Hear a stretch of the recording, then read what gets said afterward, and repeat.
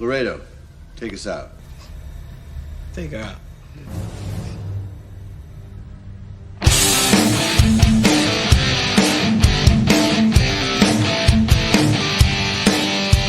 All right.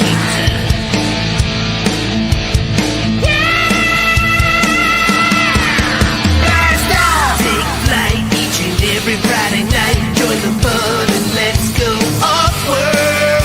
Geek out with us live where the nerdiness will thrive. Buckle up and let's go off-world. Toys, comics, pop culture news, movies and so much more. Matthew, Jesse, Curtis, and Sean are your guides on this fun-filled tour. Take flight each and every Friday night. Join the fun and let's go off-world. Let's go off-world. Let's go off-world. Hey, hey, hey. Let's go off-world tonight. Woohoo, choo-choo. It is Friday night. Curtis is back to run the show. You guys won't have to hear about cars. Everything is right with the world. Joe, how you doing? Well, Curtis, it's time to kick the tires and light the fires because we're going off-world. There you go. You know, I had a good time last week hanging out. Help you and not let it, devolve into whatever the fuck last week was. So, well, last week was a good time, and we enjoyed what we were doing, because the usual host of the show abandoned me to go on someone else's show. So it was my time to step up and run the show, and did my best. So thought it went all right. Yeah, kept it going. I don't know if I would say abandoned. Oz went and did that Outer Dimensions a couple months back, and then it was like he came to me. Imagine like WWE going to John Cena and saying, "Hey, this kid's on his deathbed, and we need you to go visit him and lift his spirits a little bit." And he really just wants to see John Cena, which is really kind of embarrassing because you can't see him. But he's not going to say no. I'm not going to do that, right? So he has said yes more than any other personality. More than movie stars, more than other wrestlers. Yeah, he's the number one. Yep. So when Oz came to me and he's like, "Listen, like you had more subscribers before your channel had its first video than what these guys have in 2 years, and need you to go over there and kind of lift these guys' spirits and be there." I was like, I'll do it. I'll be there. Do what I got to do. It was a good conversation. Good guys. Yeah, for sure. And then I come back here and you guys are, you got Trevor on the channel. You're talking music. You're talking cars. I'm like, this is not Offworld. Offworld is like spacey. Offworld's not cars and music and Trevor. Like, I don't know, man. This is what I'll say about Offworld, and I say it a lot. It's Offworld. We do what we want. So I think Offworld is whatever we want it to be at the time. As long as I'm here to make sure that we don't go any crazy paths or anything, for sure. I guess I don't know if that's 100%. You did do a good job of running the buttons, though. You started the music. You got you were doing good things. Yeah. That part. Well, I had a great teacher. You did that amazing, and the best banner in the history of banners. I mean, look at that. That is all you, folks. I did not have anything to do with this banner at all. Well, that's not 100% true. You were being you, and you said that I should make a banner. So seemed appropriate. But I didn't touch anything. My hands were out of it. This is out of context right now, though. In the context of when I did it, it fit perfectly. So. Yeah, there you go, folks. Joe made a banner. So I did. Yeah. All right. Well, we got some other folks with us. First off, we couldn't do the show without the star, right? Like you got to have the star of the show. And really, we're the talk of the town now. It used to be, a lot of people would say, "Hey, don't watch Offworld." And by that, a lot of people, I mean me. And now people are like, hey, you need to watch Offworld. And once again, I'm talking about me. But the reason is because of this guy, because we have my bullet-headed brother. Yep. Yes, sir. And here it is, Blake, aka Recon Rage, aka Blakey's. Collecting his Transformer Blakey's. We'll talk more about this little guy here soon. Nice. Wee little man. All right. Another integral part of the show.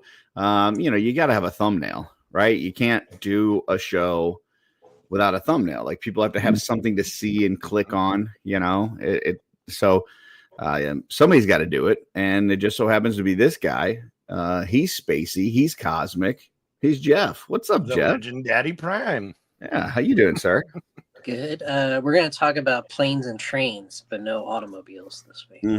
But I've gotten kicked down to the fourth person in line now. Thanks, Blake. Because I heard Schmerber on Double Joint last week go, you got to watch Offworld. It's the Curtis, Joe, and Blake show. Not Jeff. Jeff's gone. He's not even a part of it anymore. Well, Jeff, it's not that you're gone. You're in Cosmerium. You're somewhere out there. Well, I will tell you that it's not the Curtis, Joe, and Blake show. It's just the Blake show. The rest of us are just here.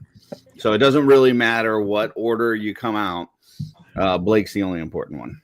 So, Sure. but we appreciate you being here, just like I appreciate me being here. So I appreciate you being here. Yeah, I appreciate you being here as much as me. So, yeah. Wow, that's a lot. Exactly.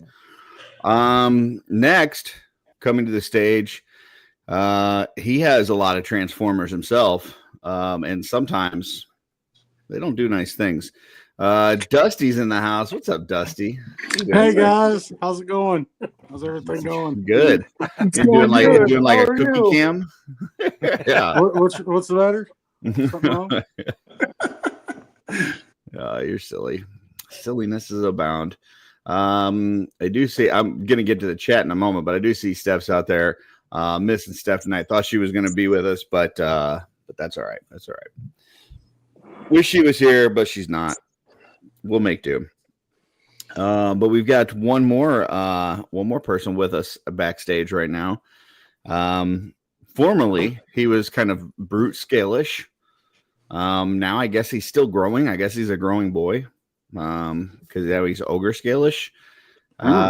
He does fall down a lot, but his secret is that every time he falls down, he gets stronger.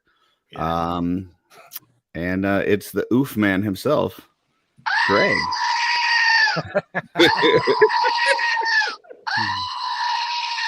Well, there you go. Wow, that's right on. All righty. That was my gimmick, but that's cool. I stole yours and made it better.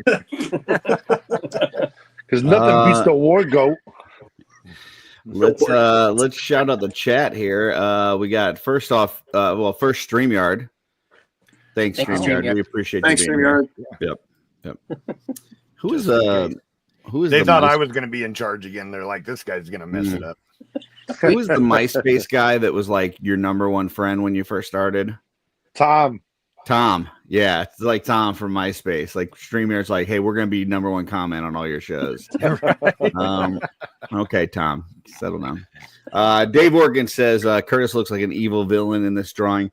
We are going to get to the thumbnail in a second, so we will talk about that. Do we have to? We got Crom 316 out there. Hello, I got Friday. One. Number 5. Let's see. We've got Eddie is in the house. Welcome, sir. Source figure. That is Jeff. He's in the comments. He's on the screen. He's pulling double duty. Got Jesse Marshall here. Hey, Jesse. I am. Everything else is silent. Welcome. I am. Darla Ackerman. I know her. We got William Houston in the house. Hank is here. We got Jen Sayak, aka Lucky Sprinkles. She was on Legion's Ladies last night. Great episode. If you haven't checked it out, go check it out. Ladies always do an awesome show. And tomorrow they'll be doing Mod Squad tomorrow morning. It's a great way to start your Saturday. Grab a coffee, turn it on, watch some ladies painting, listen to the birds outside of Tanya's window. Very serene. Let's see. Dusty's here in the chat and on screen. He's also double duty. Starscream is here. As we said, Steph is in the chat. Santos is here as well. Welcome, Santos. We got the Dork Lair. Bill from Dork Lair is here. Says Jeff is off-world. No, he's on off-world. He is off-world. Brad Johnson is in the house. Oh boy. Trevor's here. I think I've been off-world more than Van, yet he has an avatar. We are going to get to the thumbnail in just a minute, folks. Trevor, I can play around with your face every week if you want me to. Oh, All right, well, let's keep it PG-13, guys. How you doing? Yeah. Kevin McCoy is here. Oh, wait a minute. Missed this comment. I'll come, maybe. Wow, bold. I've heard that plenty of times. Yeah. Bold. You hear maybes a lot. Yeah. Rob Zamora. It just says penis. Penis. Well, thanks, Rob. Oh, cool. Yes, I Penis. have one right here. It's bulky, but I consider it here. Penis. Greg is in the chat and on screen. He does get that extra credit. We got Mirko is here. Paul Morales as well. And then Trevor says, not to mention the popularity of Einsex Quest. Never heard of it. Never heard of it. Is that okay, Joe? Who do you think falls more, Greg's figure or Einsack in Legion's Quest? You know, Curtis. Oh man, I'll tell you. I got a little list for Legion's Con. There's a lot of fucking things on that fucking list. All I'm gonna say is I'm down again. There's only one Einsack and a whole lot of Greg's figure. Gotcha. And I think that might skewer the numbers a little bit. That's okay. All I'm saying. Yeah. Gotcha. It's the mass production of it all. And it's not just Ojai because the other guy fell over on the shelf and knocked over a bunch of the other day. Very so I looked, I was like, wow. You big mother. He says, not anymore, MFer. I will say, there's certain things about the Mythic Legion role testing game that we can't talk about. But one thing I can tell you is right now, my character is at the bottom of the list in terms of kills on the kill count, which is completely opposite of Legion's Quest, where he is blowing everybody away, including some of their comrades that he just kills outright. So, are you like a fairy in the Mythic Legion's Quest? Mm-hmm. He's a murder fairy. Rob Zamora says not enough people talk about penis photography. Wow. Rob, here's what I'll tell you, Rob. Hey, Rob, DM incoming. Yeah, go Google granulated sea star. All right, Google it. Google that. I just saw Jess Harry Belly. Have you guys ever seen a granulated sea star? No. Anybody? Possibly. Gathering. I don't want to. I've been around places. Yeah. Well, let me just pull up an image for you so you can kind of see what we're talking about. We're gonna lose this channel tonight. This is a real creature that you would find in the ocean. So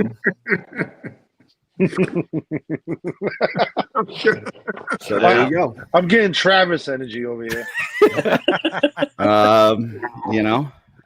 That's his kind of deep diving expedition would be to look for something like that. It's like looking at Zisu now or something. Travis's pool. Zisu. That looks like that looks like looking at one item in a kaleidoscope. You like sit here, you look at it, and then you go like this. Oh shit! I am not making that hand gesture. Oh man, wait. Not on this PGG screenshot.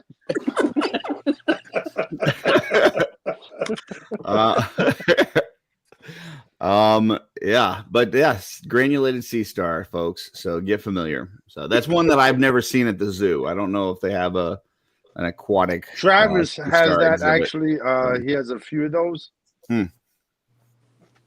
Tanya says, unfortunately, due to work, no mod squad tomorrow. We'll be back next week. Boo! Hiss. I wonder whose work it is. I wonder if it's Tanya's work or Stacy's work. Either way, you guys suck. Not the ladies, but the work people. The work. Yeah. Thanks for stipulating. Dick Kroll. It comes right back to you. Look out. As long as it's not like hits you in the face. Now I got to do an image of that. Oh man. So if That anybody weapon's says on the what, poster, right? if anybody asks what your spirit animal is, granulated sea star. Oh my God. That'd be great at the next meeting. I could see that at work. All right. So this is the first segment of the show. This is called Payload. This is not where we will come, maybe. That's my secret. This is I come this all is the time. where, yes, this is where we show off the things that we picked up this week. So yeah, we will start as always with Joe, who will not be ready because he forgets that we do this segment every week. Go ahead. I actually had stuff here and it's gone now. Well, I got one thing. I got a Star Wars action figure. Nice. All right. Ooh, what do we got there? 3 3/4. Oh, nice. Yeah, it is the 3 3/4 because I only collect vintage collection. But That's an old Black Series. Yeah, it's like it's not even like the 6-inch Black Series. So, but it's a main villain from a video game, Star Wars: The Old Republic. It's like one of my favorite video games of all time. So, this and a couple more, but I don't know what. My kids must have done something with the other two, and so I'll have them probably next week. But yeah, that's it for me. Before I am smalling you, got a question for you. Sure. What's with the double drills in the background by Balrog? And the picture that's in front of Balrog now, too. I just noticed that. Well, the picture is God's Fire poster. Yes, it's a God's Fire poster that I had Emil and Stephen Bishotti sign at Legion's Con. You didn't have me sign it? No. And then I forgot about it. And the other day I was digging through some stuff and I found it. And I was like, oh, shoot, I forgot that I had bought this. So, and had the guy sign it. So, and the double drills. So, remember a long time ago, I told a story about picking up a display with all my customs on it, and the shelf collapsed. You know, because my son said, "I think it's going to collapse," and I said, "Just pick it up," because I was irritated, and then we picked it up and it collapsed. Yeah, so I'm putting the shelf back together. So, and then I forgot to put the drills and the drill bits away while I was working on it. So. Okay. So you double fist drills? No. Beat me to it. One has the drill bit for drilling holes, and one has the Phillips head for running. Oh, see, that's actually pretty smart because I'm always switching those back and forth. Yeah, one's for the front, nobody one's for got the back. time for that. Yeah. So Gotcha. no. One has the drill bit, and one has the actual Phillips head drill on it. So He's I don't making have the to- flapping noise. All I hear is flapping noise. Yeah, I thought somebody was jerking off. I thought somebody was going to come, maybe. that might be happening. Apparently, Greg, it's not me. Greg, are you going to come, maybe? Maybe. I'm really excited about Joe's stuff coming up. Joe's drills. My drills. All right. Well, we will go ahead and go with Jeff next, since he likes to be before other people to make him feel good about himself. So we're gonna throw him on there before Blake. Go ahead, Jeff. What do you got? All right, go ahead, Blake. Go ahead. No, go ahead. Have at it. No, it's your stage, Jeff. Knock it out. Shout out to the penis man. I mean, Rob Zamora of tonight. He found me the stripe to my Gizmo, Ben nice. Cooper. I got the Last Ronin Mikey from my Mikey collection. Nice. Cool. Been seeing the traveling toy videos, and he keeps on passing on her, but I got her. I got the Jade. Nice. Yeah, I do keep passing on her. I just don't. No connection with the character, and she doesn't have the Green Lantern logo. If she had a Green Lantern logo, I'd pick her up. Oh, she don't? No. She Well, could. she's You just not gotta a gr- customize. Yeah. Gotta customize it. Back in the day, she wasn't. Is she a Green Lantern now? She wasn't before. She just Yeah, had she- the powers. she- Well, She's- she I has mean- the powers of the Green Lantern without a ring, right? Yeah. She's Does she have a Kyle's ring on? girlfriend, I thought. No. She was Kyle's girlfriend back then. I did, since I'm back I didn't up switch here. that, by the way. I know. Well, he might have infused But I did her find- with the. I did find my other figures. Oh, Joe must have switched himself. No, right. I didn't. Oh, But the fucking StreamYard StreamYard just loves me. making- But I also got that must be right. Star Killer from the Oh, hey, fourth Jesse's movie. here. Look at that. Hey, Hey, Yeah. Jesse! Jesse, It was- we, put him on we're, the It was image, he's definitely the coming. goat. yeah, we're glad that you came, maybe. maybe. So, yeah. Back to Jeff. Sorry, Jeff. Go ahead. But Jesse came. We had to put him on screen because he came. Oh yeah, no. No, I didn't say. I didn't do anything. Did somebody move him back? Joe, did you move him? Jesse, No, did you move yourself? What the frick is going on, man? StreamYard is. Oh, they don't like you, Jeff. Every time we Yep, put you on, Jesse's they try back. to switch to somebody else. Jesse back. I think we're back to you now. At Okay. least on my screen, it's you. No, I see Jesse, but all right. What is? I'm gonna think YouTube's? It's every time we do this, like every time we do payload. And it's only like your face. Yeah. StreamYard Thanks, does guys. not like your face. Thanks. I like your face. I like your face a lot. I got my hands on my phone. I'm trying to look to see what's showing up on YouTube. So I don't know. I mean, I look at your face and I'm like gonna come. Maybe I don't know. Whoa. Fat. All right. I think we're so I think we're this was good. Joe, Jesse, hands up. All right. Jesse. All right. Go ahead, Jeff. So thank you, Curtis, for seeing a post out there, and shout out to Jen Syke. I've got my Nice. Yes. Nice. Oh, Yeah. Very Yeah, cool. She was asking about it. I'm like, I don't know if Jeff Oh, got nice. his yet. Nice. So That's one I'm still looking for. I like that one a lot. we're just still doing the hands up. Okay. It's not switching now. I don't know. All right. He's here. I see He's Jesse there. on my screen in Biggin. Do you Yeah. see Yeah. on the YouTube? I'm seeing Jeff. So Yeah, on YouTube, and I'm too. seeing Jeff. On StreamYard, it's Jesse.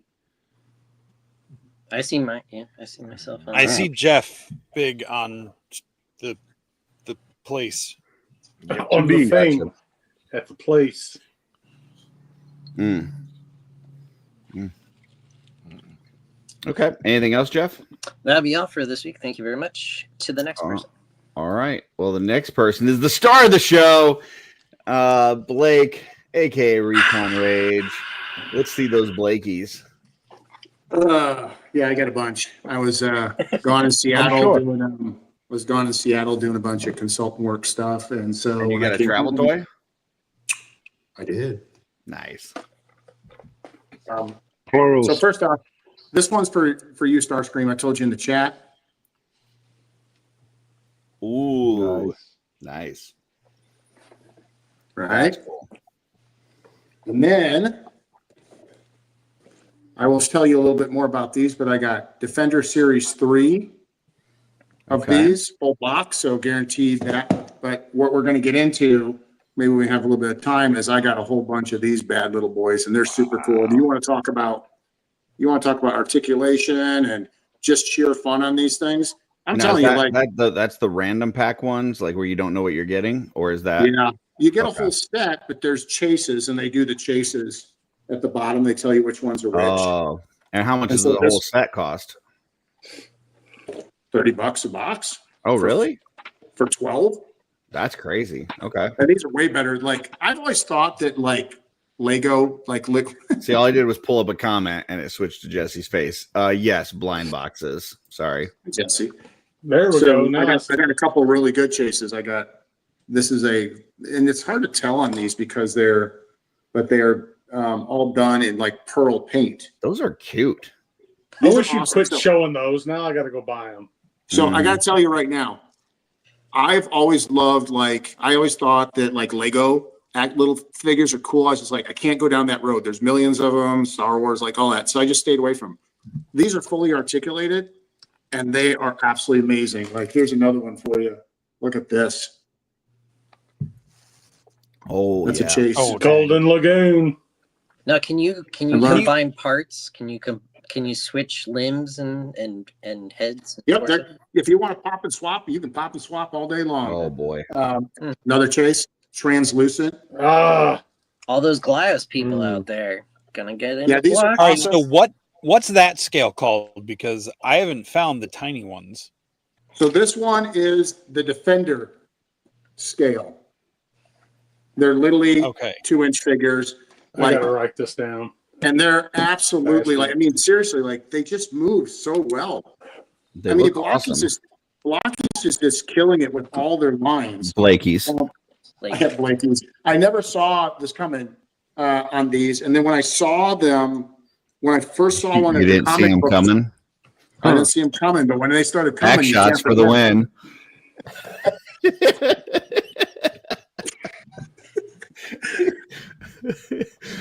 Blake taking them back shots, not seeing them coming. Oh gosh, damn, keep dropping the soap. You don't want to do that. So, and then Gun Girl, the deluxe one. So this is Gun Girl. This is an awesome figure. It'll be up on my Instagram sometime this weekend. The And box Joe? or like the actual figure? You gonna open it? Oh yeah, no, I'm gonna open it. Okay, all right. No, I just got home. Like, not that I'm just getting all the stuff ready. Joe, Blake, Rob needs you to send him one of those Transformers for review purposes. So you got it, buddy. I got you. Here you go. oh boy, Oh, Super cool. Guess what, Joe? Thank you for. I got the silver dragon on sale Enabled. at 5K. So Hell that, yeah. and that's what one of my graveyard skeletons is going to be riding. I can't wait to put that together. Nice. I And feel then- like I'm sorry, Blake. I feel like I got to step in real quick. Yeah. Just a little side note to all the other people that are going to be presenting tonight for their pickups. Typically, when we're doing pickups, we're showing things that we have opened. Okay. The reason being that some of us collectors, we've bought numerous things that are sitting in a pile that we haven't opened. And if we start showing all those, we'll be here all day. So, typically we want to open the figures first and then show them, and we can talk about how much we like them and stuff, not just showing boxes, because that's not near as fun. Anyway, back to Blake. I guess I'm done then. No, I'm not. You know what? Gonna That's kill an it. offer. I'm going where I want to go. Exactly, Blake. That's what he said. Oh, wow. Thank you. If you're watching, I made some contacts up in Seattle and Auburn. The collector zone, that's one of the best Walmarts I've ever been in my life. They had a whole collector area, and I actually got Titus, the platinum version McFarlane. I think that's Tit Us. Yeah, it's Titus, yes. Tit Yeah. and Us. Yeah, that's why you got two helmets. We And tell then, Tis. Mm-hmm. I'm just going to show this. My Warhammer stuff showed up. Ooh, it's a lot of boxes. Yeah, Yeah. there's a lot of boxes. You got some opening to do. And I don't have that much. so did all my G.I. Joes. Wow. Holy Wow. moly. G just showed up too, by the way. Hey, G. hey, yo. Yep. So, yes, a lot of boxes. Busy week at work. Had a blast jumping on with you, Curtis, midweek for a live stream from my hotel room. But yeah, some of that stuff, a lot of this will be opened up this weekend. And we can always go back and look at some more of the blockies if we have more time. But I know there's other people to show. Beautiful. Next, we have Jesse, or as Rob says, Jesus. No, it's Jesus. Jesus. Yeah. Jesse, what do you got? I didn't have it ready. I'm sorry. I didn't do my homework. Trevor is very excited about Tit Us. Tit Us. Yeah. So. Oh, The look at opposite that. direction of blockies. now what do we got? What version is this? What is this? Masterpiece. That's a masterpiece. Action. No, Oh, it's a masterpiece. That's full match. Oh, that's a masterpiece one. That's beautiful. Yeah, it's not a blocky. No, it's I can tell by the. But you clear did font. show a blocky sound wave as well, right? Last week. I got that at Maryland Toy Expo. Nice. The Soundwave I got on eBay. I was like, I have all the cassettes, and I have Optimus. I got to get a Soundwave because he's my favorite Decepticon. Mm-hmm. And I found Best one on voice. eBay for a really, Best voice. Yeah.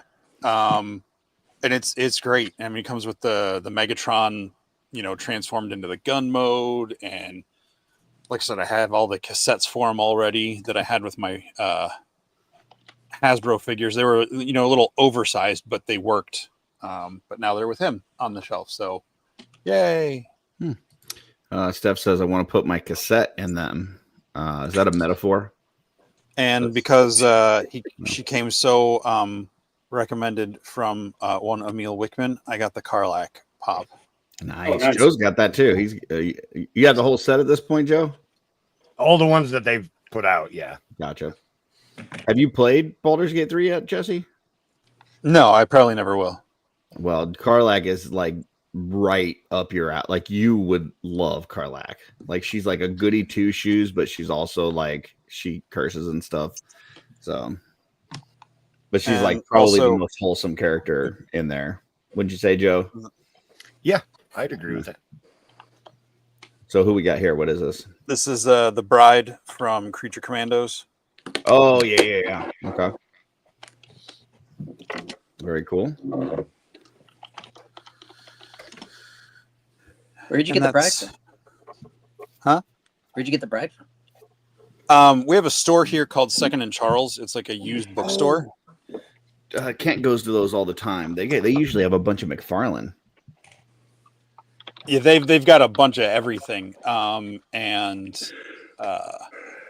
could have probably got her online, but I was like, I don't want to pay online. I'd rather just find it out in the wild. And I was there a couple weeks ago when my siblings were here, and I saw her. She's the only one from that series I wanted, so I was like, yeah, cool, getting her. Bill says all this innuendo and not one mention of Curtis's new pegging hobby. I've got to tell you, I had a lot of fun pegging with Darla. Nice. We've Too got bad this just sitting down so smooth. Yeah, we created a whole space for it, and it went really well. I posted a video, little reel, to Instagram today. So if you want to check that out, it's on there. I also did it on Facebook. So yeah, thank you, Bill. All right, let's move to Dusty. Dusty, what do you got?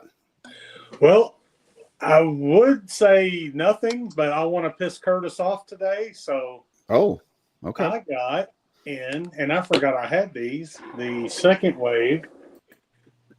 Oh, Oh, his camera must have cut out. I don't know. That's weird. man. That's weird. I'm sorry. Oh, I think we had a technical difficulty. Go ahead. I'm sorry. What was that now? I got one of these. Mm-hmm. I can't wait. Mine's Let's just say Frazetta. Another person showing inbox stuff. Is that who, man? No, that's the ball and chain. Oh, I can barely. Oh, there. Yeah. Okay, I see it. Got it. Let me go get the 500 figures by the door that haven't been opened yet, so that Oh, I and can then I show got my this. pickups. What is that? Same thing? That's National. National. Oh, National. That is Disinherited. He's so cool. Mm. You got the? Did you do the whole wave? All in? No. I just did like 3 or 4 just to. The only one that's tempting me is that Jaeger. That thing. 3 or 4. Thing looks awesome. You Right mean there. Jagger? Well, sure. You got the moves like Jaeger.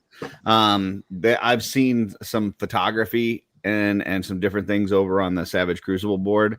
It's not And gonna dude, come through this very dude, well. this dude looks. I mean, he looks much better out of package. Which is how most people play with their toys. But yeah.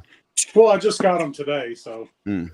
Gotcha. Then And maybe I you don't should know have if I shown him will next week. open them. I don't even know if I'll keep them. Dusty, that's no excuse. Yeah. Seriously. Don't worry about it, brother. Don't you be putting your Bill finger says at me, Dusty. werewolf with big lips. Which lips, Bill? Oh, Then Well. I got Krieger, the shunted. That's awesome. that's another box. Awesome. That's a definite figure that you have to buy a couple more because both of the other alternate head sculpts are really unique and cool. So I guess you didn't get 3. You got 4. So it wasn't 3 or 4. Kevin- You got 4. Kevin He McCoy almost says got the that boy. Jaeger is a great figure. So there you go. And then I got a travel toy. Oh, another box. Oh, nice. I don't collect them, but this is so Eye cool. bond ring. I don't collect them either. I was a big Lego kid when I was growing up. And that's the first Lego set I've picked up in a long time, and I probably won't even build it. They require too much reading. Yeah. Yeah. I don't Pictures? follow directions very well. Don't play well with others. No, not at all. Just DDT him or suplex him or take him off the top rope. That's all I say. I build it to destroy it. Right? Tables, ladders, and chairs. Oh my. Diamond cutter. All right. Is that it, Dusty? First choke slam. Is that it? Is that it? No, that is not it. Oh, all right. The Miss Angie for my birthday got me Nice. Ooh, Nice. that's a good one. got us the good old good one and got the racist horse that is no longer racist. I noticed those are still in boxes too. Yeah, well, I just got them. I just got them.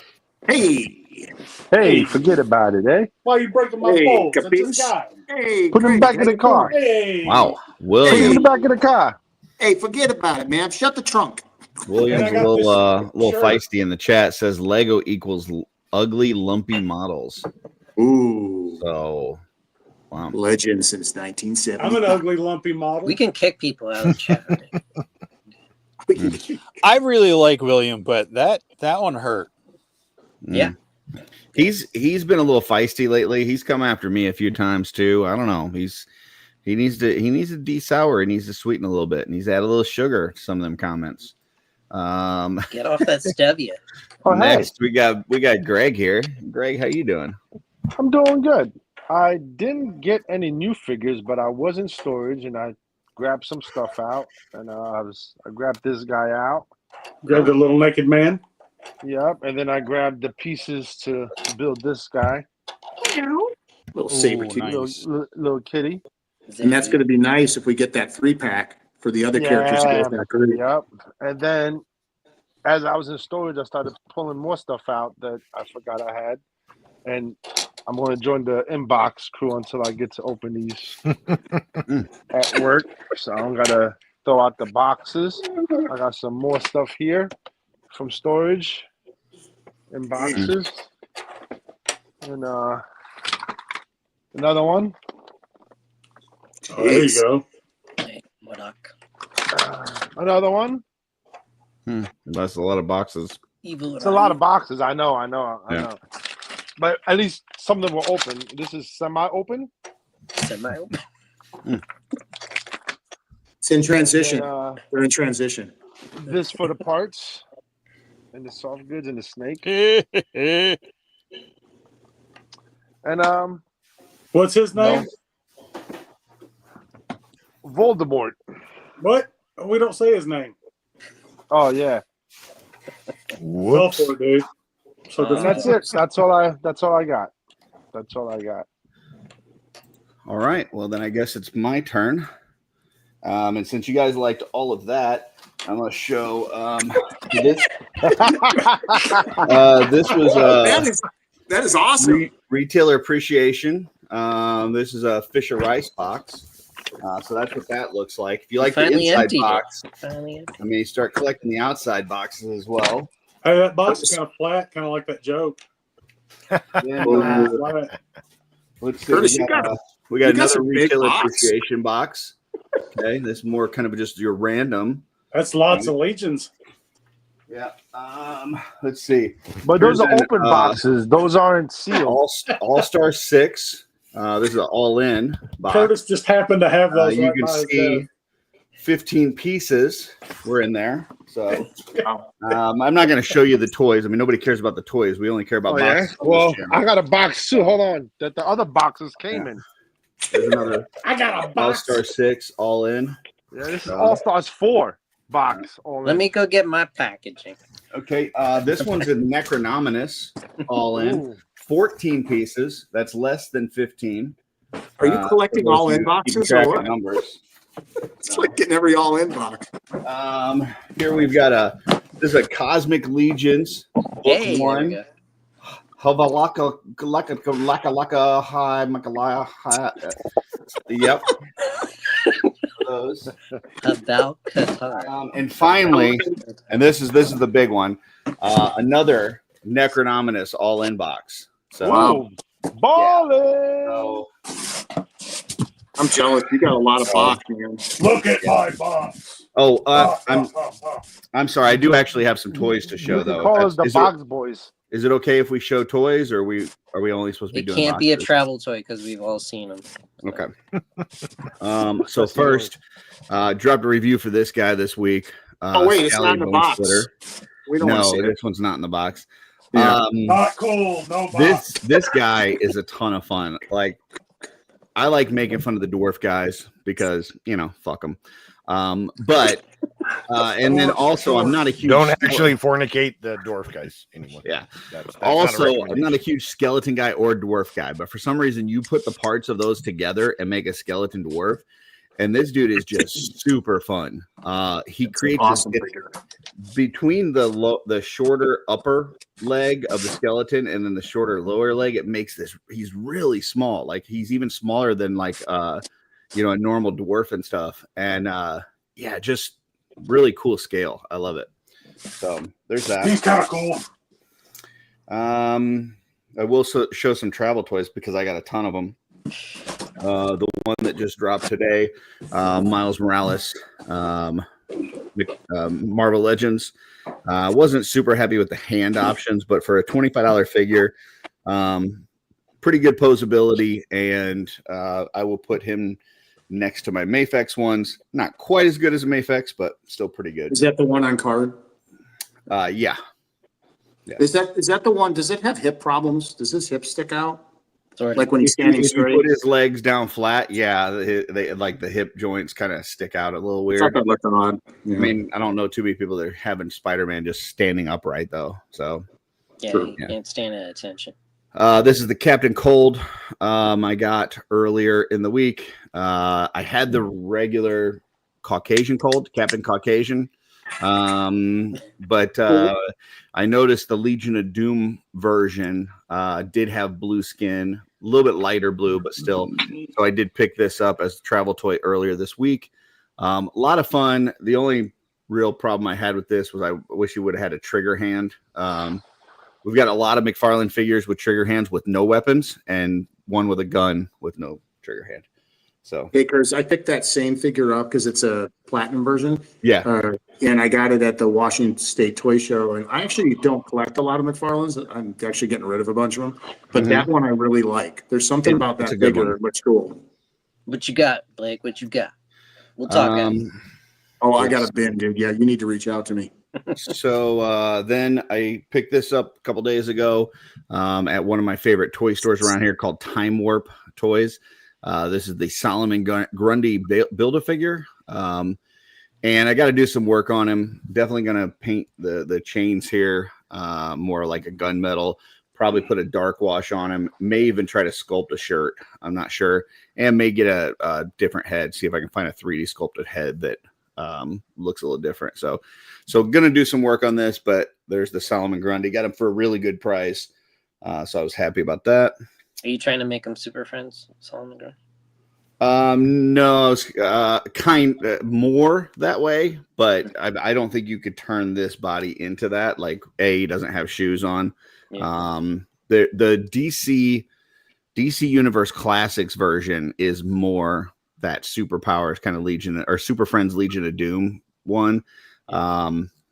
But I didn't think it fit. The Classics and McFarlane don't fit real well together. So I thought this would work better. But I'm going to do some modification. Don't know exactly what I'm going to do yet, though. Nice. Hey, Curtis, I'm going to step away and bring a figure to compare to what you just said. I'll be right back. Sure. I have the Solomon Grundy DC Collectibles actually on his chest. So nice. I'm going to bring that out. I'll be right back. Okay. This is the Cyborg Superman that Jeff was showing, but you know, I've opened it. Very cool. Van Johnson sent this to me. Appreciate the Purple Gang. They were on the hunt for these. Apparently, these were coming with the Superman movie figures. Mm-hmm. So, like, it would be a box of Superman movie figures, and there would just be one of these in there. So it was really weird, and people were having to like ask for them special because they weren't putting them out because there was only one. But really cool. I'm going to make some modifications on this one too, because if you look at the back of the box art on it, above the Superman logo is supposed to be in black. And there's a few other things too that are a little bit different. So I'm going to make a few modifications, but not a ton to this one. So I'm thinking about maybe doing the Green Lantern rings on his hand too, because he has it in the picture, but he doesn't have any rings on his robot hand. So, and then last but not least, most certainly, because this thing's fucking amazing, is Mafex Superboy. This thing is fucking phenomenal. Great pose on that. So, you know what? I appreciate that. I really do, because normally I'm a really shitty poser. And so I just look up a pose online or something and I try to mimic it. But for this one, I just was playing around with it. I was having so much fun just articulating it that I was just playing around and finally came up with this. And I was like, ooh, I kind of like that. So, is the jacket made of the material that can peel? Like, I can't tell. So it is a leather material or leather-like material, like a pleather. I know that people have had problems with the Mezco ones peeling and stuff over time. Yes. This is really the first version that Mezco has done, and so far I'm not having any issues, but it's very early on, so I think time will tell on this. But right out of the package, like it's got some wires in it in different spots to where you can pose the jacket too, like even the little strap part, like it's wired. So you can kind of create some movement with it and stuff. So it's really well done out of the package, but will it start to chip and peel over time?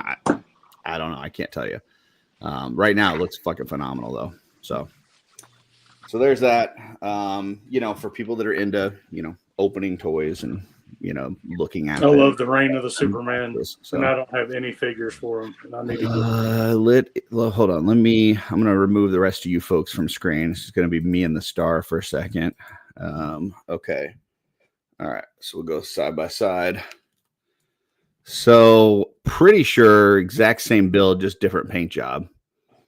It's really cool. Maybe different head. I think. Let me show you something that's really cool about back up there. I think his head is different.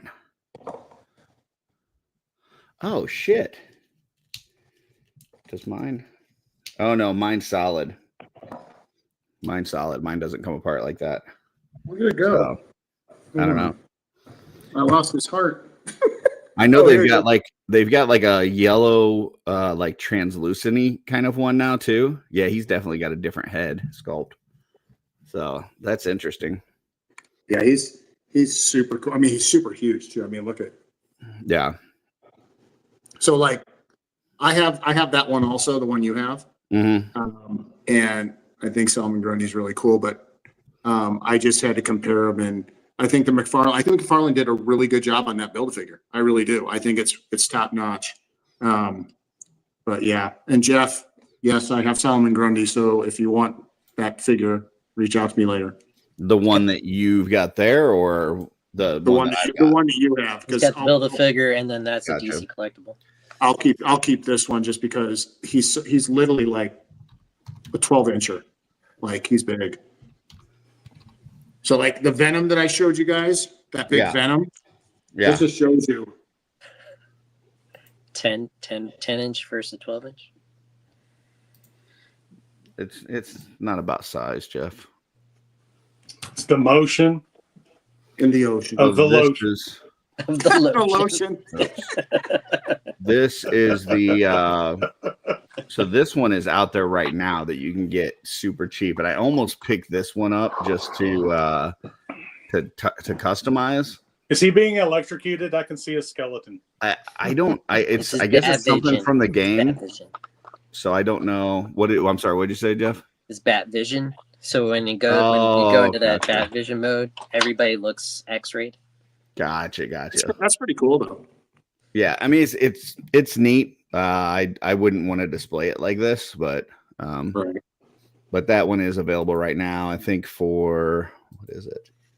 $30 for the 2-pack on Amazon for the Batman not and bad. Solomon Grundy versus, the one that I showed goes for like, 60 to 70, and the one that Blake showed has to be 100 plus. So $30 for a Batman and a Solomon Grundy. If you're going to paint it, that's probably the way to go. So probably what I should have done, because I'm probably going to end up doing a full paint job on this anyway, but I'm also kind of dumb. So Do you want me to send you pictures of this one so you can get kind of deco off of it, the flow? sure, that'd be awesome. I think I am going to kind of go for more of a for color scheme and stuff, more of the Legion of Doom kind of Super Friends look. But Nice. yeah. Let's see. Just checking the comments, making sure I didn't miss anything. All those boxes are collector's items, exactly. So, Solomon Grundy wants a decent pair of pants. I don't know. I don't think he's a clothing snob. So, all right. So that brings up the next segment on our show, which is where the fans show how much they love Joe Gonzalez. This is called Transmissions. Joe, read off all of the questions that have come in from fans this week. Nothing. Yeah. Oh, no, they still don't love you. Okay. Yeah. All right. So that brings us to our next Come on, there's segment. 33 people in the chat, and they don't go to the Legends Daddies Facebook group. Curtis said I'm not have a allowed question. to ask during the show. It has to be beforehand. Yeah, it has to be beforehand. So yeah, they have to be in the Legend Daddies chat beforehand. So this is a new segment of the show. Now I don't have the cool backgrounds like Jesse did here with Transmissions. And I didn't want to ask Jesse to put something together because he was at Maryland and he's a busy guy. He does a lot of things. So I just threw together my own little transition slide for this. This is a segment that we're calling thumbnail art. All right. So this is where we look at the thumbnail that Jeff has made and we critique it. So we just, tell him what we think about it. So, trying to we'll just go big screen on that. All right, so here we go. So this is the thumbnail for this week's OffWorld, and I will go back to the first comment of the show, which was from Dave Orkin. Says Curtis looks like an evil villain in this drawing. Spoiler alert: Curtis is an evil villain. Exactly. You watch the show. Yeah. So I take that comment as to say, I think Dave is telling Jeff, good job. You fucking nailed it. Like you made Curtis look the way that we all see him in our heads, I think is what Dave was saying there. So there you go. One, how many characters we got here? We got 8 characters. So far, 1 out of 8. Next, any other thoughts on Curtis, on the Curtis sculpt here or picture? I think right it's in the awesome. middle? I really like these. When I saw this come across, I was like, these are awesome. Do this a little bit differently so that let me see if this allows you to see. There you go. Now you can see my cursor. Okay. So Curtis, any other thoughts on Curtis? I love the eyebrows. Nothing that I would say. The show. Sinister. Gotcha. The only thing critique that I would have for Jeff, and it's done this a couple times now. I don't know if he's using some old pictures of me or what. Don't have this hair on the sides anymore. Don't have that beard hair because Love Trevor that. told Beard me that when he kisses me at Legion's Con, this little side hair here makes it a little itchy. So since he's told me that, For the last few months, I've been shaving the side just in case I just run into Trevor. Now, I know he's in New York and I'm in Missouri, but you never know when you're going to come across Trevor. And I don't want to encourage him not to kiss me. So I've been keeping that freshly shaved. So there you go.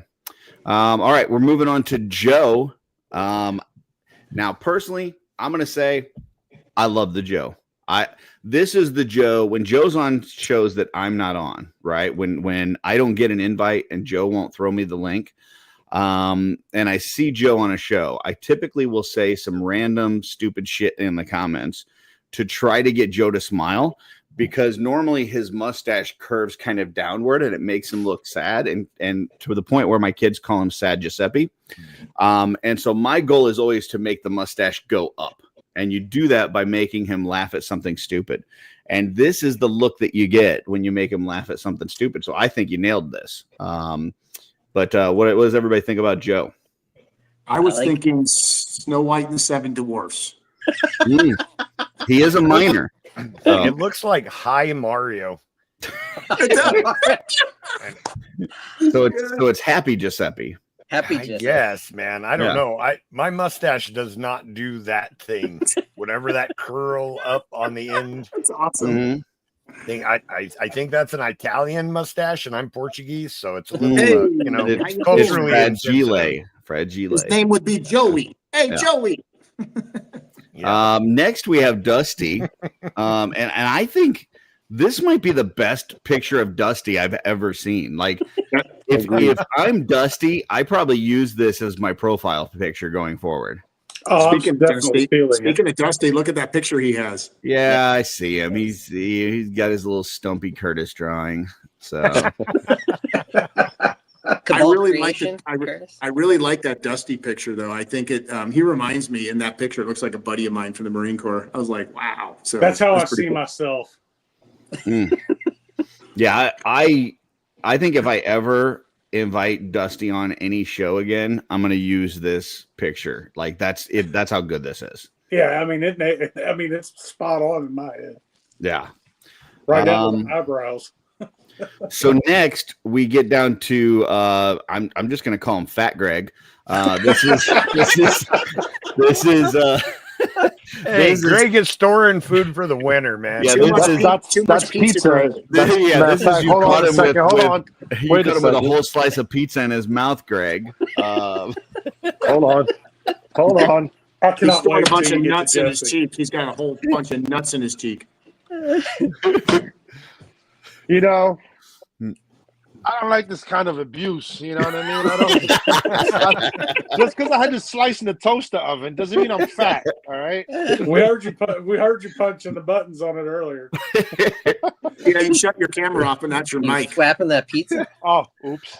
Yeah, I gotta say, out of all of them, I think this might not be my favorite. We'll just say that. But still, overall, can see the likeness. You can tell who it is. So, not This is 64 Impala, Greg.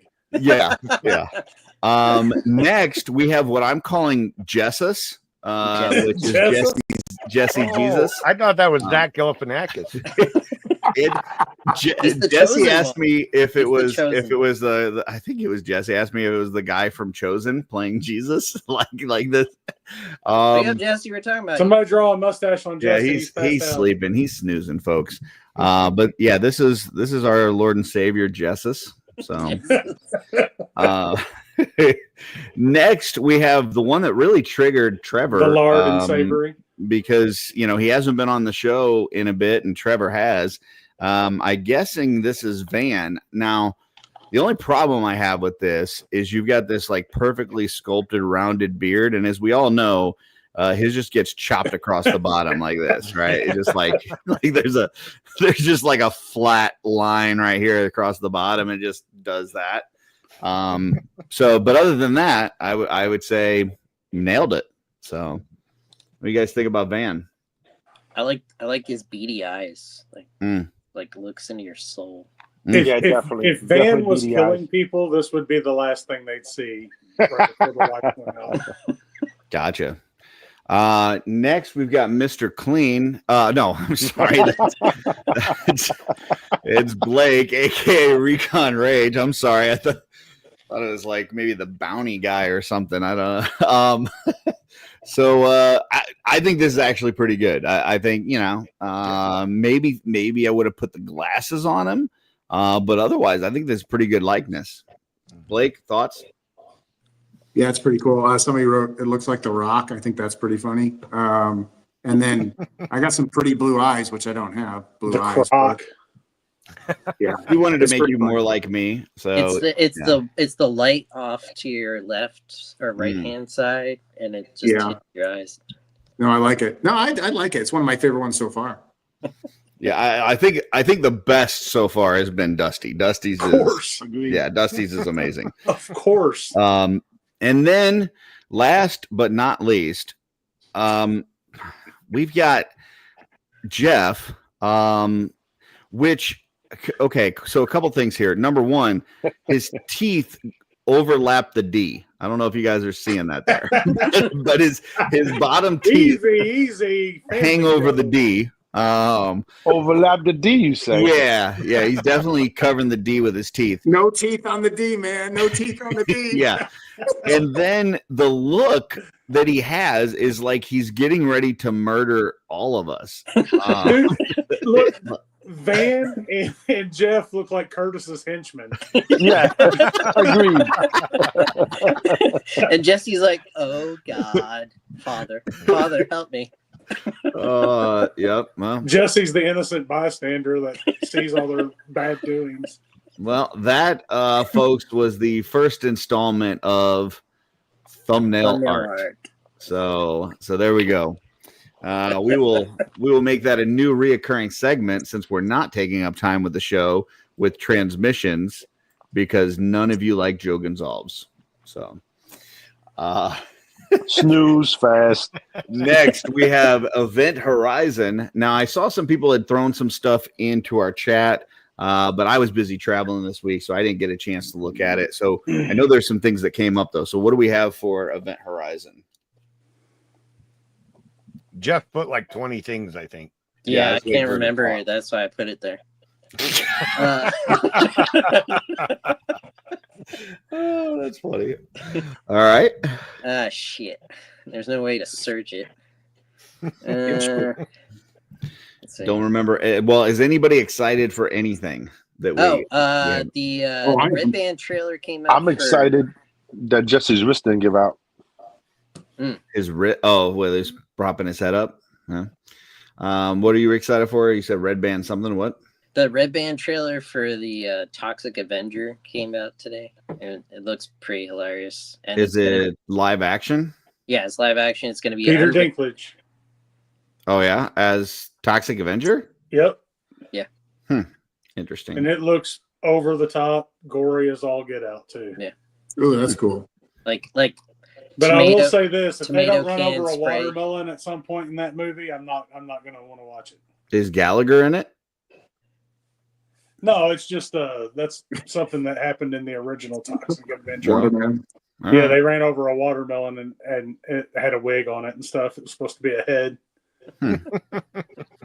Gotcha. Now, is there a version of Toxic Avenger where he is a little dwarf jet chunky thing? Yeah. No, Not that I've ever seen. No. This Okay. is a new version, new way. All right. What else? Obviously we've talked Superman, Fantastic Four. There's, we know all those, but what anything else that came out this week that we saw? Did anybody watch the Frenzy last night? Legends of Grayskull podcast was on there. I may have caught that. Yeah. Yeah, did you catch it? Okay. Yeah. Just go back in our we were chat. talking a lot about the Masters of the Universe movie coming up. So yeah, there's some more hype coming out on that. They put out a picture of He-Man and it was like really dark, and then somebody like overexposed it to like kind of brighten it up a bit, and it looked like He-Man. I mean, it was from behind, but it, you had the bare thighs, you had like the furry loincloth. looked pretty damn good. So Look the best live action He-Man we've seen yet. yeah. So Was he wearing a chest harness? Like was. just from Yeah. the back? it looked like it. Yeah. And he had the sword in the sheath on the back, Yeah. So which is damn near impossible if you've ever tried to pull a sword out of a sheath on your back. It's not exactly an easy thing painful. to do. It's painful. Especially when you got huge biceps that you can't like really reach around your back. yeah, if you're one of those muscly guys that like you can't wipe your ass because your arms don't like they don't go back like that. But life. Yeah. Yeah. Blake, are you kind of do you relate to that? Are you able to wipe your ass, or how does that work? Well, I can wipe my ass. I got flexibility, but we're back to that same question. You remember? I think there was a lightning round question. Do you stand up or do you bend over? Remember that? Yeah. It depends on how fat I am at the time. And what's your answer? Do you sit down to wipe, or you? Oh, I kick it to the left a little bit. Stay seated. Yeah, you gotta stay seated, man. Are you an in-betweener, or are you going around crazy the rim? People are that are standing up to fucking wipe their ass. Probably going around the room, buddy. Like we got to make sure everything gets done. Mm. I wanted to show this. I'm excited about this because I know it's old news, but I also picked this up at Walmart, the exclusive edition Revolution, Master of the Universe Revolution, and Revelation. And they have a steelbook cover. Oh, wow. The art is amazing. That's cool. That's cool. Is that Nate Barchart? I was wondering, like, and look at the book. You even get a book. Look at this. You don't get books anymore. Look at that. Look at the art. Oh, yeah, I'm gonna have to look it up. I think Skeletor is calling you a loser. Look at that. I know. It gives you all the characters from each of the L7 weenie. So I'm really excited. I know it's been out, but this release, just to have this steelbook and actually watch them all consecutively, pretty stoked about that. Dave says that he enjoyed them cartoons. So yeah, they're good. They're good. The figures, the Masterverse, they were the first ones, but the cartoon's cool. I mean, I thought they did a really good job with a couple of the characters. The Evelyn story arc was really good. The Orko story arc was really good. Yeah. So yeah. All right. What else? I'm looking forward to the mask pre-orders going live here soon. Oh yeah. Yeah, from loyal subjects.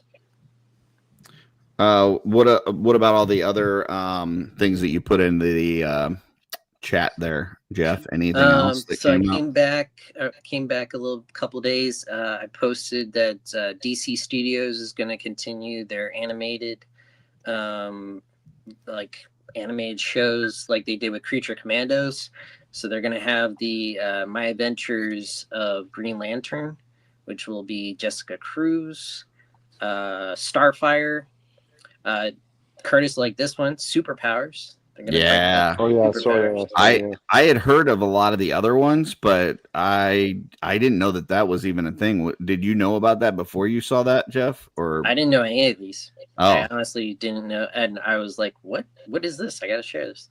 Yeah, I heard of a few of them, but I did not know about Superpowers, and that I just wonder what that means. Like, are they going to try to use that same lineup from the toy line? Like, well, they have. Is it just that they're using that name, or is it like what is the significance of using that name as far as how the show goes? Yeah. So, do you know anything more about it besides just what we saw?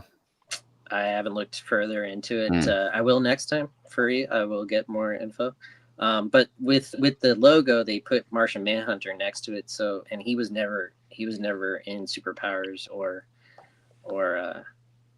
Super Friends or anything like that. Martian Manhunter. He was in Superpowers.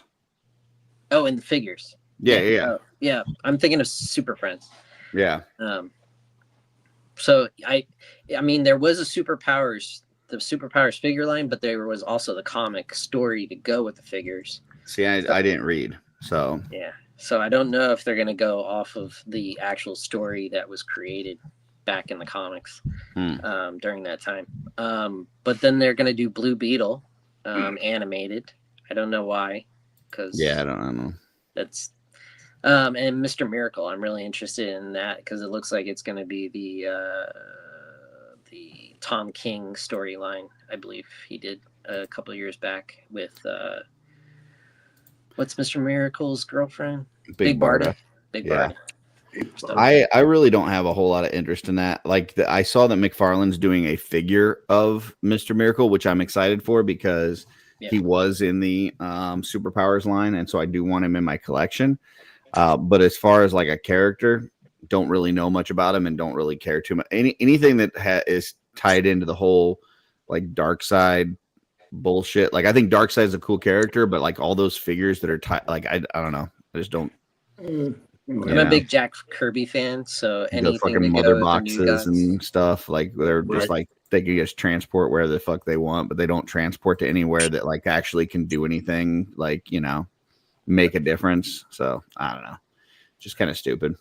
I did see some rumors today, earlier today, about Ryan Reynolds possibly doing a Dragon's Lair movie. Yeah. That was in the chat too, and I was really excited when that popped up. I love that game. He would be perfect for Dirk. I mean, absolutely perfect. I think personally that the Dragon's Lair was a pivotal point in video games where things started to change. I think that was when it went from that, you know, the pixelated and the 8-bit and all these little different. That was the first time I went and played a game, and I was like, wow, this is kind of playing a real cartoon. This is really neat. It was a Laserdisc game. It actually had laser discs in the game. You can play at home, or it was in the console. Yeah. Arcade. I'm surprised those didn't stick around. Laserdiscs. Those are actually really cool format, like collectability. They got smaller. Well, yeah, I know.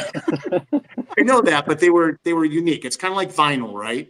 You get a record album, you got that. With the Laserdisc, they had like the source on printed on it. The art was on the disc. It was kind of pretty cool. Have you guys ever heard of video disc? RCA video disc? That was vinyl, but it played video and audio. Oh wow! It was a precursor to. I saw Star Wars for the first time when I was about 13 years old on a Laserdisc. And it looked good, didn't it? Oh, it was phenomenal, and it was the first time I'd seen it because I was too little when it came out, and then it never came out on VHS at all. So the only people that could watch it at home were people that had Laserdiscs, because it actually did have a Laserdisc release. Yeah, Laserdisc versus VHS, there was no comparison. Laserdisc was the way to go. Just obviously more cumbersome, and obviously back then Betamax, and then versus VHS. I don't know how VHS went out, to be honest with you, because Beta was a better cassette, small, compact. And then I heard it was the porn industry. Yeah, you're right. No, you're actually right. I did hear that too. The adult industry kind of vetoed it. Yeah. Bigger isn't always better. Can't relate. It is in the porn industry. I heard that, Greg. Can't relate. And last but not least, summer 2027, the Thunderbolts director is coming back, Jake Schreier, to officially direct the X-Men reboot in the Marvel studio. Oh yeah. So it'll be the first X-Men live-action movie in the Marvel universe, cinematic universe, MCU, in summer 2020. And it's slated for 27. Is that right? Summer 2027. Oh, I hope they do it right, man. 2 years away from like 2 years away. Feels like so from in the Fantastic time, Four from the time that they we're not bought Fox until now has felt like a fucking eternity, right? Yeah. And like that's the whole reason for the multiverse. Dude, I've been waiting and waiting. So now we know 2 years away. I got two years I gotta live. Gotta stay alive for 2 more Gotta years. stay alive for at least 2 more years. Does Avengers Doomsday come out before X-Men in 2027? I don't remember when. I'm not sure what because a lot of the X-Men are going to be in Avengers Doomsday, so maybe it's like right before. Yeah, I did want to pull this up. Somebody sent me this earlier. I don't know. Somebody's like into robots or something. That is freaking cool. Is that yours, Dusty? That's me. Nice. Wow, impressive, dude. I love it, man. So manicured. That's my little TV room in the house. I got a Unicron in package still. Yeah, that's doing a lot of good. You got the shipper box? Not a box in sight. I tell you what, in 2 years after you see the X-Men movie and you pass away, people are going to be really excited to get that. So Avengers Doomsday is supposed to be That's so December fucked up. 2026. But hey, They're gonna be, brace the fit- look, it's in mint condition and it hasn't even been opened yet. Thank goodness this guy paid all that money and then didn't enjoy it at all. Whatever, but I have friends that's going to sell it for me and give the money to my mom so somebody will enjoy that. The minute I got that okay. unit on, it was out of the box. Let me tell you the scary truth is that when we go, our friends are gonna pay our significant others or whatever pennies on the dollar for our collection. They are gonna screw our loved ones harder than anything else to try to get our stuff at a cheap rate. When I retire, I'm Sorry, selling Curtis. that shit. In my will, I've already written that I want a huge casket, and they're all fucking going with me. Listen, Blake, I've seen your toy reveals when you've shown off what you've picked up. There is no casket in the fucking world that would hold all that. Okay, a mausoleum. You gotta get a mausoleum with shelves, and you right in the middle, like. I'm I'm getting gonna cremated, so it's will all it gonna to- get melted with me. I'm getting cremated, so it'll just be. Oh, geez. gelato. Oh, no. Melt them all down and make your casket out of toys. Just bury them in caskets. Plastic beside casket. Just have a freaking Warhammer and Legion's logo on the top of my casket next to each other. Nah, sell all my toys and make a statue of Sir Ugzak right on my tombstone. They can melt all your toys, Blake, and make a Warhammer suit for you. To Greg, bury if they in. did that, it would fall within the first week. That'd be awesome. Nah, Okay, because Chris will have nothing to do with this one. So we're gonna keep there's another- D13 there's another- and all that right far away from my design. You guys need to, if you ever have a chance, anybody on here, check out Wraith Mace, WRAITH MACE. He's a big Warhammer fan. He does a lot of live streaming, and he and I collect and go live stream every once in a while. I'm over there on his channel.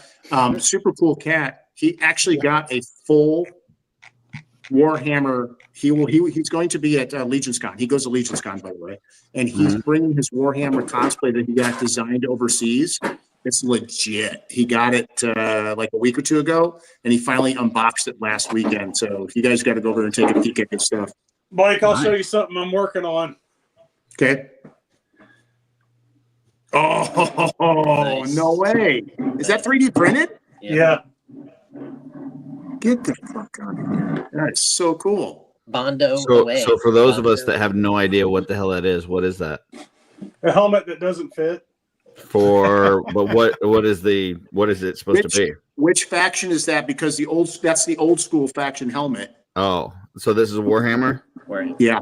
Okay. Oh, there you go. Okay. What is it? Why would you make No, a helmet Dusty. that doesn't fit, Dusty?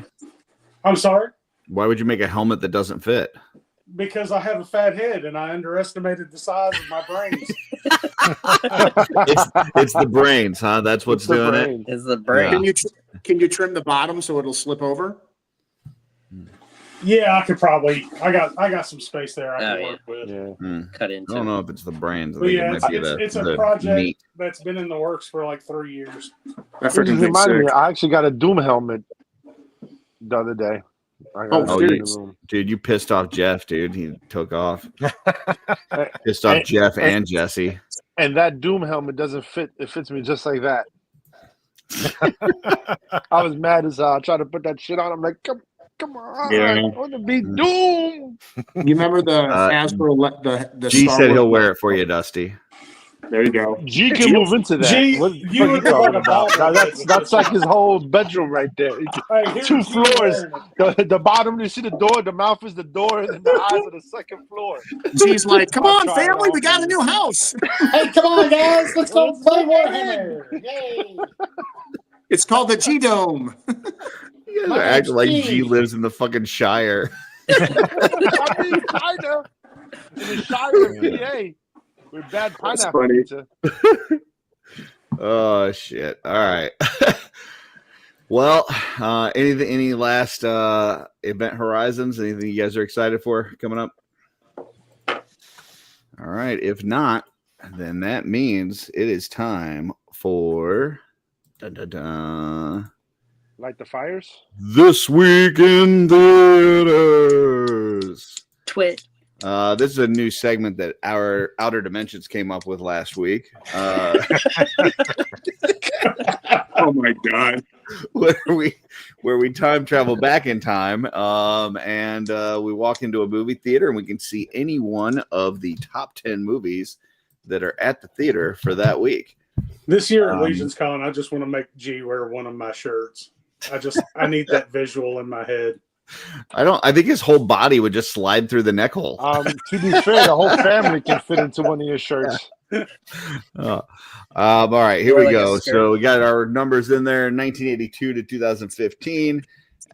You know what? Fuck it. We're just gonna make this. We're gonna take it up to 2020. Here we go.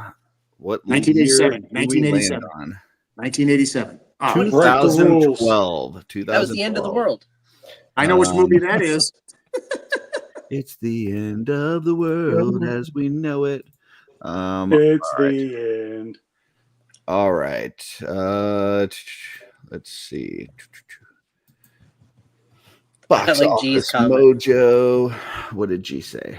Let's see. I got you, Dusty. It'll Evening be an dress. evening dress. That'd be an That's gonna evening be a and blanket. morning dress. That's going to be his comforter. What is this? Why is it putting Minecraft bullshit on here? be a sleeping bag. All right. We said 2012, right? Yes. It's like 2012. We're looking for June, December. I like how every month is based off of December. 20th. Burr. That would be this one right here. All right, here we go. Number one at the box office that week was Madagascar 3, Europe's Most Wanted. The Madagascar animals join a struggling European circus to get back to New York, but find themselves being pursued by a psychotic animal control officer.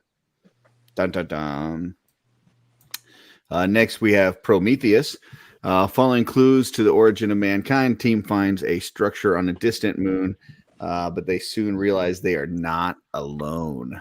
we're not alone. Next, we have Rock of Ages, small town, just a small town girl, and a city boy meet up in the Sunset Strip while pursuing their Hollywood dreams. Next, we have That's My Boy. Oh boy. While in his That's my teens, boy. Donnie fathered a son, Todd, and raised him as a single parent until Todd's 18th birthday. Now Donnie resurfaces just before Todd's wedding after years apart, sending the groom-to-be's world crashing down. Adam Sandler and Andy Samberg. That is a wild duo. Next, we have Snow White and the Huntsman. In a twist to the fairy tale, the huntsman ordered to take Snow White into the woods to be killed, winds up becoming her protector and mentor in a quest to vanquish the evil queen. Good show. Next, we have Men in Black to the Third Power, apparently. I don't know why they got it up there like that.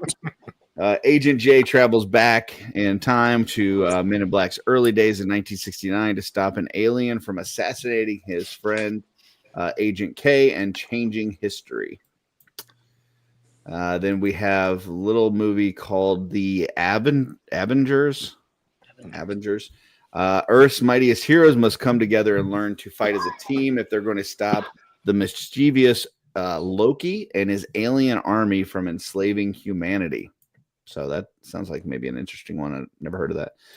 Yeah. Next, we have The Best Exotic Marigold Hotel. British retirees travel to India to take up residence in what they believe is a newly restored hotel. Less luxurious than advertised, the Marigold Hotel, nevertheless, slowly begins to charm them in unexpected ways. And they come, maybe. We don't know. Okay. Next, It's a we have good movie to get laid to. Nice. Next, we have Moonrise Kingdom.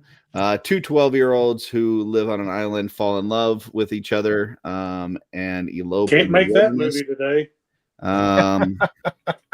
While people set out on a search mission, a violent storm approaches them, catching that catches their attention. So that's crazy. Pervy. Yeah, that's weird. Next we have, and last, number 10, what to expect when you're expecting, follows the lives of 5 interconnected couples as they experience the thrills and surprises of having a baby and realize that no matter what you plan for, life does not always deliver what is expected.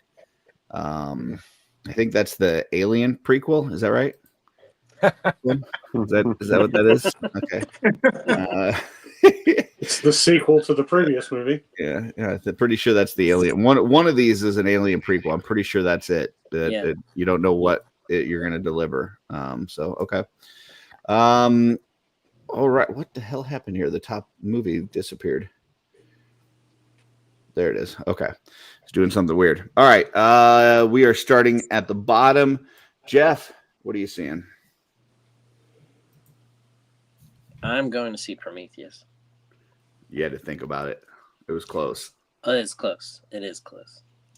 All right. Avengers, Prometheus, Avengers. Okay. Dusty, what are you seeing? Snow White and the Huntsman. Yeah. Yeah. Okay. Greg, what are you seeing? Oh man, is that Men in Black 1 or? That's to the third power. Thrace. Yeah, it's to the third power. So. Oh yeah. You know what? I want to roll and see Snow White and the Huntsman. Okay. Interesting. Light the fires and go check that movie out. What the fuck, man? Why does the top movie keep fucking disappearing? All right. It's Madagascar. It doesn't matter. Well, some people might want to see it. I mean, apparently enough did that it made it number 1 that week. 52,000 gross that week. Madagascar Euro trip. All right. Blake, you going to see Madagascar 3? Oh, we going? Oh, wow. Okay. Got new roles here because isn't Greg next? I already went. Greg already went. Oh, I shifted. Okay, I was up top. All right, got it. I am going to see. It was tight between Avengers, but I'm going to see Snow White and the Huntsman. Okay, that's a good show. Both 1 and 2. There's 2 parts. We got a Prometheus. Joe, what are you seeing? The Avengers is the only movie on this list that I've seen, and I actually really enjoyed watching that movie in the theaters, and that's something I wouldn't mind experiencing again. So I'll go to the Avengers. Yeah, Joe's right. It's the best movie on this list, and it's the one that definitely see because the rest of these aren't even close. And I thought this would be a sweep, and the rest of you guys are fucking crazy. So I've already seen the Avengers. Avengers all day long. Yeah. Okay. Still a good fucking movie. I mean, I haven't seen fucking Best Exotic Marigold Hotel, but doesn't mean I'm going to see that over fucking Avengers. All right, we got Hank says Prometheus all day. So I got to say, when I was starting to go through this list, I got to Prometheus. I was thinking, man, this one's probably going to win out. And then I got to Snow White, and I'm like, this is probably going to win out. And then I got to Men in Black, and I was like, this is probably going to win out. And then I got to Avengers, and I said, fuck all those other ones. So, Eddie says Avengers or Snow White. And then he comes back and says Snow White for the win. So, yep. So Snow White it is. Crom says Men in Black, Prometheus, and Avengers. So he's buying 1 ticket, sneaking into the other 2 movies. That's the way to go. True. I love the picture he's got there of the undead one or unconed one. Sorry, unconed. Unconed. No, unconed. Sorry, you got to read the box. Learn to read. His wings, by the way, work well with Gorthok that is coming out in All-Star 6. So nice. And then G says he's going with Jeff to see Prometheus. Ooh, watch out for that hole in the bottom of the popcorn bucket. Hey, you know what's good about that though? Jeff, you can get him. You just do 1 adult and 1 kid ticket. Love you, G. Or just put the popcorn bucket over his head. Hey, make sure you bring a little pillow for the seat so you can see over. I almost fucking spit take all over my fucking monitor. Love you, G. Just fucking with you. Oh, that's why I chair. I'm going to get one of those chest baby carriers and just walk around with G at least. Baby half price all day.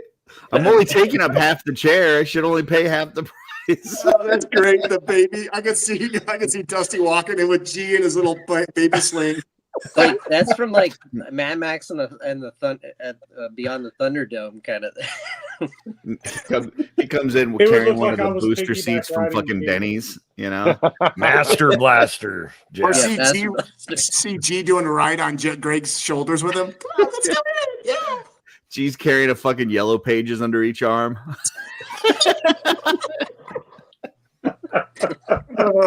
Everybody else is sneaking in candy. He's sneaking in phone books. I'm sneaking little G in. Fuck y'all talking about? Like, do you got anything in your pockets? G, just go by Burger King and steal a booster seat before you go in. You'll be fine. Yeah, you just have G sit on Greg's shoulders with like one of those trench coats on. Like I can put it in my side pocket right here. He'll be fine. Hey, G's the only guy that when he gets pulled over, the cops go, "Hey, let me see your driver's license." They're like, "Hey, nice Nikes you're wearing." Oh man, well that is it for this week in theaters. A pretty good week. This might be one of the the best week. I mean, I could see, there's at least 4 or 5 movies on there that I would not be upset with seeing in the theater right now. So yeah, it's a good week. Yeah, good week. All right, and for the 28 listeners that we have, G is really small. So you all know that these jokes make sense. But he's small in height, but it makes his penis look fucking huge. So, take your word for it. Win, G. I was gonna say, take your word for it, Curtis. He'll appreciate it. Next, we have primary objective, which is no longer a thing because Jeff removed it from the thumbnails. Fuck that shit. Yeah. He said, I'm tired of asking everybody what the fuck we want to talk about and putting it in. I'm just going to put everybody's faces and I'm going to make you look fucking scary or fucking twist your mustache to where it's curling up at the side or make you look awesome if you're Dusty. And I don't care about what the primary objective is. So good looking out, Jeff. That's fun. Rob says that's why I would only date girls with small hands. That is a real thing. You have to do that. Shoot. You have to check the hand. I date girls with small hands so they can't steal food off my plate. I'm gonna just guess here, Dusty, but nobody's stealing food off your plate. Yeah, I don't see anybody trying that. William said, I love Avengers, but I've seen a lot. So how do I decide? It's real easy. You go see Avengers again. That's how you decide. So, yeah. I mean, listen, in this scenario where we're traveling back in time, like you're getting a chance to see the Avengers movie for the first time that it's in like a first time that Avengers movie is in theaters again. Like just imagine what that experience is like. Yeah, you convinced me. I'd go see Avengers. Regardless but I can remember it like over 10 years. No take backs. No take backs. No take backs, says Greg with the pizza in his mouth. Fucking storing pizza for the winter.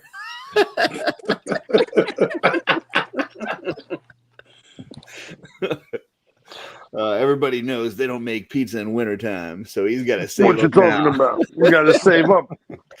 Have pizza on the go. Greg, I did want to ask you a question since we have no primary objectives. We'll go ahead and make this the primary objective. Because I saw a picture today, and it was a disturbing picture. I'll be honest. It was one of the most disgusting things I've ever seen. I'm not talking about the granulated sea star. I know. I thought you were talking about the granular sea star. No, I'm not talking about the granulated sea star. I'm talking about something much more disturbing, and that is a picture that was posted with Jordan and Jeremy Gerard eating pineapple pizza. Greg, I mean, listen, some people have taste buds and some don't. I mean, I'm a big believer in different strokes for different folks, right? I mean, as I usually try to tell myself, hey, there's people that even like feet, right? That they look at feet and they're like, that turns me on. And I don't get it, but people are into different stuff. Hell, Dusty collected some Savage Crucible figures. So, who am I to judge? That being said, pineapple on pizza is just wrong. Like, that's just not wrong. even, yeah. Like, where do you draw the line? Like, are you putting apples on pizza? Are you putting cherries on pizza? Are you putting bananas on pizza? Like, what is it? Is it only basically a cake now? Yeah. Is it? Does any fruit work for these pineapple folks? Can you put any fruit on pizza, or is it just pineapple because you're trying to get one over on people and make them feel disgusted? Like, where's the line at for pizza? Well, I think It's I'll add a little bit. Being a Sicilian guy from Chicago, there's only one traditional type pizza. But I have had some pizzas which I don't think they deserve the term pizza. I had this pizza that had barbecue sauce as a base, and it had jalapeno chicken and pineapple on it, and it was actually pretty good. But when it comes you want to get rid of this guy? no, when it comes to traditional pizza, though, if it ain't got red sauce, it ain't pizza. I think that you could. That's right, exactly. That's what I'm saying. You could put stuff on there, and it could taste. It could have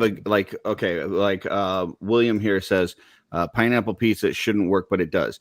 So if you're saying that, hey, you made this concoction, you put pineapple and it tastes good, that's fine, but it's not pizza. You've now made it not pizza. It's something totally different. That's exactly what I'm saying. It, but it's not pizza. Right. That's exactly what I'm saying. But I have to say that I have had a version using a pizza type shape situation. It was pretty good. But when it comes to legit pizza, don't throw up, Greg. I know you're looking pretty nauseous over there. Well, Dave says that pineapple is supposed to make you taste better. So, but not the pizza. I don't know. I don't know. So's mango. Good job, Dave. Dave got all caps and a couple exclamation points there. So good job, Dave. Curtis, post a picture of the pie I sent earlier. That's pizza. Oh yeah, Absolutely. let me go do some work. And Greg, what did I write? What did I write in the chat about that? Rather than him just sharing it at the bottom of the screen, I can pull it up. Let me go do some research. Hold on. Let me find Greg's Pizza. I don't know how to do this. Hold on. Let me. By the time you figure it out, I'll already have it up. It's in the group. I just sent it. Too late. I already fucking pulled it up. Fine. There you go. That's a pizza. That looks great. Hold on. Makes me hungry. I was jealous when that picture went up. I even wrote, "I'm jealous, Greg." Looks delicious. Yeah, that looks pretty fucking good. Is there anything on it, or is it just straight cheese? Just cheese. Got it. Sometimes ain't nothing better than just a regular cheese pie. Yeah, I picked up. There's a place near me that does.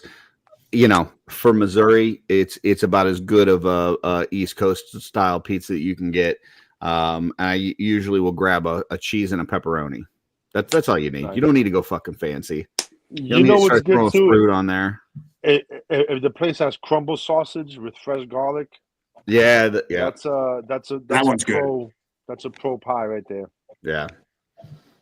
Yep. Yeah, I saw that today, and as much as listen, I love Jeremy Gerard to death, and I love Jordan, but well, you got a guy from Rhode Island, you got a guy from the Carolinas, and that's what you get. You get pineapple pizza. I love the guys, but it's Yeah, I hear ya. All right. Well, that was my primary objective. Anybody else have anything they wanted to discuss before we get to? We're still early in the show, but we've hit all the buttons. So, other than lightning round, but it's too early to close out the show. So, what else we got? I thought we do the catalogs. Isn't that a new segment? Yeah. Well, I don't know if it goes up to 2012. Let me take a look. I thought it went up to 2018 or something. Did it? Spin it again. I'm taking a look. I'm looking. Make it work. Catalogs and wish books. Let's see. It goes to... I don't think service merchandise was around at that time. They always had the best catalog. So they have a 2011, 2012, then it skips. Oh, wait a minute. Those are just Canada, but which we found out Canada actually had better books than we did. Yeah. So they've got a 2011 regular. They got a 2012 that's only Canada.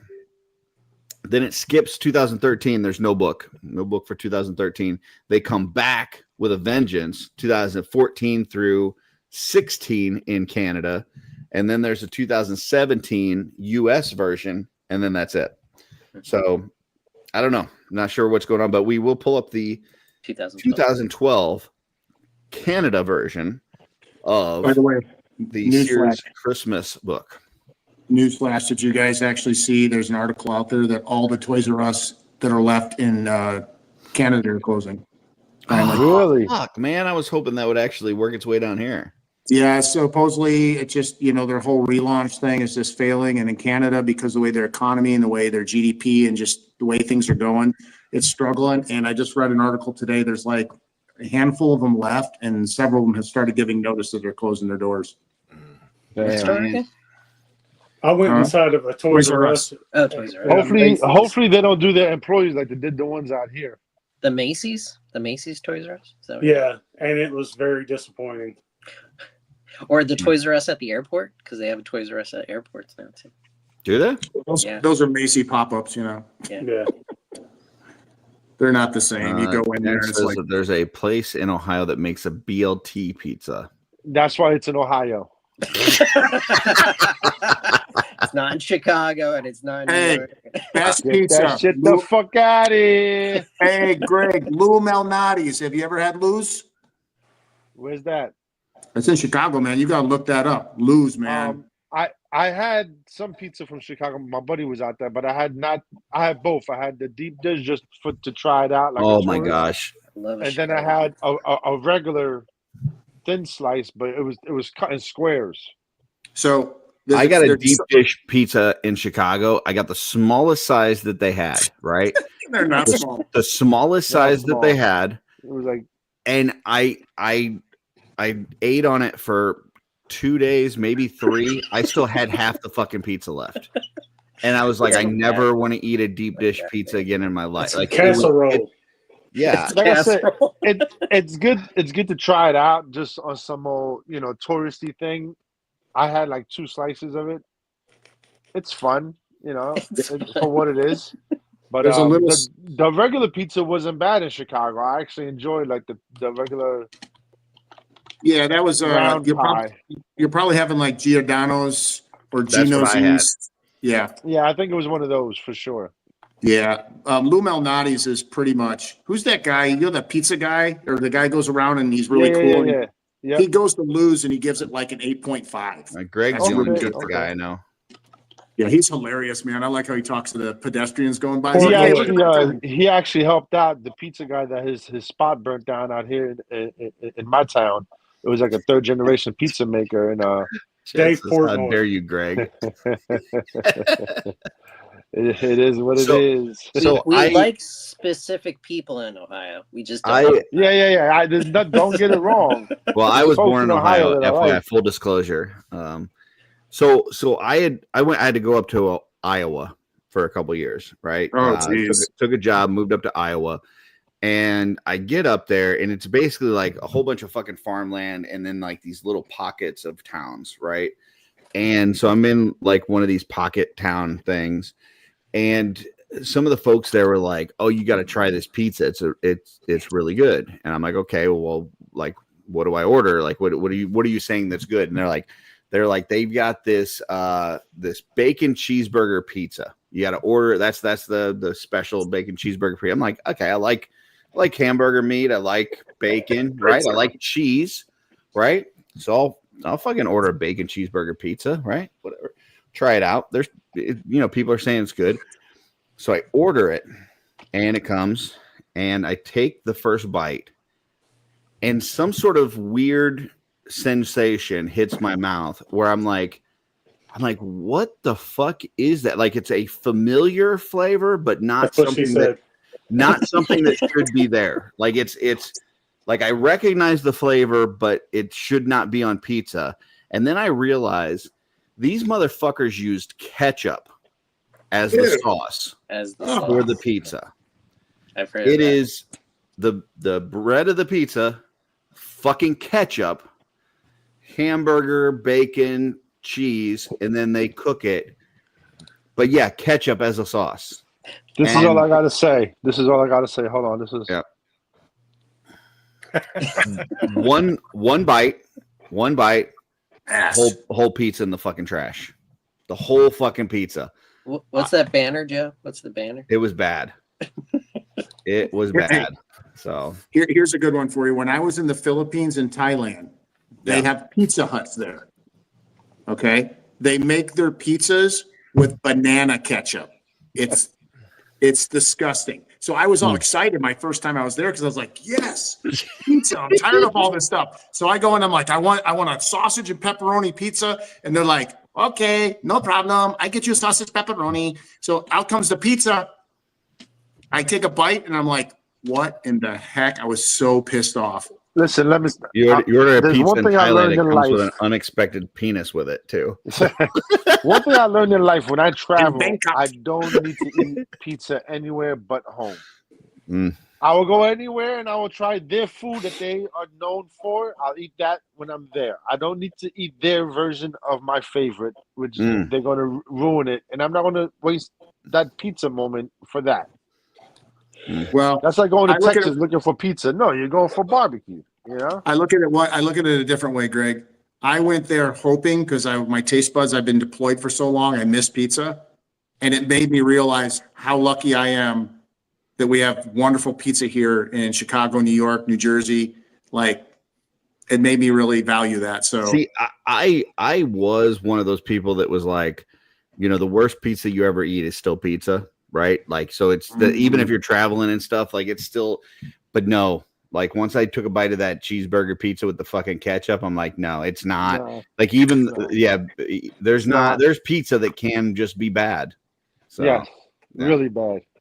Yeah. Like with pineapples. Or anchovies. Oh, Jeremy says one of his favorite pizzas he ever got was in Singapore. So. Oh, let me guess. You were down in, I bet you was on Orchard Street in Singapore. Is that right, Jeremy? Let me know if you're right. I was in Guam and I So had they made an Spam. open face burger. That's not Spam pizza. Yeah. Sorry, what was that, Jeff? I was in Guam and we had Spam on pizza. No, Yeah, no, no, we don't do you that. had, you had dough with Spam on it. Yeah, yeah. Jesse said I've had good pizza in New York, New Jersey, and Boston. That's that's the areas where you'll have good pizza. Yeah. So In Chicago. I have not experienced good pizza in Chicago. I've experienced a fucking casserole that was sold as I had some pizza. pretty good pizza in Connecticut, though. Curtis, what are you doing in July?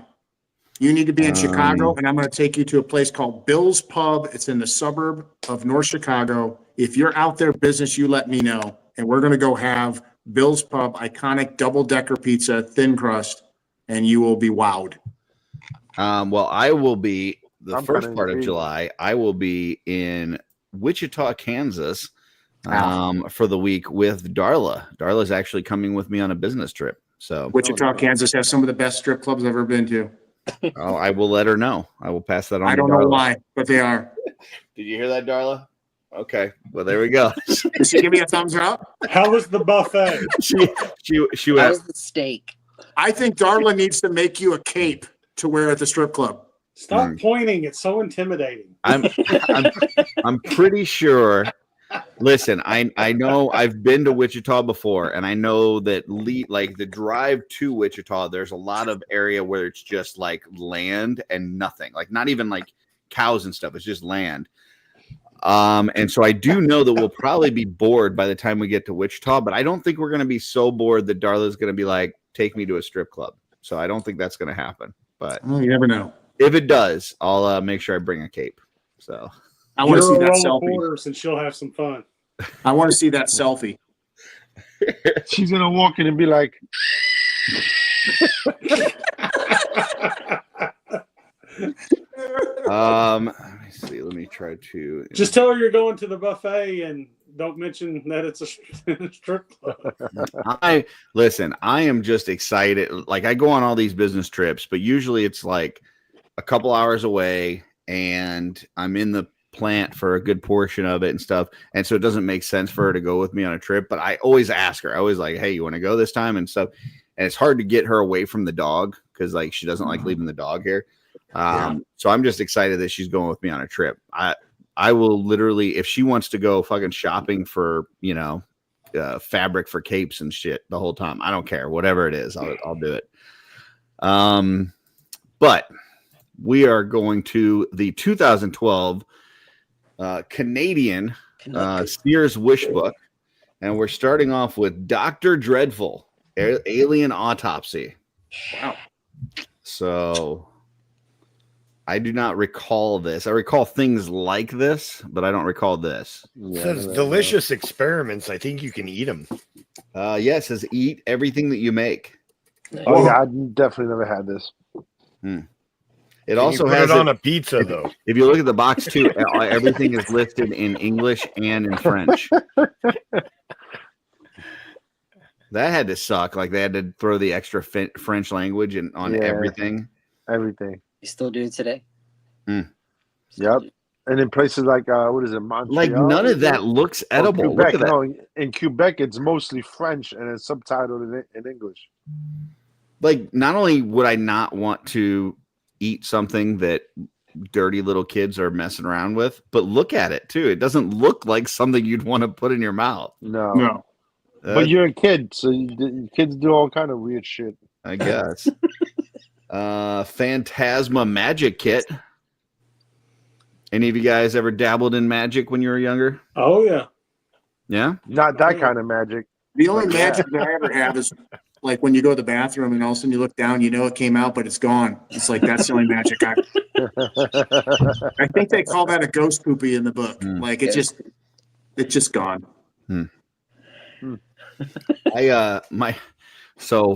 Stupid story. So my parents, my dad used to do this trick, right? Where he would lay out like 6 coins, right? And he would tell people that if he left the room and you could point to any of the coins and whichever one you touched, he would come back, he would smell the coins and he would tell you which one that you had touched, right? And so you do this trick. For years, we had no idea how the fuck it was done. Like people would come, like we'd get our grandparents would come visit, friends would come over to spend the night or whatever, and he would do this trick, and we had no idea how it was done because he literally is in the other room, door closed. You know, we pick out, and sometimes we would pick out like we would go to like we're gonna pick one, and then we'd pick a different one or whatever, and he got it every time. Didn't know what was going on. So apparently we found out just recently, like years and years and years later, that what he was doing is when he would come back in the room, he would like put the coins up to his nose and smell it. And we're like thinking he's trying to smell like the oil on her skin or whatever the fuck. He would smell it and he would look at my mom. And if she took a drink, that was the one we pointed to. And I have never felt so betrayed in my life as when I found that out. Like all these years, I thought like we're asking her, they're like, do you know? Like, how do we, we're like, we felt like she was with us. Like she's just as amazed at the trick as we are. And meanwhile, she's taking a drink when it's the right one. And yeah, so betrayed. So, but if you want to amaze somebody, just get your wife to take a drink whenever you get to the right one. So, let's see. Next page. What do we got? I have no idea what the fuck this is. The fuck is that? Fireflies create light patterns. Ooh, neat. Fireflies in their room. Next. I can get stoned to look at that. Like, would you believe your eyes if you saw 10,000 fireflies? No, I would not. How about on acid? Here you go. A rainbow in my room. So if you wanna have a little rainbow in your room. So. What's this? What's Uncle Milton? That's creepy. Like where are we seeing Uncle Milton? Uncle Milton? I think that's the name. I think that's the name of the company that's making all this stuff. Yeah. Yeah. Okay. Yeah. Well, Uncle Milton's weird. That's what I'm saying. That's like creepy. Yeah, Uncle Milton's pretty fucking weird. Hey, Uncle Milton, you got any fireflies for me? Ooh, what is this? It's like a binoculars with a fucking camera on it. I use that in Desert Storm. Was there a beaver on it? So he can It's see his so- penis. Yeah, that's my Wow. proctologist. That's what he uses. That's pretty cool. Actually, my proctologist uses that one where the little kid's standing down at the bottom. This one. No, that's Is no, that that G? one's used for Jeff's penis. This over here is used for. Look at G. Love you, Jeff. Just Oh. kidding. Look at G trying to and get a good glimpse. It of didn't bother I am Blake number until he one. Thank realized you. he had both hands on his shoulders. So That bottom picture is G trying to see the top of my head. I saw an Instagram joke that said, "Hey, doctor, where do we do the That's G physical?" looking up girls' skirts. That wasn't toys. Oh, here we go. Oh, Halo. hey, Oh, Hey, I got some Oh, of these are these. cool. Okay, Mega are these? I have Mega all blocks. of these. Hell yeah! I got a couple of Walmart exclusives. Do you collect these, Yep. Joe? I thought you did only constructs or whatever it was, or That's whatever. No, these are- that's these what are it is Mega now. Mattel bought Mega Blocks, and they changed. Oh, did they? it to- Okay, I didn't know that. Yeah, and now the it's gonna Mega be constructs, and now it's Mattel just blocks. Mega. But yeah, I have all of those sets. Absolutely, Very cool. They freaking rock. World of Warcraft. I had some of those. Darla and I were putting those together. She read the instructions, of course. So There's pictures, Curtis. You'll do fine. love this one, the Lich King one. So cool. Man, I just when they made that fucking Warcraft movie, if they would have done the Lich King, I understand like chronologically it made sense to do it the way they did, but if they would have given us a Lich King story, I think that movie would have done so much better. That movie's very underrated as it is. It's not bad, but it's just they have so much better source material to work with. So I thought it was pretty darn good. Yeah, those are cool. I like when the fucking orc chick is like talking about the one guy. She's like, he wishes to lay with me. He would not survive. challenge accepted. I actually had that Jabba's Palace set. Yeah. Yeah. There you go, Joe. Oh. Oh, dope. Oh, Hell cool. Yeah, yeah, man. imagine that. Is It's that in a a red fucking box. That's the Mine is that's the actually Walmart built. But exclusive. yeah. So That's the Oh, look red at that. Walmart Another fucking box. I have that one too. Dusty just has a fucking toy store, is what he's got. He's not a toy collector. Hey He's a Dusty, when retailer. are your peg walls going up? Yeah. This is cool. I like I'm not this. into that, Jeff, but thanks for asking. Oh, okay. All The right. Elite. Isn't a Clone peg Trooper. wall where you hang No, stuff in boxes? I like that. Ask Curtis. He's the one with the peg wall. That set there in the middle is from the Old Republic. This? No. In the up above, right above that. That's the Imperial Agent. If you play an Imperial Agent, you get that. That is your ship to fly around in. The white and red one or the black one? That The black minifig one. is the one that Joe just got in the black. Yeah, Series. the Darth Malgus. Darth Oh. Malgus, yeah. Yeah, those are all Old Republic era stuff. Does everybody on here think that Lego minifigures are pretty cool? I do. No. I love Oh, yeah. them. I think they're cool. I think your Especially the blind Blakeys are bags. much better. Well, yeah, no, get me wrong. I think these are awesome, but that's what prompted, I think, them to do these, to be honest with you. I will be honest, between Legos and Mega Blocks, I always thought Mega Blocks are cooler. Like I Oh, think yeah. these They have I better think these Mega articulation. Blocks look way cooler than Lego minifigures. Agreed. Okay. So, Agreed with you. The current gen They had Mega more Blocks articulation minifigures are as well. amazing. yeah. I just yeah, feel look like at this. they just look a lot less blocky. That's awesome. That's Cookie. That's Cookie. Oh, That's Rob Cookie. says Uncle Milton Bradley. Maybe. I don't know. Oh, maybe. You're good Maybe. call.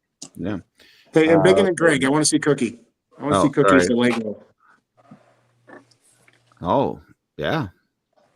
All right. Happy birthday. Yeah. Happy birthday, Happy Cucky. birthday. Robert Hey, Cucky Cuck. And what does Real. Cookie say? He doesn't say anything. He just sits in the cuck chair like a good boy. No, I thought he said something about toes. He made a comment. in the truck chair. Sheath those Him toes. rejecting the Sheath apple. them. Yeah, Here we the go. truck chair. Cookie, what do you think about convention toes? Keep them sheathed. Your feet should be sheathed at all times in public. Agreed. I don't want to see your nasty toes. There you go. Little X-wing, Millennium Falcon. That red fighter is an Old Republic. Apparently, it's Republic Striker class starfighter. Yeah, from the Old Republic era. No, it just says Republic. So doesn't say anything That old. ship Maybe, at the top is from Clone Wars, isn't it? Isn't that the one that would that shoot some kind of weird weapon and the Malevolence. it would just disable ships or something? it right? is J. Yeah, the Malevolence cargo. That's, The Malevolence, that's where they yeah. killed. That's where they killed. What's his name? Grievous. No, Grievous. That was Grievous's ship. Yeah, it's the beginning of Revenge of the Sith. Says it comes with twin quick fire missile launchers, 2 medium Dooku. blasters, a Dooku. blaster pistol, 6 lightsabers, a wrench, hammer, accessories, and then that. So Because that's one of the minifigures is Count Dooku. Yeah. Count Doogie.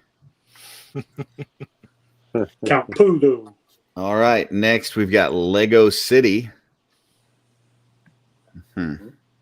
Yeah, I don't know. Never been a Lego guy. I just it does nothing for me. I like It does- Legos because It does I was as much broke. for me as like Matchbox and fucking Hot Wheels. So Whoa, that's different. That's different. When I was, When a, kid, I loved yeah, Legos because I could Same. build new toys every day. I liked the big Legos, like the chunky ones. Duplo? Like Duplos. yeah. The Duplos.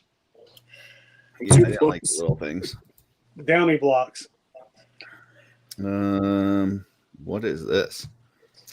More Lego Technic Oh, playset. second. Motorized. You got to admit some of those new. excavator. You got to admit some of the new Lego sets, some of those like the cars and the new Millennium Falcon stuff. They're pretty bomb. I mean, they're pretty neat. It's pretty I don't have crazy. to admit anything. Okay, don't admit it. I bought Lego sets the way Curtis buys Legions. I would buy them for the parts. There would be certain parts in a set that I would want or need, and So you'd get a pegboard of Legos? Yep. Anybody into Ninjago? Was this a thing for anybody? My kids were. Oh, I what Mine page says was kids it? started were. getting into it. What'd you say, Jeff? It's a great cartoon series. Oh, I yeah? like the cartoon or the animated series more than the This big actual snake flip. thing's kind of cool. Yeah. Yeah, the first 2 or 3 seasons, there's a lot of snake characters and Ninjago. serpents.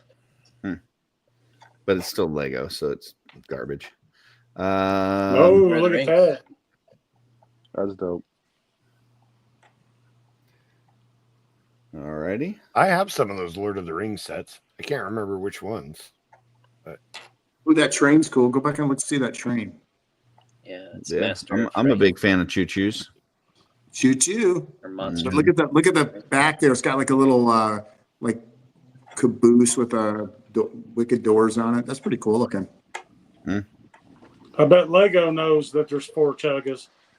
Oh yeah, they definitely do. Man, a lot of fucking Legos. Here we got a Jurassic Park set. No, it's just dying. Oh, there we go. Batman. I would do some Batman There goes Lego. Greg eating his pizza. He fucking turned off his camera, but he didn't turn off his fucking mic. I feel judged. I feel fucking judged. You are. You are. Don't worry about it. Yeah, you don't heat up fucking pizza in a microwave. You heat it up in a skillet. First of all, Fucking it's not animal. a microwave. It's a toaster oven with an air fryer connected Oh, to it. okay. So it's Well, that'll nice. work. It's nice and crispy. And I number like this- 2, this we're not at Batcave. work, so you're judged. This Batcave's actually You keep pretty eating cool. that pizza at 11 o'clock at night, and your cheeks are going to get fat. I'm trying to live up to that picture. I guess Jeff is like a future seer. He must have known it's coming. It's all of us in like 3 or 4 months. Oh gosh. Oh, cool. I'm good with mine then. Oh, little girl Legos. Yeah. Get us out of the fucking Lego. Where are the action figures at? Oh, military Legos. Best Wannabe Legos. block Best luck. construction toys. Oh, those aren't even Legos. All right. No, they're No, Lego won't do they're it. knockoff. Look Well, of at course, the barrel on military doesn't get legit ones. We get Ooh, these Stargate. That barrel on that howitzer. Oh yeah. Hilarious. aircraft Ooh, carrier. Stargate. Ooh, look at the XSG-1 with the fucking pyramid and shit. Oh, that's sweet. Oh, that's cool. Wow. I like the tanks. Ooh, the Daedalus in the middle. I didn't know they made stuff. We would think that you were much cooler if you were in the Stargate military, Blake. Just saying. You know, if you were going through the portals and all that. Yeah, I know in my luck the porthole wouldn't reassemble me correctly. He'd come out looking like G. I come out with my head coming out of my ass and my hand out of my fucking neck, something like that. That's Why not didn't what G somebody looks tell like. me my ass was so big? So up close down here. What am I looking at? You're looking at it now, sir. What the fuck is this? Battleship Live? What is this? Oh, that was a one that you actually, that was a one that you could actually have like a talking tower and everything, and it would like you put your things in, it would talk and tell you things. Okay, it says talking tower, motion Word double sensing, S. sound effects, surprise events. All right. I'm going to keep my comments off of this one. What's They're that? military grade, Blake, built by the lowest bidder. No shit. That's funny. Hey, some of the military shit was pretty darn good. They just paid too much for it. That was Trevor the says he problem. has that bat cave from the Lego set. That's cool. It looked like a really cool bat cave. I was trying to talk about it, but nobody was interested. They were talking Well, you about already dissed on Legos. You already shot us down on Legos. Like, I was surprised you actually liked one. So it's Batman. I mean, come on. True. Okay. Oh, the original drones. Look at those little helicopters. They're still doing it. Now they're putting crypto underneath the propeller. Oh fuck! This thing here it's that you can launch the rockets individually, radio controlled. That's fucking cool. Fucking drive this vehicle up and just start fucking launching rockets at people.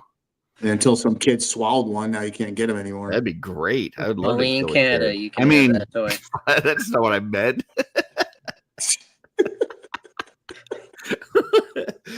Demonetized. Well, joke's on you, YouTube. We never were monetized.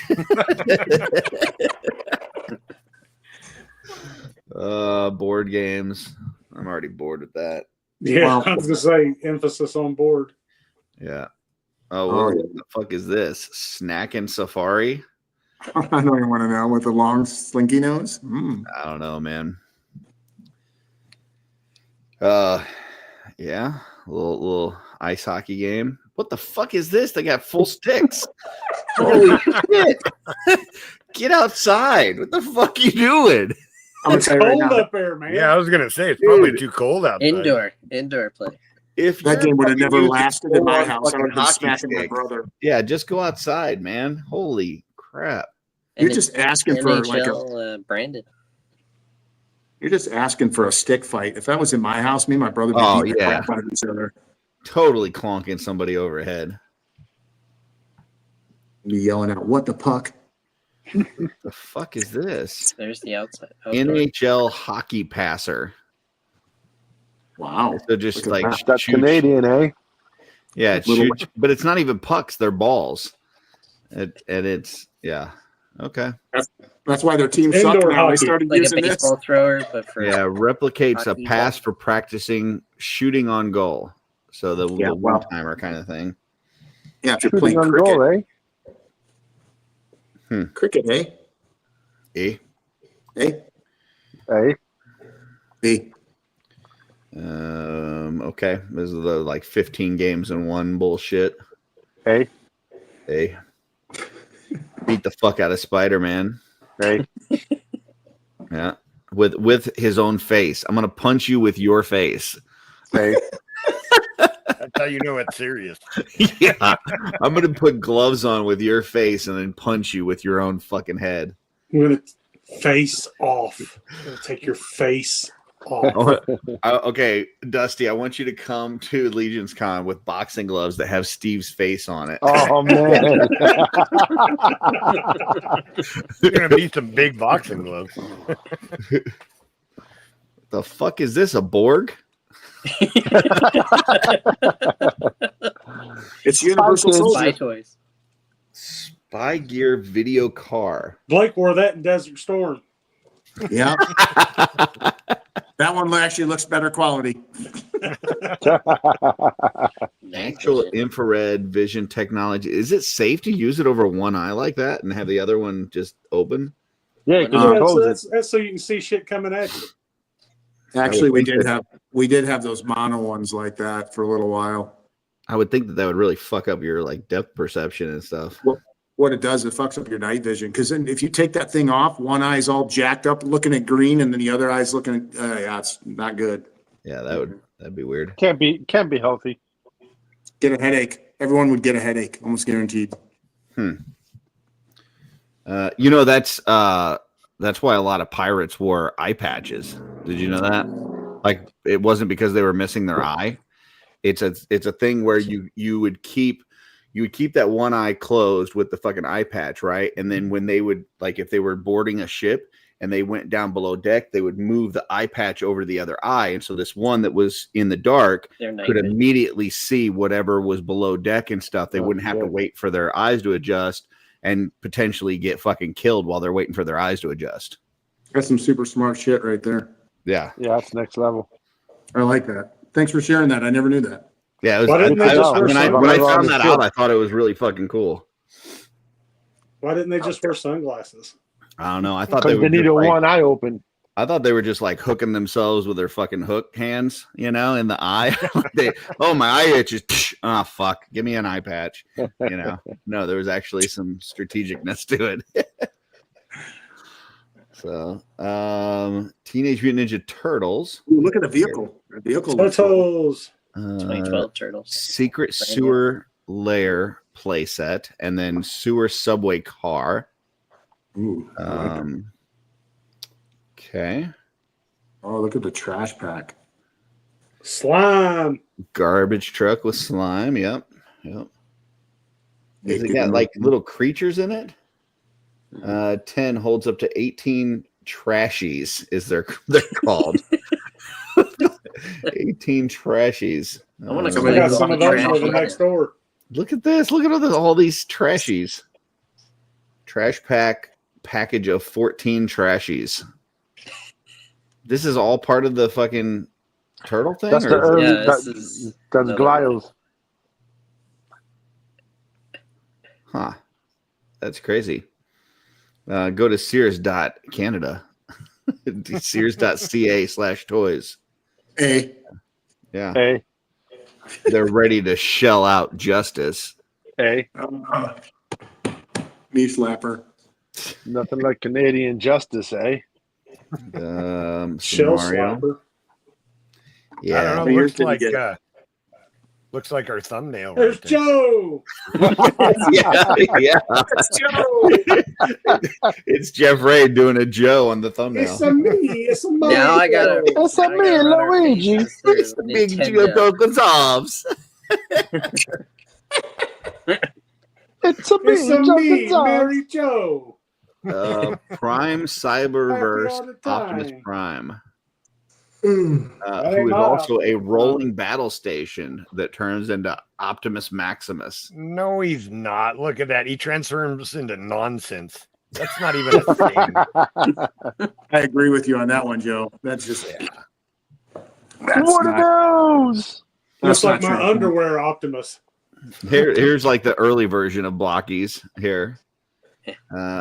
Bot shots.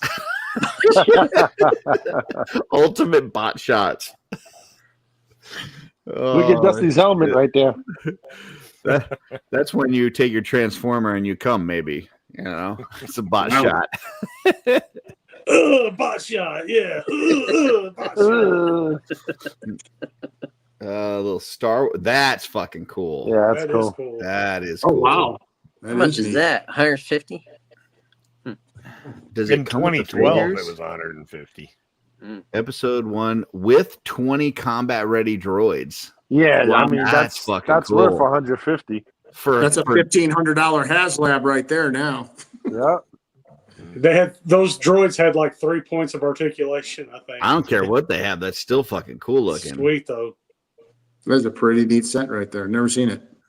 Yeah, it is very you got cool. the one driving it, one climbing up the side. Damn, it's 30 inches long almost. That's pretty big. That's what she said. Yeah, exactly. Jesus. What is Quick this? on it. I got something gonna check that's 30 inches long you can climb up the side of. I've never seen this. The ATAP. No thanks, Dusty. The Revengeance set. Is it? Yeah. Okay. The fuck is this? That's Darth Maul. It looks like Sinister. That is creepy as You know fuck. who that is? It looks like Jeff creating his face on the thumbnail. It looks like G getting ready for Halloween. G's in the helmet. It's Angry G. Very cool.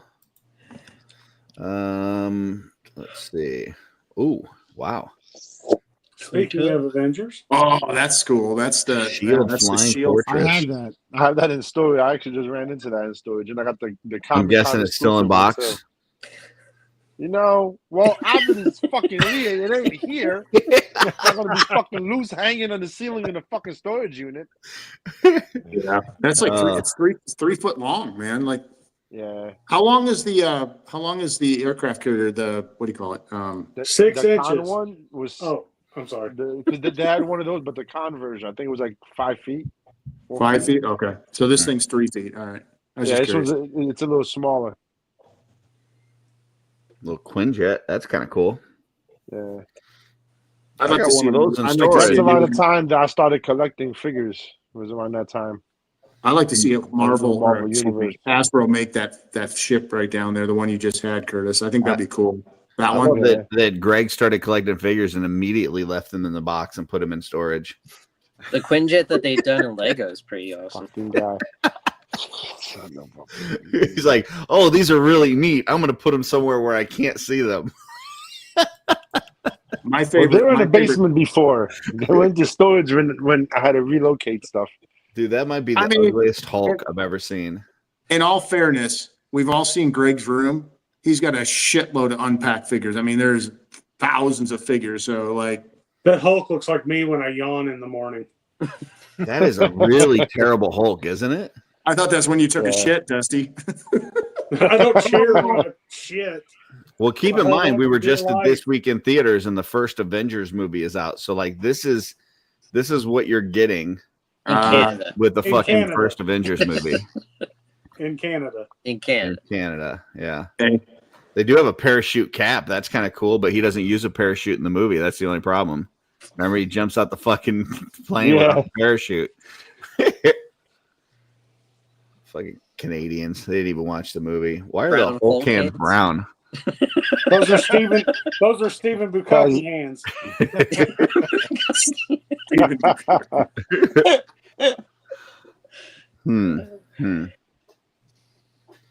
Let's see. Spider-Man. Little Spooder-Man. Amazing Spider-Man. Oh, that car's kind of cool. What is that? Oh, it breaks apart. I don't Yeah, know. turns I into like a bunch that. of different- Yeah. It's a rip off of Mask. B 5-in-1 Mega Battle Racer. It's attack jet, attack pod, accommodate Spider-Man figure, submarine, jetpack. Combine all four to make the Mega Battle Racer, and fire the battering ram. Includes one action figure. So $40. yeah, that's pretty nice Spider-Man mask. Actually, it's a lot better than that fucking Darth Maul. Creepy as shit. All right. Some more Spider-Man. 13 inches tall with motorized web shooting action. So he can come, maybe. Just on his hands. There you go. What are these down here? The Amazing Spider-Man Bonkazonks. All right. I don't know what a badonkazonk is. Got Batman. This is which one? This is Dark Knight Rises. Okay, I was trying to figure out which version. Okay, because it's got the wing or the bat.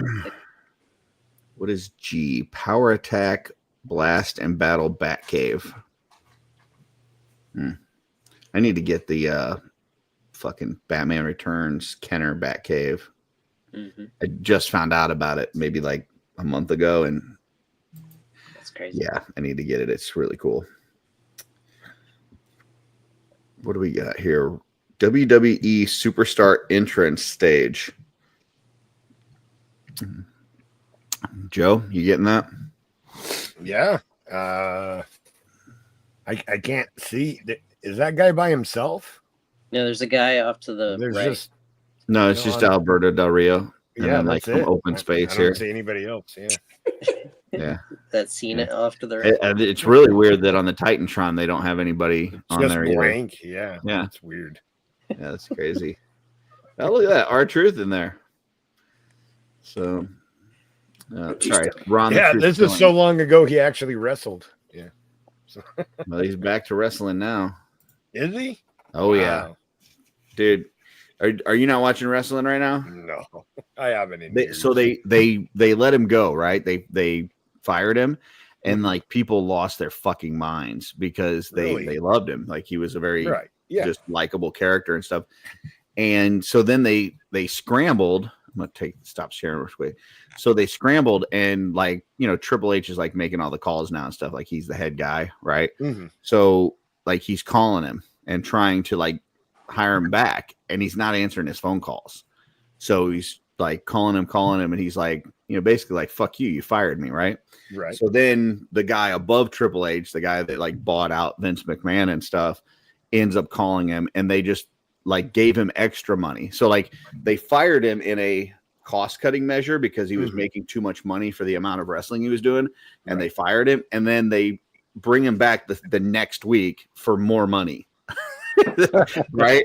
So but now because the people were fucking pissed, and then he like live on the air, he cut off all his, he's got like those dreadlocks and stuff, he cut his hair off on TV and was basically, I'm done being a joke and all this and that. Like, so he's back to like Ron the Truth Killings from like from TNA like long time. Yeah. So he's and he's gonna go against John Cena is what it looks like for the belt. So dude, that's dope. Yeah, I actually really liked the TNA. And it all happened because like fans just were really upset. Not only fans, but like the other wrestlers were really upset because he's like a huge backstage presence and stuff. Nice. So like when they cut him, like everybody just got pissed, and they felt it, and they were like, okay, well, we got to do something. We clearly can't let him go to the other wrestling organization and fucking have people go with him. So but I just thought it was kind of neat that everybody rallied behind him, and now he's coming back and going to have a more serious kind of role. Yeah, I think that's awesome. Well, his goofy comedy side is what got him over, so I hope he doesn't move away from that. I think he's going to still have some of that, but I think at the same time they're going to have him I don't know, potentially carry the title would be awesome. Yeah, dude, if they threw the belt on him, even if it was for 10 minutes until Seth Rollins could take it from him, it would be amazing. Yeah. Some more Halo stuff, Joe. I like that stuff. Yeah. I've seen this thing here, the hover jet or whatever. Freaking Hornet. That's called the Hornet. It's really cool. Yeah, the Hornet. Yeah, it is cool. Dope. That Warhog's pretty awesome too. Yeah. That Warhog's better than I can't remember the other 4-inch one that they made for the movie, for the video game. That one looks really cool. Does it say what the maker is of these, Curtis? Does it say what? The toy company that made these? I don't see it on here. No, I don't see anything listed. Because I've got some of these early like 7 these are and 8 Mega inch. Block, but I don't know about these. Yeah, I'm not sure. But that is cool. It's I their bought a diecast whole collection at a that does say 14-inch diecast vehicle. So oh wow, that's really cool. Yeah, that's pretty neat. I wish I knew who made it. I'd try to find one of those. This is kind of cool too. This B I want to say Banshee it's something two with an figures. L. The Banshee vehicle. Yeah, that's kind of cool. Halo's got some cool. Halo's See, got some cool stuff. Oh, In the Halo's early awesome. aughts or the teens, they made a Oh, that Falcon looks awesome. like a Yeah, 3 Falcon, 3/4 yeah. inch line, and they made a 7-inch scale. And I like- bought a bunch in a big collection of loose figures. And I need to. I'm Great. going to go through them and probably bring them to the next show I do. This diecast Wraith is pretty awesome as well. Yeah, oh yeah. Yeah, that's cool stuff. 7-inch or Mhm. 6-inch, Dusty? I want to say they're a little bigger than 6-inch, so I'm going to say they're like a 7-inch. Mm. But I haven't looked at them in a while. Because I have some of the McFarlane. Fucking farm animals. Now these were early 2000s. Oh, early 2000. Yeah, What was the company that made the Warthog and some of those other figures that just came out for the last Halo video game? You remember? They were pretty cool. When they were 4-inch, they were based off of a 3 3/4 Oh, line also. Jazzwares? Yeah, I think That's it what was it was. Jazzwares. Jazzwares Warthog was actually really good. Yeah, Dude, this is fucking cool. yeah. Radio controlled flying helicopters. This battle tracker though is what I like. Firing let's see, console with auto and manual control, 18 foam missiles. Just fucking launch them at shit flying through the air. That's dope. That's pretty fucking awesome. Anti-aircraft. Yeah, that's neat. I would do that and fucking just shoot people like walking by my house. That'd be fucking cool. Yeah, you can't do that in my town.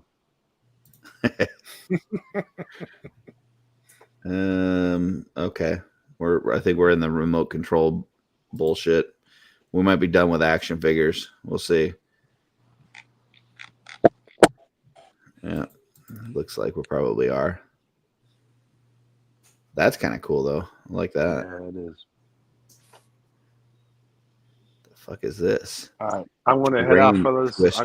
gotta take a shower. My nephew and had go to that, bed. like a version of that. It could actually go from land into the water, and those like Later, I Greg. don't know what to call them, but Later, guys. Peace out, Joe. later, Greg. Bye, Greg. Oh, see you later. I like Where'd Dusty go? He went quick. Oh, Dusty's gone too. No, somebody. I think he got removed somehow. yeah, I got kicked off somehow. I like this thing here that they made this kid all white trash like. He looks like Larry the Cable Guy is a baby. Yeah. But that's actually kind of cool. You got the little backhoe on it and the fucking controls for the front. All right, next week's thumbnail, redneck babies. That's where we're gonna go. Oh no! That's our primary objective. Primary objective: redneck babies. Holy shit! Curtis has an unfair advantage being in Missouri. Fucking Jeff takes all of our faces and then puts them on like redneck baby bodies. We all got like flannel with cutoffs and tattoos. Oh, I already got the tattoos. I just need the flannel. Fucking trucker hats on everybody. White Jeff, beard, I think they might have been tank called Joyride Halo figures. Joyride. Yeah, Okay. Yeah, I think we're from pretty like much done with this. 2003, 2004. Joyride Halo. Yeah. Huh. I've never heard of it. Go back to this. Yeah, they were like you had to buy them in like specialty stores, like games, like early versions of GameStop. GameStop and yeah, Think Geek.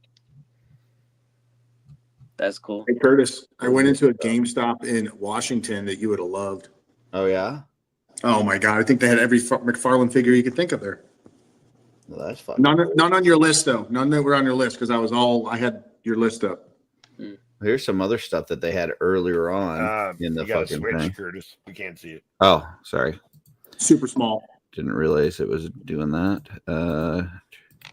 Yeah, this was like earlier on in the wish book. Isn't that the same It wasn't ugly as Hulk? quick. It might be. I know this. Look at that Batmobile. That Wow. Batmobile is fucking cool as shit. Hell yeah. How big is that one? Does it say? Let's see. Batmobile. No, that's t-shirts. Where the fuck is the Batmobile? It's above it. No, I see it physically. I don't see No, the it right here. box above it. Yeah. $49. Radio controlled. It's 512 by 12. 12 something. long. Yeah, So it's it's about a foot long. 12 inches long. So I put your what do you call it? Your little the figures you like so much. The superpowers. oh yeah. Fucking cups with capes. What the fuck? Superhero glass with removable cape ring. Yeah. Have fun keeping that shit clean.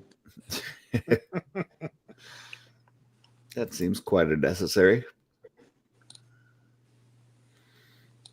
Oh shit, we're gonna get into fucking music talk now. Music, Curtis? Yeah. let's start talking music and fucking cars.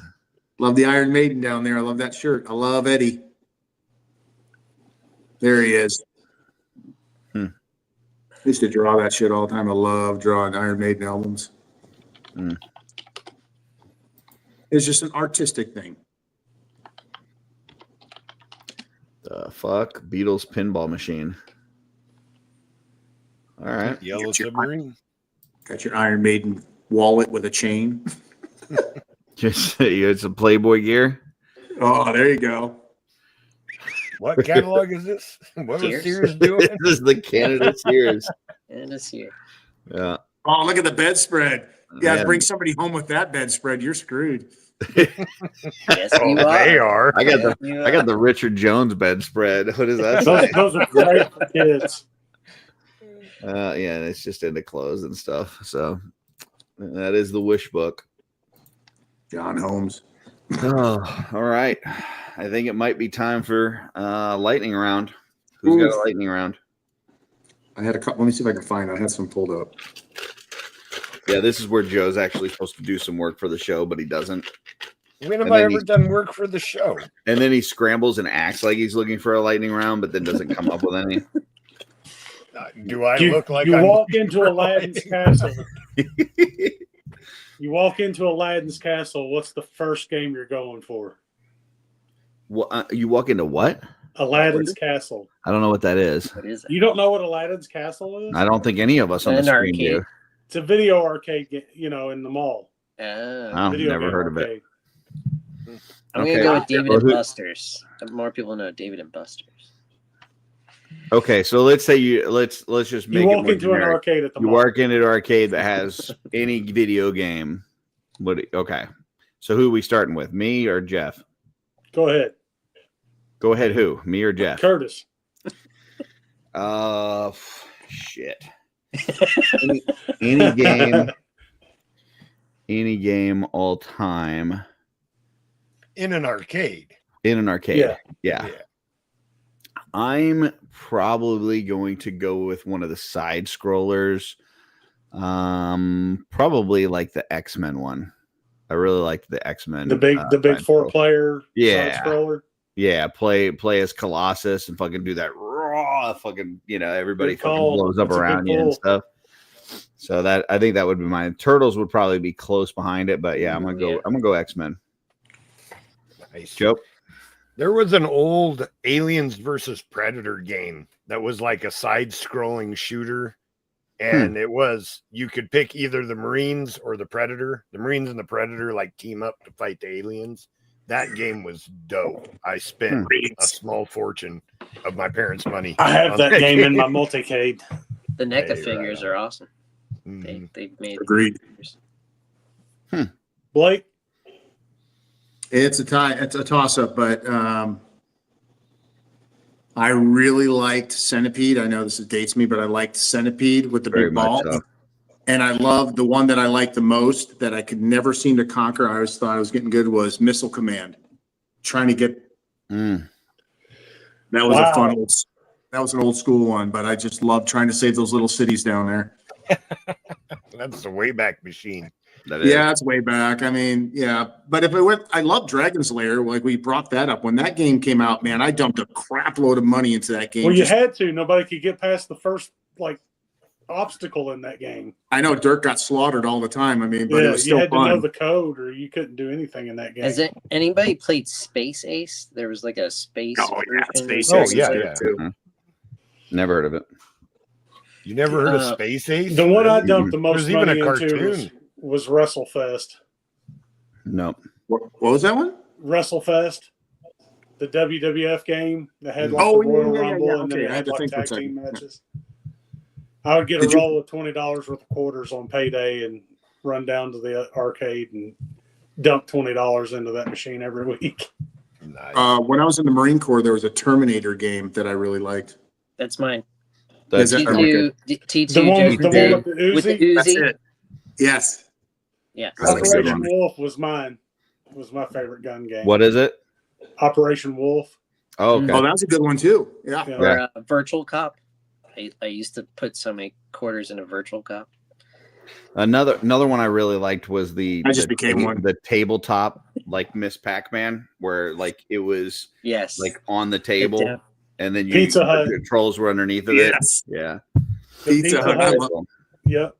Until you dropped your pizza, you're eating pizza and playing, and then smack, you couldn't see the screen. Yep. So you had grease all over it. All right, so that leads me to a lightning round. I'll start with Joe. Work our way around. Most frustrating part of any video game that you've ever played. Oh, wow. That's getting real specific. I got an answer for this. Easy. A part that either you never made it past, or maybe you did, but it just took forever and you just fucking hated it. Fuck, I know it's Grand Theft Auto 3. It's way into the game, and you have to drive around the city and like deactivate bombs, but it's but there's a time limit. Mm-hmm. And I played it on the PlayStation. I just couldn't do it. Like, I think it's the only time that I can think of that I actually just never got past that part on a game. You know what I mean? So I'm usually pretty stubborn about, getting through, and I tried it. Yeah. And I even tried like difficult, cheat codes where I used the slow motion to try it driving, so I wouldn't make mistakes, and I still couldn't do it. So wow. yeah, that one stands out to me as probably the most frustrating, stupid ass mission in an otherwise great game. And can you go on without doing that mission, or that's it? Like it just stops the game. Like I think my son beat it for me, my oldest son. Okay. And then he was able to do it, but I couldn't do it. I just could not do it. Wow. So I ended up beating that game, but I never beat that mission.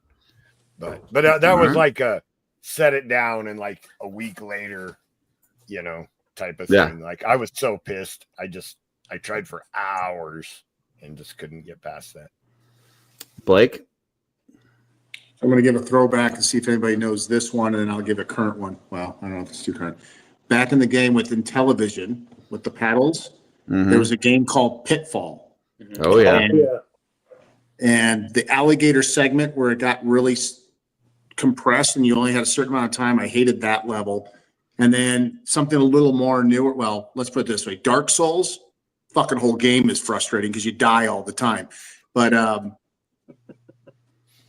Crackdown on Xbox 360, the final level, it was called, we went for the final boss. If you ever played the Crackdown, you basically run around this world. Wait, Blake, you were a cop in real life playing a video game where you're a cop?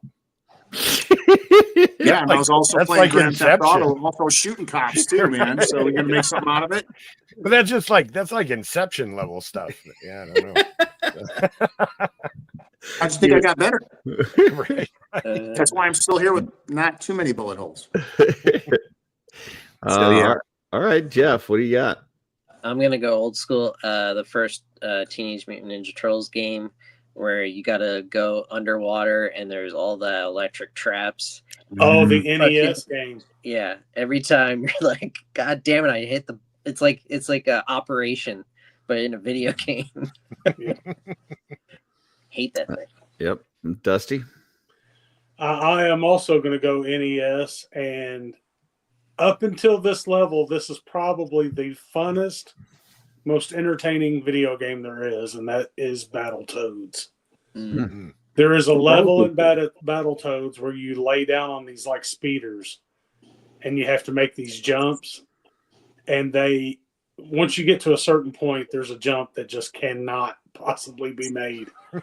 I remember renting that game like every weekend for a month straight. I probably could have bought the game as many times as I rented it to try and beat that level, and I never could make that final jump. And still to this day, it pisses me off because that game is so freaking fun. Mm-hmm. Awesome. I'm right with Jeff. TMNT, fucking NES, that water level, like fuck that water level completely in the ass. Yep.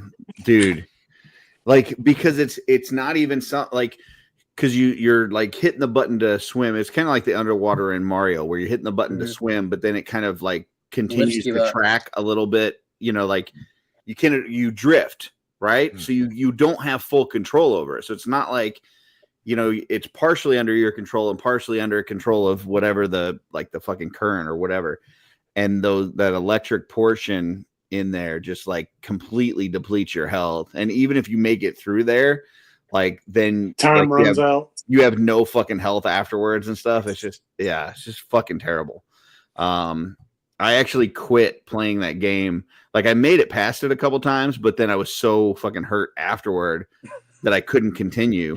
So I just like stopped playing that game. And it was one of those you need a game genie. Yeah, it was, and then you can't just like if you die, then you start all the way over. Like you can't okay, I made it past there, but now I can kind of there's not like a save point where then you can just continue, just like so fuck that game. So Greg says gotta jump in because recently the Spider-Man 2 game gliding chase, some flying mechanical birds that I can't get past and left at 99%. Fuck that Spider-Man doesn't fucking fly. So. Nice. There you go. All right. Who else got a lightning round? Blake, you said you had a list, didn't you? Yeah, I'm pulling it up. Hold on. I brought up a few. Fuck, we brought up 2 lightning rounds. We've been doing this for like 15 minutes. You still haven't pulled up your list? Come on, man. Let's go. I got one. Oh, Jeff's got one. He's saving the day. Jeff, where are we going? Who we starting with? Thanks, Jeff. We're gonna go with Blake first. He's looking up a list. Start with Dusty. Come on. All right, we'll go with Dusty. We'll let Blake keep looking for lists. What is your first memory of pop culture? My first memory of pop culture. Wow. It would probably be, I was born in 75, so Star Wars was like the biggest thing going. And there was, several years in between movies. So I'd say my first memory would be my stepmother taking me to the library to get me books, like picture books that had like the story in it. And that was my first intro into Star Wars. Nice. And I got so into it, because you had pictures of Darth Vader. I always called him Dark Vader because I didn't know any better.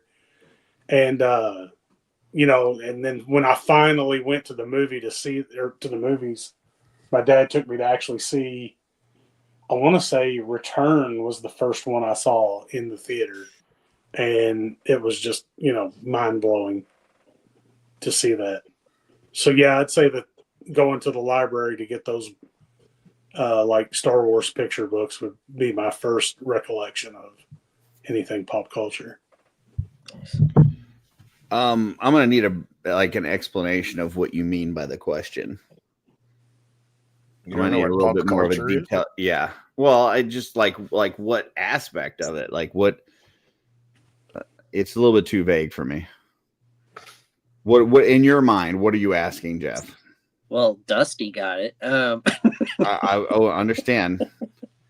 I'm a simple-minded fool, so. Toy, movie, video game. I think one of the one of the earliest memories I have. Cartoon. I think this would fit Cartoon. into it. I think this would fit into it. One of the earliest memories I have is a babysitter was watching us. Parents were out, and I was supposed to be sleeping, but I wasn't. And I had snuck back into the living room because the babysitter would just like watch TV and stuff. And I would like sneak back in and try to watch TV without her knowing I was there. And I saw, and I think it was like the first like week it was out. It was the video for Thriller on TV, and That scared the shit out of me. Fucking shit out of me. That scared the shit out of me when I was. And I could not sleep that night. I was fucking terrified. And I remember my parents like got so mad at her for not knowing that I was there, and because I couldn't sleep and stuff. I mean, I'm what, like 5 at the time. And yeah, they were pissed at her. I don't think she ever babysat for us again. So, but that's, I don't know. Does that fit into what you're that's asking? a good pull, That's 'cause exactly- I can that's remember exactly- that as well. Yeah, and I specifically remember like I'm hiding around like the couch is here, and I got like my head here, and I'm watching this, and I'm like he just turned into a fucking zombie or something. Like it's like and then he's like a werewolf. Like, is he a zombie werewolf? Is it what? All these other people are dead, and yeah, When they started Price like voice and when they started like breaking in the windows and stuff and like pulling the boards off the windows, that's what got me. Yeah, I still remember. I'm still traumatized by Michael Jackson. Yeah, And then You're not the only one, I'm sure. in a non-30 way. oh, you were one of them kids. Imagine how they feel. Dusty went to Never Never Land. Yeah. Joe. Never had. I think the greatest American hero theme song. Ooh. I can still hear it. Like, I don't know. I don't have the best memory, of remembering things when I'm a kid, but the greatest American hero theme song, like I've never forgotten it. So How fucking great was that show? it was pretty amazing. I don't remember that show at all. I don't even know what you guys are talking about. Mike, Okay. So this guy basically comes across this fucking costume, right? That basically is like left by aliens. Yeah. And he puts it on, and he has these powers, but he doesn't know how to control them and use them and stuff. He loses biggest the thing instruction manual. Yeah. And the biggest thing is he doesn't know how to fly or land. So every time he flies, it's like this. And every time he lands, he's crashing into something. Yeah, I don't have any recollection of that at all. It is in this area. Yeah, it's so good. And so like it's what a lot of times you see these like, comic book tales where somebody, gets a mutation, or they there's some sort of lab experiment or something, and almost immediately they've got like full control of their powers and everything's working great. And like this was one where like he never got full control. Like he was always just like this imbecile with powers. Fucking awesome. Oh, that'd been great. Yeah. Do any of you guys remember like this would be probably early to mid 80s? There was a primetime show that came on at like 8:00 that was like a team of almost Misfits of Science. Almost like Conan type. Oh no. Barbarians and stuff. No. I need to find that show because it only aired like 4 or 5 weeks before it got canceled. Mm-mm. But it was like a watered down Conan type primetime show. And I can never remember the name of it. I don't know. I've never heard of that All right. Blake. Or wait. Yeah, we got Joe. We did the greatest American hero. Yeah, Blake? so mine is 100% Star Wars. I remember how going to see the very first Star Wars, of course, New Hope, standing in line, because back then there was not a bunch of theaters. Your theater had 2 theaters in it maybe. And standing in the snow in Chicago, eventually watching shows to see it with my dad. But I remember watching, even to this day, that music plays, and just to see it just brings me back to that first experience where I just had this aha moment of how much I really loved the Star Wars franchise. And it also brings back a lot of other wonderful feelings and time with my dad too. So there's kind of like this pop culture, like iconic, marked portion of my life, let alone it just put a lot together. It always gives me a smile.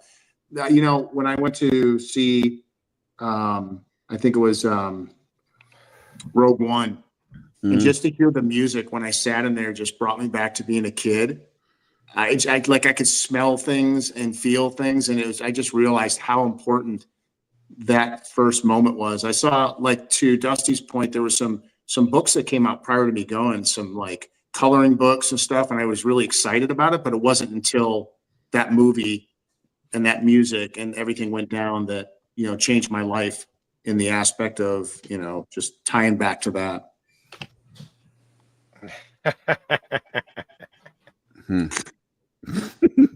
Wow. Jeff. Real quick, Dusty, did you say it was in the 90s? No, it would have been in the 80s. Okay, because between 1997 and 1998, there was one season of Conan the Adventurer on TV. Yeah, it was definitely not Conan. Okay. It was like a rip-off fantasy type show, probably inspired by Conan. Okay. I agree with William on this one. 60s Batman series was pop culture bliss. Yeah. So I was gonna go with the 66 Batman movie, but then I realized no, my very first pop culture memory is seeing a car in the distance in a desert landscape with purple haze and hearing these words: a shadowy flight into the dangerous world of a man who does not exist. Knight Rider. And I was done. Like I that's one of my favorite live action shows from the 80s. That show's great. Well, that gave me another one and I will start with Joe again. One of your favorite shows, favorite TV series that nobody ever talks about. Oh, that's easy for me. Megas XLR. Megasex? Megas XLR. It actually stands for extra large robot. Okay, I thought you said It was a Megasex. cartoon. Dom DeLuise's son plays the main character, Coop, who is just like this fat guy from Jersey. Oh, I may have just found it. Who finds, it's a cartoon, but he finds a giant robot, but it's missing its head. So he takes his hot rod car and turns it into the head of the giant robot. And like in every episode, aliens from the future like end up destroying parts of New Jersey, and he fights them off, and it's got this killer theme song, chicks dig giant robots, and it's just an amazing cartoon. Like every episode is so good. Mega X, what is Megas, Megas XLR. 2 seasons. Yes. And it's just the best freaking cartoon. Like even in the first episode, it's like he's got the giant robot, the Megas, and like a robot drone that's on his side, and he's surrounded by aliens. And the aliens like, do you think you can win? This is a fair fight. And he's like, no, you're right, it's not. And he like hits the robot that's on his side and destroys it. And he goes, now it's a fair fight. Just cool shit like that all the time. Dude, I remember seeing like Mazinger Z when I was a kid. And it only aired like 3 episodes before it got canceled because of the bad guy. They thought the bad guy was inappropriate for American audiences. I don't remember the bad guy, but the female robot shot boob missiles. Yeah, I remember that. The bad guy was cool. like a half man and half woman. Oh, and it's down the middle like Two-Face. Right. Yours is an animated show, right, Joe? Yeah, it's a okay. cartoon. Gotcha. I did not know So that. Brad, Okay. so Brad from Dork Lair or from Legion's Lair would be happy with the titty pauldrons with shooting missiles from his. Right. Yeah. She had boob missiles. Megas, I there's remember- an awesome episode where they actually take like the Dance Revolution controller, and that's how he has to run the robot. But he's a big fat guy, so he's like sweating and all tired and everything. I don't know. Well, if anybody sees where that's streaming, let me know, because the only thing I'm seeing right now is on Apple for $1.99 an episode, and I'm not paying $1.99 an episode. That's what I So, said. yeah, Might it's try worth YouTube. $1.99 an episode, but I get what you're saying. yeah. Some of that older stuff's on YouTube. It's on Kurt. You YouTube. might try that. Oh, There's okay. Season 1, Episode 1 on YouTube. Okay. Blake, favorite show that nobody ever talks about?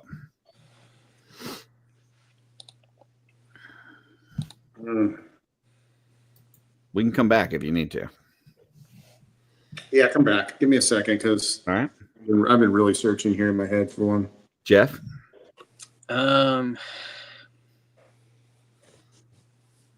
That nobody talks about.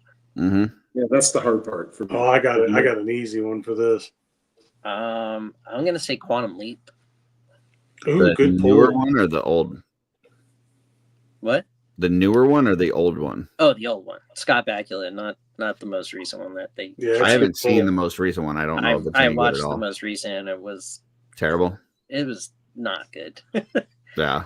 There was like an episode here and there, but like the overarching story just didn't make any sense. There's nothing like the original. Dusty. Dude, I got like 5 off the top of my head, but I'll start with Yeah. I'll start with Chuck. Chuck. People talk about Chuck. That's I worked that's on one terrible. season Throw of that. it. I'm That was throwing fun. that one out. People talk about Chuck like it's fucking best show ever. So that doesn't fit the description. So the second one I would pull, and I know nobody's talking about it, is Knight Rider 2000. Oh, Never heard of the that. movie. It's the Knight Industries 3000 in this show, and it's a black Mustang.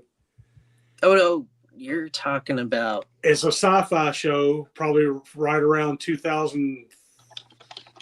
If I had to guess, 8 to 10. Well, the Knight Rider 2000 was the name of the movie that Hasselhoff did, and it was with the red.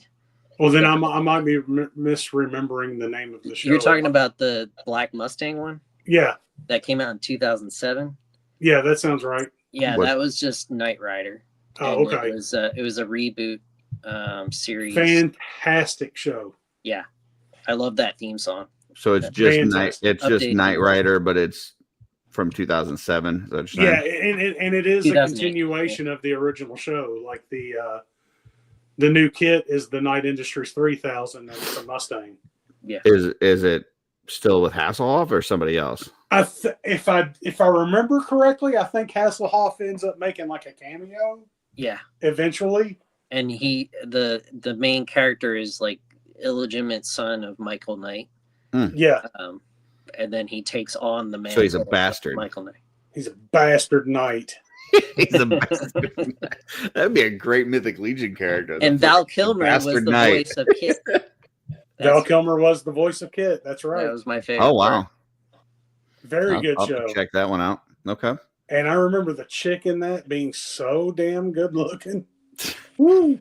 Two chicks. You said you had a few. Do you have any more that you want to mention? Yeah. Along that same time frame was the Flash Gordon TV show On Sci-Fi. on Live Sci-Fi. action? Yep. I did not know that existed. Yes. Very good show. It's Couple with 2 or 3 seasons. it's with the actor who played the blonde guy on Smallville, the blonde football player. I can't remember. Flash Gordon. And then also around that same time frame was the show Merlin. Merlin's good. Yeah. Yeah. I need to check out that Flash Gordon. I didn't even know there was a show. Yeah, Need to it's see if it's that- real good, Curtis. need to find out if that's streaming somewhere. That's probably the best live action Flash Gordon you can watch. Flash Gordon's on Pluto. First off, you need to slow your fucking roll, Dusty. All right. We don't say shit like that. Look, the movie's great and all, but when you watch this, you will really appreciate it. Yeah, we can say that we'll enjoy the series, but let's not say that it's the best Flash Gordon live action. I mean, let's tone it down just a little fucking bit, okay? Yeah. I agree. You're correct. All right. Any more? Is that it? Well, to go back to that show I was asking about, I think I might have actually found what it was called. Okay. And it looks like it might have, if this is the one I'm thinking of, it was called Wizards and Warriors, and it came out in 83. I'd have been 8 years old. It was a primetime Emmy Award winner, and it only ran one season. The old Emmy Award winning one season show. Yeah. All right. Also known as Greystone's Odyssey. CBS. Yeah. Okay. Wow. After all these years, I think I finally found. I think this is it too. It ran from February 26th to May 14th of 83. That's it. That's got to be it then. It has to be. 8 episodes, but gone after 8. And Bill Bixby directed 3 of the episodes. Wow. Of The Incredible Hulk fame. And this says it was a comedy. I don't remember it being a comedy, but I was freaking 8. So what do I know?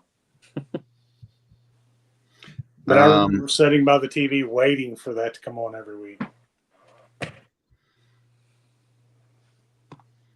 That's cool. So I'm gonna go with series from the 80s. I think it was early 80s, like maybe I don't know, like 80, 84, 85, something like that. Maybe it was later than that, but called Sledgehammer. Sledgehammer was awesome. Dude, so good. I fucking love Sledgehammer so much. I think it only ran for like 2 seasons or 3 seasons. It was a very short run.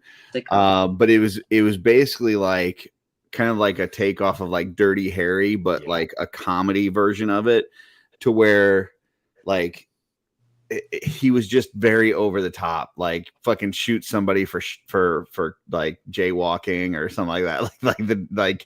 He was just would have like a rocket launcher in his truck, in his trunk, to use in inappropriate situations. Like it was just like Dirty Harry over the top comedy. Yeah, and then he had this this catchphrase where he'd like fucking hold up his gun and he would go, "Trust me, I know what I'm doing."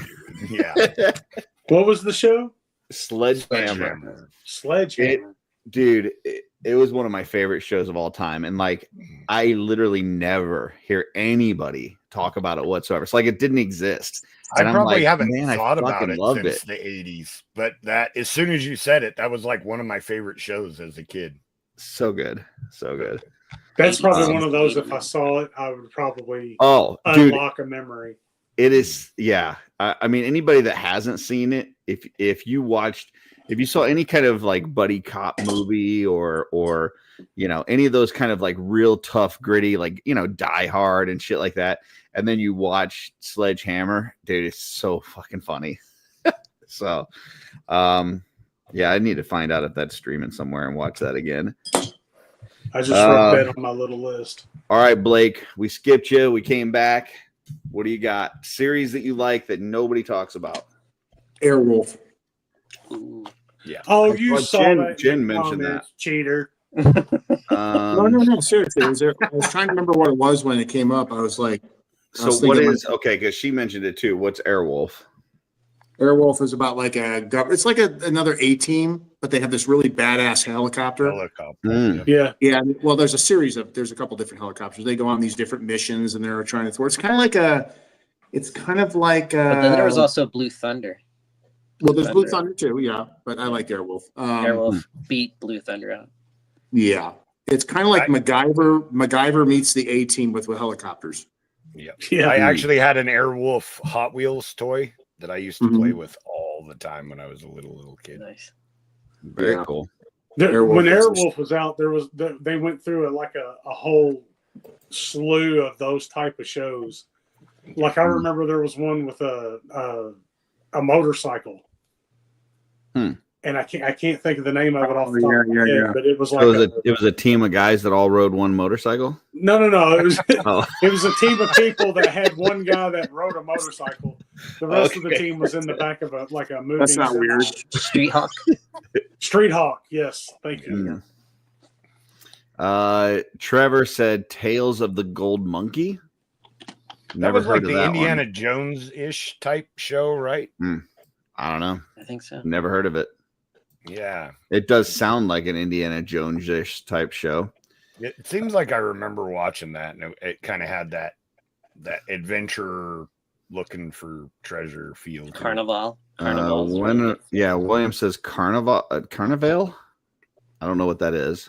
Anybody? I will say this about Airwolf, though. I went back and tried to watch that, and that show does not hold up.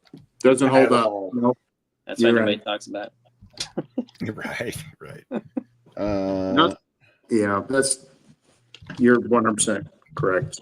It looks like a big news helicopter with like two little thingies hanging off the side of it. Yeah, but when I used to watch it, it seemed so badass. It was so cutting edge. I was like, man, that's a badass helicopter. Yeah.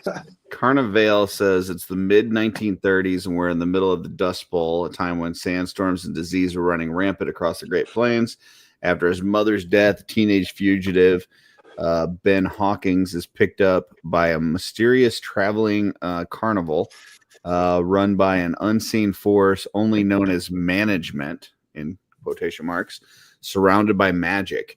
Ben reconnects with his long dormant supernatural powers. Meanwhile, hundreds of miles away, an evangelical priest is plagued with apocalyptic visions. What the two of them don't know is they're set to become players in a great battle between darkness and light. That sounds pretty fucking cool. Got a good description. It was short-lived, but it's got Clancy Brown and Nick Stoll. Mr. Krabs is in it? Yeah.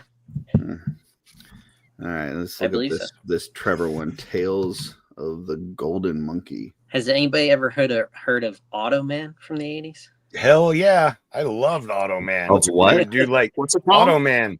It would do like line art that would turn into a car. It was like Tron. Yeah. Oh, never saw that. And he had like this like Tron suit, and it was pre-computer imagery, so it was all like not tracked to his body properly. Right. Wow. It was like Green Lantern before they did Green Lantern. Right. Okay, well, there's a long. I can't find like a short abbreviated one in this Tales of the Golden Monkey, but it does say that it debuted a year following the release of Raiders of the Lost Ark. So kind of what we were talking about, maybe a tie-in there. Set in 1938 in the South Pacific. Series is about ex-flying tigers. Fighter pilot named Jake Cutter, now the operator of an air cargo delivery service based on the fictional South Seas island Bora Bora. He flies a red and white Grumman goose called Cutter's Goose. Jake's best friend is his mechanic, Corky, and who's a good-hearted alcoholic with a hazy memory from heavy drinking. And then it just kind of goes on. There's like 3 fucking paragraphs of the description of the show that I'm not going to fucking read. So yeah, if anybody out there has some more description of that's a little bit more. I was pretty young, but I remember watching it and enjoying it. It sounds like an adult's version of Tailspin. Like right. It actually does. Yeah. Wow, you nailed that. Yeah. Jeez, you're so right, dude. All right. Now we're back to Blake. Blake, did you find anything for a lightning round question? Yeah, it's not along this 80s stuff, but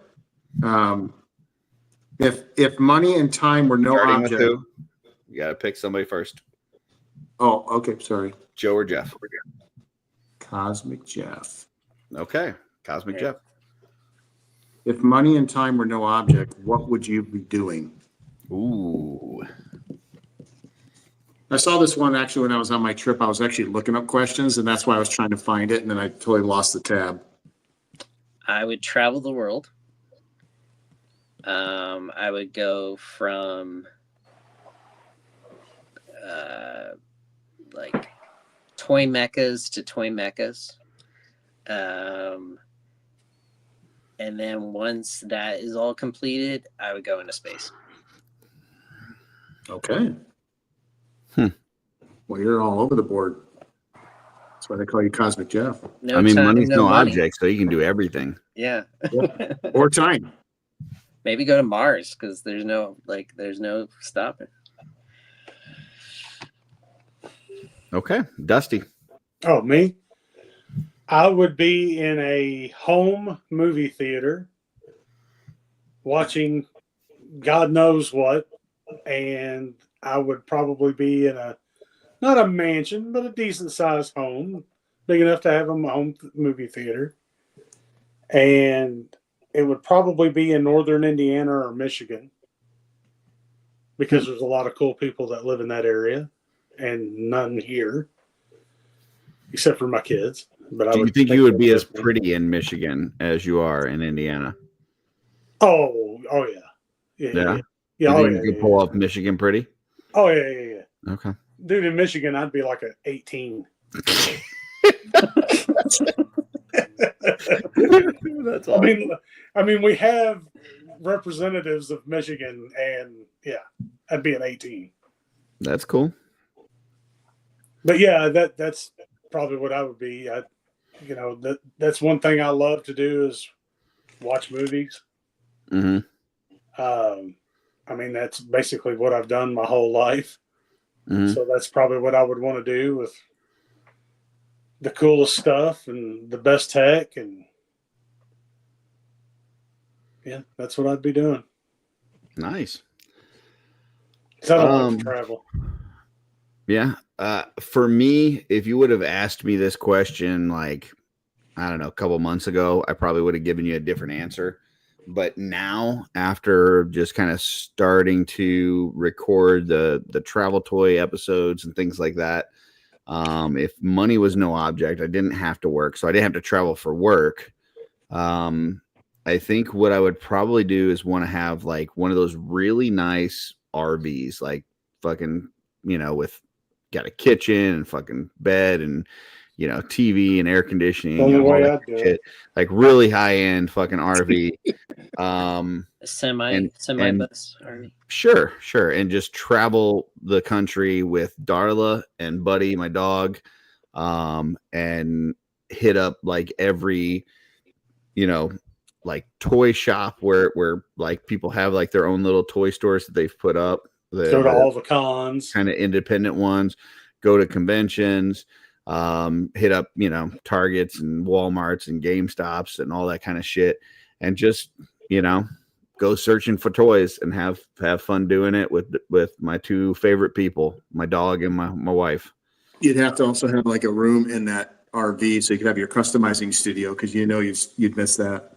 Yeah, I would, but he'd have to have a Connex on the roof to put all of his toys. Yeah, because if money's not an option, well, money's not a thing. So I would just have like little like collector stations in like every state. Like have a little like a house that all it is just a collection. Yeah, 50 states worth of toy collection. I'm going to the DC house next month. Yeah, exactly. Greg said he would open up a toy museum. So, we were talking. Jeff mentioned earlier, I was on the Frenzy last night with Skelevator and Sean, and we were talking about because they're Motu fans and stuff, and we were talking about the intern for a day.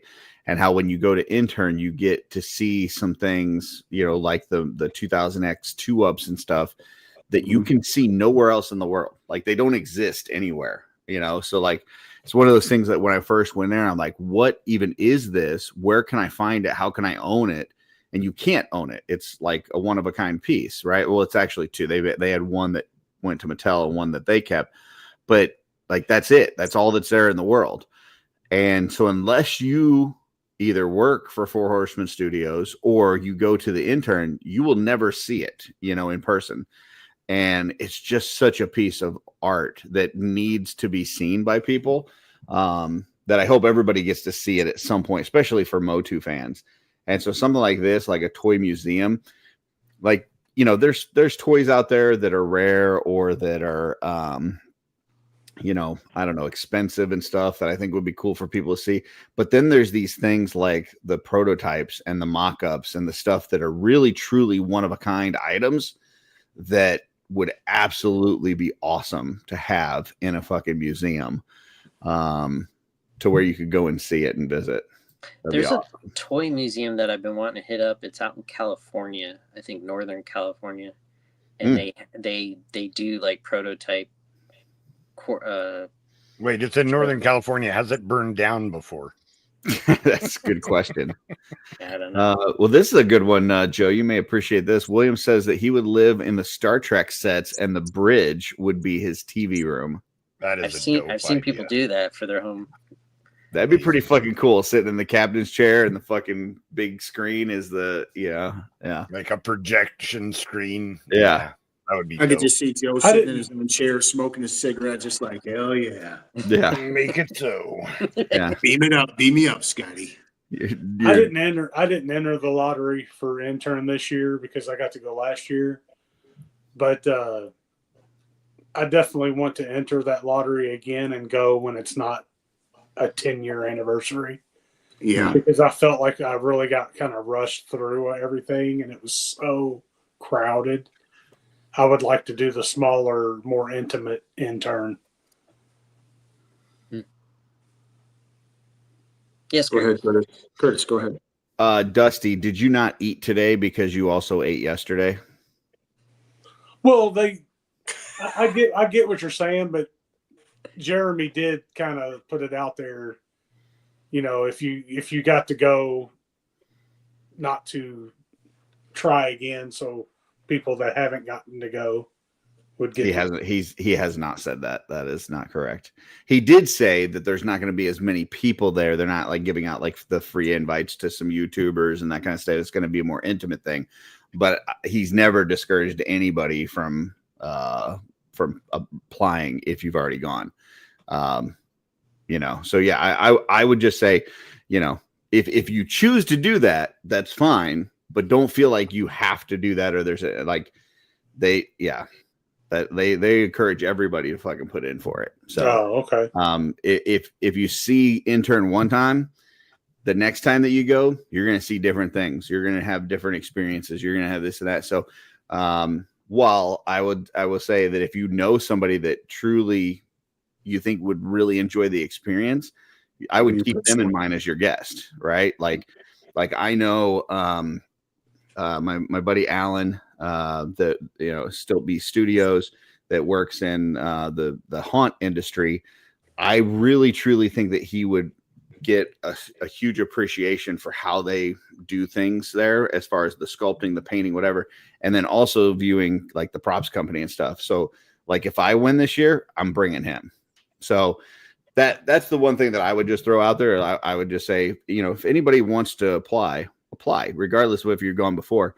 And if you're, concerned about people that haven't been able to go, just think about bringing them as your guest would be, just my 2 cents. But because I've heard some people say that, I just don't want people to be discouraged to put in for it because they've gone in the past. So, yeah, Greg says it's different every time.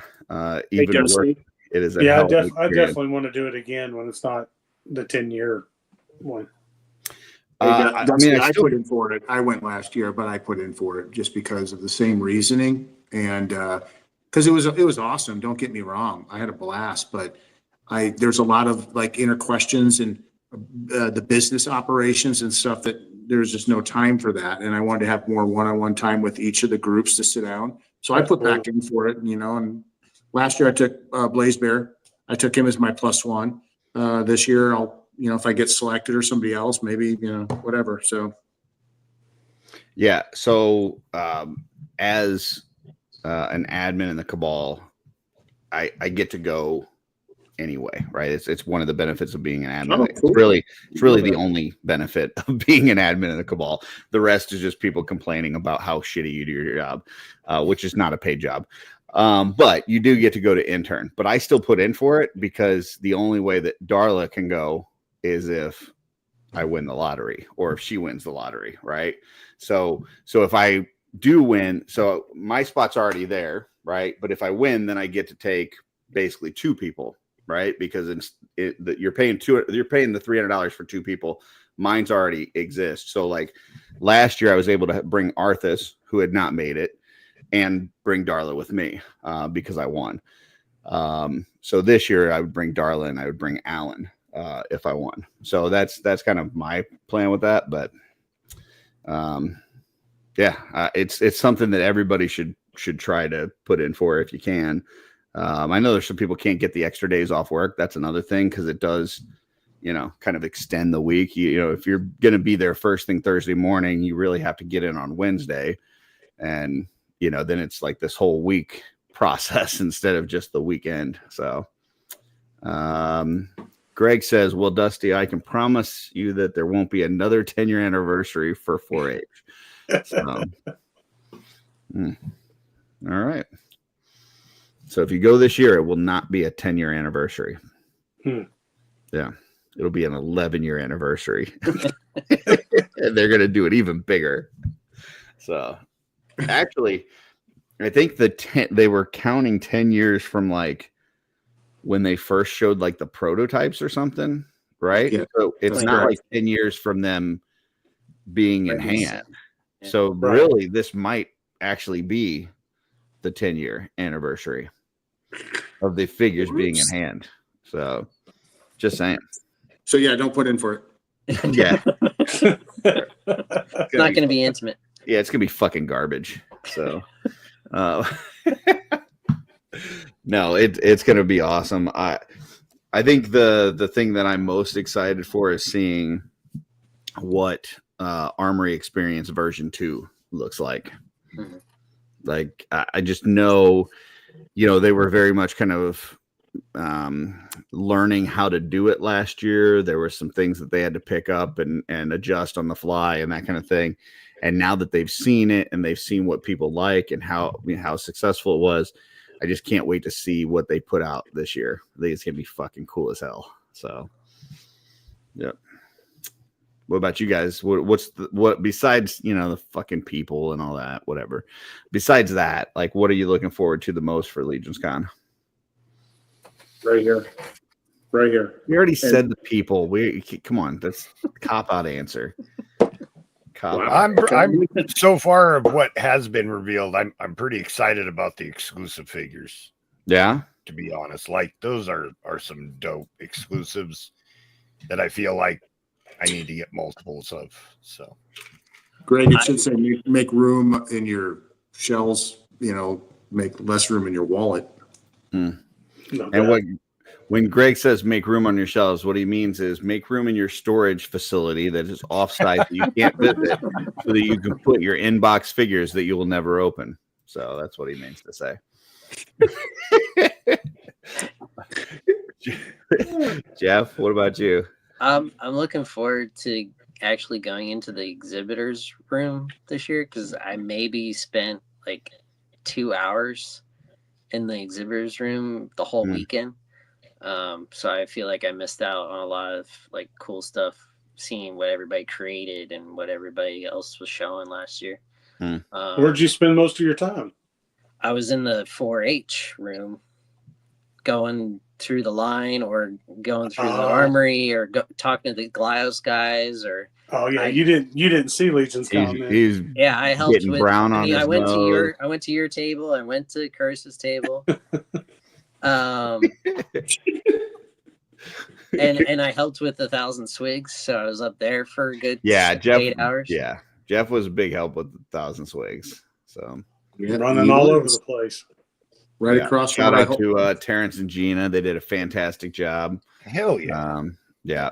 Like collecting them from people that were at their tables. That was that moment. such a pain in the ass. that moment when they were like, hey, they need the swigs up there. And I went to Curtis's table and all my swigs were gone. And I was like, oh my God, someone stole my fucking swigs. And they had just come and got them already. And I think I tell you that I sold them. Well, yeah, but that was after. Yeah. That was after I found out what really went on. Hey, Greg. I'm sorry, I can't hear you over all the open box figures in this motherfucking room. I'm sorry. Hold on. Guys, quiet the fuck down. This guy said I got all them boxes. Oh, okay. Is this your storage facility? Fuck out of bed. Come over here and deal with this shit right now. All right. I'm going back to bed. You guys have a good night, Curtis. Fuck you. I'm out. Bye, Love you, Greg. Greg. That's awesome. Dusty, what about you? What are you excited about for Legion's Con? Oh man, everything. I'm excited for the whole thing. I can't wait to see what the armory experience is like. I can't wait to see what new Goliaths show up. I can't wait until we find out what the surprise figure will be. I can't wait to see what Ange figure is going to be there that I'm going to want to buy and add to my collection. Dude, I can't get her to do anything right now. I do have one little. I'm trying to actually build my first custom. Yeah. All the way out. Oh, wait a minute. Let me embiggen you. Wow. So Nice. I've been playing with this, and Lord That's a knows if I'll crazy ever- head. Where'd you get that? Yeah, it is nuts. I found that file on Thingiverse. That's cool. That's So- pretty neat. Yeah, that's what I'm. And like I said, I don't Yeah, know. It's been like this for 3 weeks. Yeah, she needs to do some customs. Yeah, she does. You know what she needs to do? She needs to jump on with Tanya and Stacy on one of those Saturday morning mod squads. Make her paint. Dude, if you can get her to sit down and do it, Mm-hmm. she'll do it. But it's getting her to even start. Mm. You know, That's And what with- you need to do. with- You need to hit up Tanya and say, "Hey, I'd like Ange to hang out with you guys on a mod squad one time. Get a date from her on when you can do it, and then just tell her like, hey, on this day you're painting with Tanya and Stacy, and then she'll have to do it. Then she's locked in." that would go over not well at all. But yeah, I don't know, man. I had so many plans for stuff to do for this year, and I have not started any of my projects yet. Hey, the fucking And I Little ended up Legions has been firing doing like a crazy, project though. that I didn't even plan on. Yeah, the Little Legions is firing like awesome. Yeah, so I think that's why I haven't done anything else. I went down that rabbit hole. Now I think I'm 19 drawings deep. It's a good one. That one that you did this week with the drawing, Darla saw it on Facebook and was like, "Oh, that's so cute." Oh, the one with Beathir? Yeah, and the baby little figure, pelvicus in there. Baby Beathir. Yeah. All right, Blake, we gave you some time to think about it. Besides the people, yes, we know we love people. Okay, all right. Yeah, all Yeah. right. G-Con. I'm excited about G-Con. I want to see where this next iteration and next release goes. I'm really curious about, last year we were all psyched up. We were hoping that the dragon, of course, then we saw, what figures came out, and it was just amazing. And I know that they're so prideful. Jeremy just spoke about it on one of his interviews around, just how do they keep outdoing themselves each year? And they've been doing it. So I'm really interested to see what they're going to bring to G-Con this year. I think it's going to be, I think it's going to be awesome, as it always is. I'm just going to see if in their mind, they're going to outdo themselves, like they, no finish line kind of mentality. So I think this is the most kind of up in the air G-Con that we're going to have, right? Because you had the whole like going through the factions, right? You know, the Dark Four, and then after the Dark Four were done, you kind of assumed it was going to be Noble Bear and Red Star because they, you know, didn't have one of the Dark Four in it, but it was the other factions that hadn't been done. And then going into last year, you kind of knew that they were going to do something big with the 10 and 20-year anniversary, 25-year anniversary. And so, you know, some people who were talking about like bringing some of the gods in, like, you know, we got the, you know, Leodicius, we got the Basilia. We knew that there was probably a dragon coming. People had talked about Otho. We got kind of an Otho reveal. So I think, you know, some of the stuff could be predicted last year. This year, I have no clue. I mean, we got the little teaser that they told us at the end of the, you know, on shooting the show on that week. And yeah, they said the set sail, which, you know, some people have said pirates, some people said Vikings, some people have said sea creatures and stuff. But I just feel like there's just so, I don't know what direction they're gonna go. Not only I think it's going to be a whole new race. So yeah, a whole new race, a whole new. So that's why I'm excited. I think this is because they unlocked the map last year. Mm-hmm. The world of Mythos is expanded. I don't think anybody knows what's coming.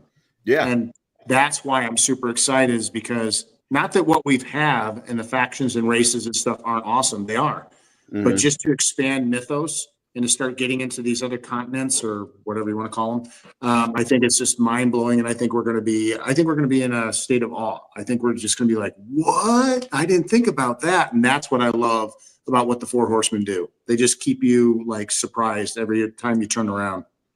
Yeah, it'll be fun for sure. I mean, I think they're going to definitely be some huge surprises.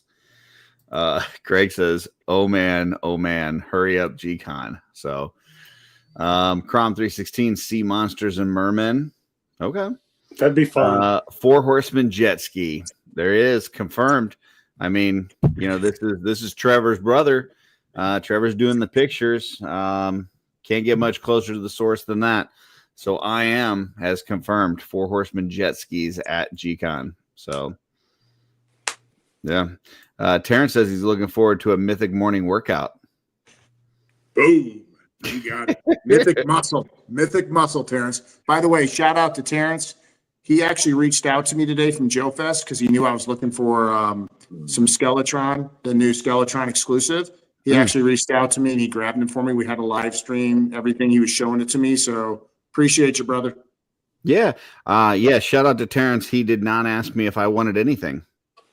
So appreciate that. Shout out to Terrence. He picked up a few things for me. Yeah. Nothing for me. You know, I think I actually got a message to say go fuck yourself is what it said. It was really with weird. emojis. Yeah. So speaking of conversations and go fucking yourself, I think there are two people here that still would like to share our last lightning round answer. Did we not get to it? Which No, question? You just started talking and never stopped, Curtis. What question were we on? You took your turn and just kept on and going. I don't even remember what question we were on. If time and money weren't a question, what would you like? Fuck. Yeah. Okay. Sorry. Yeah, that was like an hour ago. Yeah. No shit. He hasn't shut up. Shit. I got totally sidetracked. Well, like the question said, time. So I guess time was no object. I was still going, so my answer was still valid. All right, go ahead, Joe. Round. Joe, you're up. Yeah, I know. I guess for me, it's kind of a boring answer, but two things. One, I would hire someone to do everything for me. Like I never fix a like car wipe your again. I would never not that kind of stuff. Oh, okay. I'd never work on a car. I'd never fix my own plumbing again. Like anything. If I broke a shelf, I'd hire a somebody to come in and repair the shelf. Like my whole life, I've been doing all my own work, and I would just not do that anymore. And then two would probably be just not work. At least not fucking 15 hours a day or no, just not work, period. Like if money was not an object, I would not work. Okay. Yep. I mean, I figured Amen to out, that, Joe. I mean, with that question, when somebody asks that question, I kind of assume that the person's not going to work again. No, I don't think you understand how much I work. Yeah, but I would not work anymore. All right, Blake, we don't want to skip you, so Blake. Yeah, this one's important for me. I thought about this when I saw the question originally. So my mom is a big doll collector. I grew up in a house where my mom collected a lot of dolls, and she's getting ready to turn 82, but my mom was very much inspiration in collecting to me. And she really supported when I was growing up the art of collecting, and she taught me how to take care of my stuff. And, everything when it comes to collecting and just the love and passion, I owe that to my mom. So one of the things I would definitely do is my mom and dad, our family has property up at UPI, Wisconsin. And my mom actually built 7 different studios on this property from the main house to set up her own doll museum and collectible museum. Oh, wow. But her knees are shot, so she can't get around anymore. And so it's really hard on my mom and my dad. And we're talking over $6,000. And we're talking like the Clark Gable Scarlet O'Hara in the box originals. We're talking like some really cool stuff. Like my mom has an amazing collection. We'll put it that way. So I guess I've said this for a long time. I've played the lottery, hoping sometime I would win so I could do this for my mom before she's no longer around. Is I would love to get a bunch of trucks and my bills are paid. I could go back to Chicago and I could just take time off and put my stuff on hold and get my mom's dream to come true before she is no longer around to live it. That's pretty cool. That's really, really important. And my mom has dedicated her whole life to taking care of my sister who has cerebral palsy. We grew up taking care of her, but my mom and dad have been busting their ass taking care of my sister and trying to maintain 2 houses and trying to make this dream happen. And then, the health situation with my mom. So it's just a kind of struggle. And it's going to take an army to move all that and get it set up for Well, her. yeah, I mean, that's a lot. So are you talking about like setting up like a museum of her collection? Yeah, she's got the museum. The building's already built. Oh, She wow. just needs to get everything up there. And, from Chicago we're talking all the way up UPI of Wisconsin, almost at the elbow of Lake Superior. It's beautiful property up there, but it takes a lot of work. I would do it in a heartbeat, but I got to keep paying bills. I got a job, I can't just take off. And so the You have money figures to open? I've never heard it referred to as the elbow of Lake Superior. Yeah, or the armpit, one or the other. So that's what I would do. And then to Greg's point, I've always wanted to have my own action figure toy museum. Got it from my mom. So I think what would happen is I would honestly move up that way, help my mom make her dream come to fruition, and then take care of that and be the curator of her collection and add my collection to the campus of buildings and by the way, my mom has built this whole idea to take donations for the museum, for the collector's museum, so that she could donate it to MS and muscular dystrophy for my sister. So she wants to take the money and just donate it for charity. My mom has got such a big heart. I mean, yeah. So that's what I would do. Super cool. I like how the rest of us were like selfish as shit, and then you came in and like just made us look like assholes. I'd still be in my home theater watching movies and not feel yeah, guilty Dustin's about in it the at all. theater. I'm traveling with my wife and my dog. Jeff's getting going off into the- fucking I'm getting off space. the planet. Yeah, Jeff, Right. Jeff's going to fucking Mars. None of us even invited our mothers. He wants to be Cosmic Jeff. So bad. Yeah, Jeff's like, I want to get to another planet away from my mom. Ouch. Need to go talk to my therapist now. Oh, that's great. Yeah. Let's see. MJ says, did you get your post? So apparently the box that I opened up for me and Jesse, the this past week had something in the bottom that I was missing. And I've got it here. So apparently there was supposed to be a poster. So there's some cardboard at the bottom, which I just thought was like packing material, but apparently there's something in it. So I've been traveling, and I told him I would check this when I got back, and I don't have an X-Acto knife here. Can you grab me that X-Acto knife over there, please? Darla's going to grab me an X-Acto knife, but I've got the cardboard. I thought it was just like packing in there, but apparently there's something in this. So, Speaking of which, Blake's the man. Exactly. Blake, did you get something from Skeletron that was 4-inch or 6-inch? I got the 4-inch, the skeleton troop warriors. Nice. Thank you. Yeah, they were really cool. There's a whole bunch on that table I wanted, but as you saw what came in here, all these pre-orders showed up at the same time. Like all these GI Joes are like, "Oh, your account's getting drawn," because they weren't paid for. Yep. And then I got all this stuff coming in left and right, and I'm like, "Yeah, I'd like to army build those, but just grab me 2, Terrence. I really appreciate you, brother." And they're $25 a piece because they're con exclusive, so they're not cheap.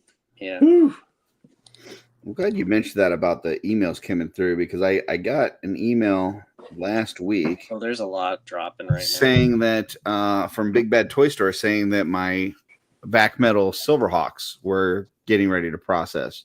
Nice. That was a week ago, and then nothing has happened since then. So, well, there's a lot of stuff that processed on my end too, Curtis. To your point, like I have my Savage Crucible Wave 2 that's processed, it's shipped, but I don't have a shipping number yet, so I don't know if it's actually left. Mine just showed up with no updates. Oh, okay. Well, maybe that's what'll happen. Then, of course, GI Joe, my Rattler is getting ready to ship here. And I got another email saying it's shipping in a few days, right, Dusty? God, I wish I would have ordered that right. We're supposed to get it by the end of this month. Yeah. So, but I think it's getting ready. I've heard some people are starting to receive it. Yeah. That'd be great if I got that wish. And then, yeah, there's just a lot of stuff that show up today. 5K let me know one of my keel that you remember, you've seen a lot of it recently, the Medi Toys dude with the hood. I have him on pre-order. I can't remember his name, but Keel's another one. He comes with like a green imp and stuff like that. So my second payment for that hit today at $65. I'm like, crap, here we go. And so there's been a lot that's hitting all of a sudden. And I honestly think what's going on is the window for the tariffs abolished for a little bit. And all these companies are like, get this shit out. Let's get it shipped. Let's get everything out. And my wallet's going, oh my God. I mean, the GI Joes I got today weren't even supposed to ship till like August. Yeah. So. And they were already starting to show up in Europe. A lot of Hasbro stuff. This was there was like a comic book backing. So I got this, and it has, that's pretty nice. This is the Death of Superman armband. Oh, that's cool. Nice. So that's pretty cool. That's classic. All the heroes wore that at Funeral for a Friend. Yep. And speaking of Funeral for a Friend. It's the original poster. Nice. Oh, nice. Not gonna be able to fit it all in the screen, but that's cool. Yeah, that's pretty neat. So morbid, but so great. Thank you, MJ. It's actually a nap for a friend, because that comic is boring as shit. Yeah, there's only 30 of them. Funeral for a Friend. What's that? 30 Z's? We don't talk about Death of Superman like that, Joe.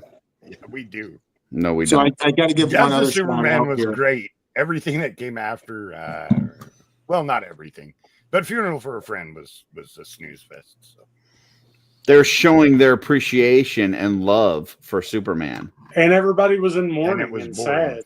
Yeah, they were mourning. That's boring. So. You wouldn't understand because you're not a mourning guy. See what I did there? I get up every morning. What are you talking about? Well, what do we got there, Blake? Legendary Barbarian. I'd be remiss and an idiot if I did not give a shout out to Benny Torres, bro. Thank you very much. Not only did he send this, but he sent me one of my favorite Legions. Mine's back open. Nice. Well, I have one that's Nice. open. Good job, Dusty.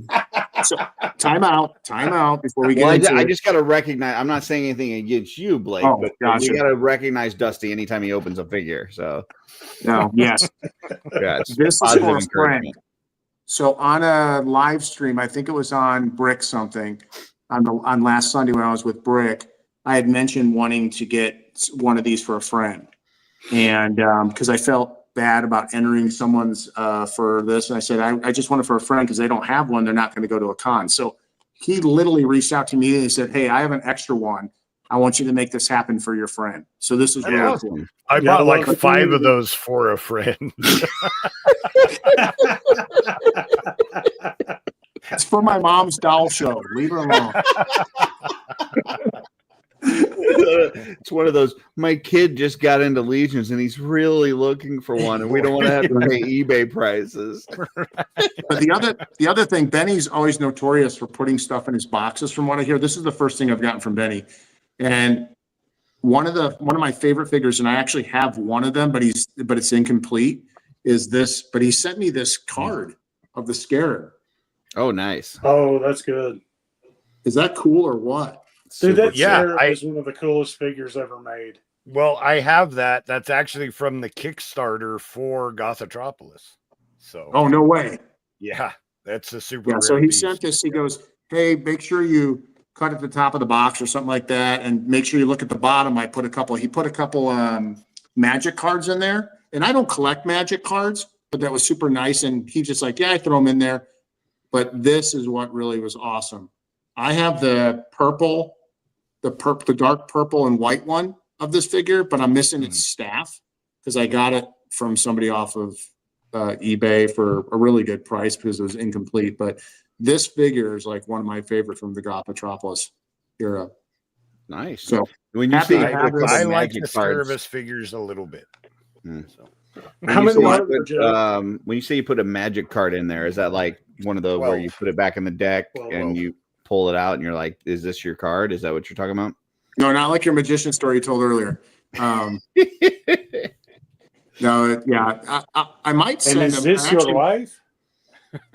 I talked to Benny and said, hey, I don't collect magic cards, but thank you, dude. But I really appreciate the picture. And he's like, yeah, no problem, dude. He goes, if you want to give somebody else, I asked him, and so I might send him. I'm going to reach out to Bill because I know Bill collects magic cards and see if he wants them. Bill has them all. Probably. I mean, honestly, I kind of figured he did, but yeah. Awesome. Well, go around the horn. Joe, what you got going on this week? Should be on the clubhouse tomorrow. And we might have D&D Monday? I think so. Legion's Quest, right? We're kind of, our cycle got mixed up, but yeah, I think it should be. No, I think we flipped that on purpose. Okay. I think it was more of a purpose accident, but yeah. I thought we were doing that on purpose. I had mentioned doing it on purpose, but then we just didn't do a show because like we were supposed to do it the week before, and then we didn't do it on, like they couldn't do it that one because we were talking to Cameron and it ran too long. Right. And then we didn't do it during their 100 episode because that one was going to run long. Right. And so then we kind of, So I think it just kind of worked out that way. But yes, I think it should just be back to Legion's Quest on this week, which is good because then we won't have to end it early because of Bill. So we can do like a normal thing. And then maybe on the 4-H ones, we can actually go longer because we could potentially start earlier. Would be great. So yes, agreed. But yeah, Legion's Quest would be awesome. Yep. Might want to throw something in the chat though, because it all depends on Trevor. Because it's Trevor's world. We're just living in it. We're just playing in it. Yeah, we're just living in Trevor's world. I am. You can probably relate. The rest is silent. TJ Williams is all silent. All right, Blake, what you got going? You got more traveling coming up, or are you done for a bit? No, I'm traveling next week. I'm gonna be doing that quite a bit here moving forward.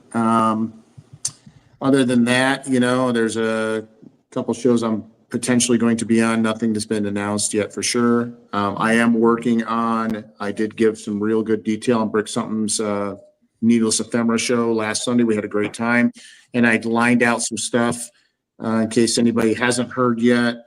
Me and Jeremy had a really good conversation, quite an extensive one around me wanting to expand the footprint of the Legions here in the Pacific Northwest. So I am now the representative. I'll be having a Mythic meetup Pacific Northwest. We're gonna have a big party. Woo! Yeah, and I'm looking at doing stuff. I want to do some stuff that's a little bit different. So for you toy photographers out there, this place in our country out here is absolutely gorgeous. It looks like Lord of the Rings. So bring your favorite action figure to Pacific Northwest, the PAC meetup in 2026. And we're going to have an outdoor seminar taking pictures outdoors. Thomas Belay, doing it good at that. He takes his stuff to Scotland and every place he travels. He'll be coming this past year. Yeah. Yep. So doing that. Another thing I'd like to do this year, I know a lot of people like to throw barbecues on some of these pre-con things. So I have a place that I'm lucky I have a full clubhouse I can rent out with a pool and barbecue. I'd like to throw a whole Mythic pool party. Nice. We're going to have this in June. So I have a couple vendor options here. So we'll have a whole literally like SoCal meetup types of genre, but up here in the Lord of the Rings land. And then we're going to go out and barbecue and have a pool party and just make fun of it. And I've got a couple hotels lined up where I'm trying to get some good rates from peeps that I've built business with in the area. So plan your calendars in June of 2026. If you can make it, I know for a lot of you, that's quite the haul, man, to the Portland, Pacific Northwest area, but it'll be a full up. CarverCon is right around that same time too, right? It's July. Oh, is it July? Okay. Yeah. July 11th, I believe. And so that's funny because me and Jeremy talked a lot about like what date, and I'm really trying to be cognizant because then there's the West Coast meetup in May, the beginning of May. Then there's CarverCon in July. You've got some of these other cons thrown in between, like Joe Fest and all these other different ones, like that kind of stuff. And but so like realistically, how many people are traveling like, cross country and stuff for some of this stuff? I think the cool thing about those regional ones is you get, especially like you're talking about like Pacific Northwest, like, how many of those folks are able to make it to Legions Con or able to make it to all these like East Coast shows and stuff like that. So I think, if you could just get everybody within like a, 3 or 4 state area of there, that's pretty freaking good. And then if you get a handful of people that travel, that's awesome. Yeah, and that's all I'm looking at because Jeremy kind of gave me the rundown of street team event versus a meetup event versus this, and I think I'm going to do kind of a hybrid with all the connections I have. I think it's going to be a hybrid, but I want it to be unique and different and fun for the people that can make it out here. There's lots of things to see out here too, and I'm going to start selling it because you've got the Oregon coast where Goonies was filmed. You've got Seattle, literally a couple hours up the road. I mean, you've got so much stuff to do here. So maybe it could be like a family destination where, you come out for a few days and you actually get to see the Pacific Northwest. And then we kind of have a fun get together for, a day or two. Now, when people are doing this photography with like the beautiful scenery and stuff, would you be willing to be in the background of their photos just to add a little bit more beauty to it? Or is that? Absolutely not. In fact, I've broken a lot of cameras that way. So no, I need to stay out of that. So. Did want to pull this up from Crown 316. Says this is one of the best off-worlds I've seen to date. That's because you're coming off of last week where I wasn't here and they were talking about music and toys and all this other bullshit, and Joe was running it, and now I'm here for the whole show, and you're like, I think it's one of those like by comparison things, right? Like if you where were you last week? Something disgusting, and then you have something that's pretty good, like it tastes fucking amazing or smells amazing because of the other, like smelling a rose after smelling shit. Curtis doesn't get to do that after intentionally choosing to not be on the show last week. Okay. Regardless of why I wasn't here, it's still worth it. No. I think it's pretty important why you weren't here.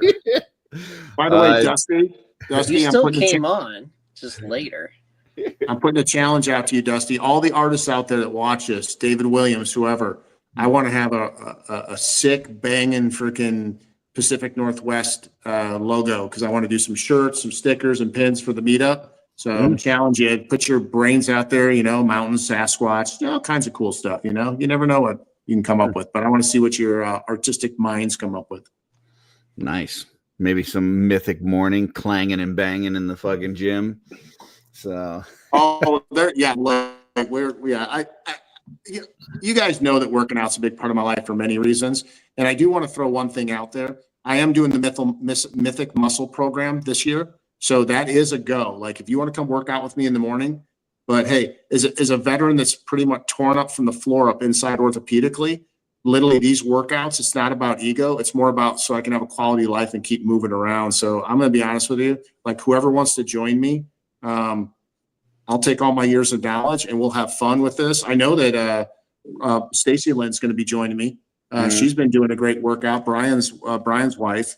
And I know there's some others that have actually reached out to me. So I'm actually going to put together a boot camp class in that training room for people. And we don't have to do it every morning, but did you see that Alan Richson workout that they put out the thing this week? Like what he does to like get shape for Reacher?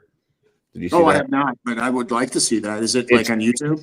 I saw it on Facebook, but basically like he's got like, I think it was like 3 different like weight things that he does. And one of them was just like these, like this like barbell lift. And it's like the really low looking weight. Like it's a small weight, but he does like reps of like 240 at a time. Right. Oh, yeah. So it's low weight so there's not a lot of impact on your body, but it's just doing massive amounts of reps with low weight.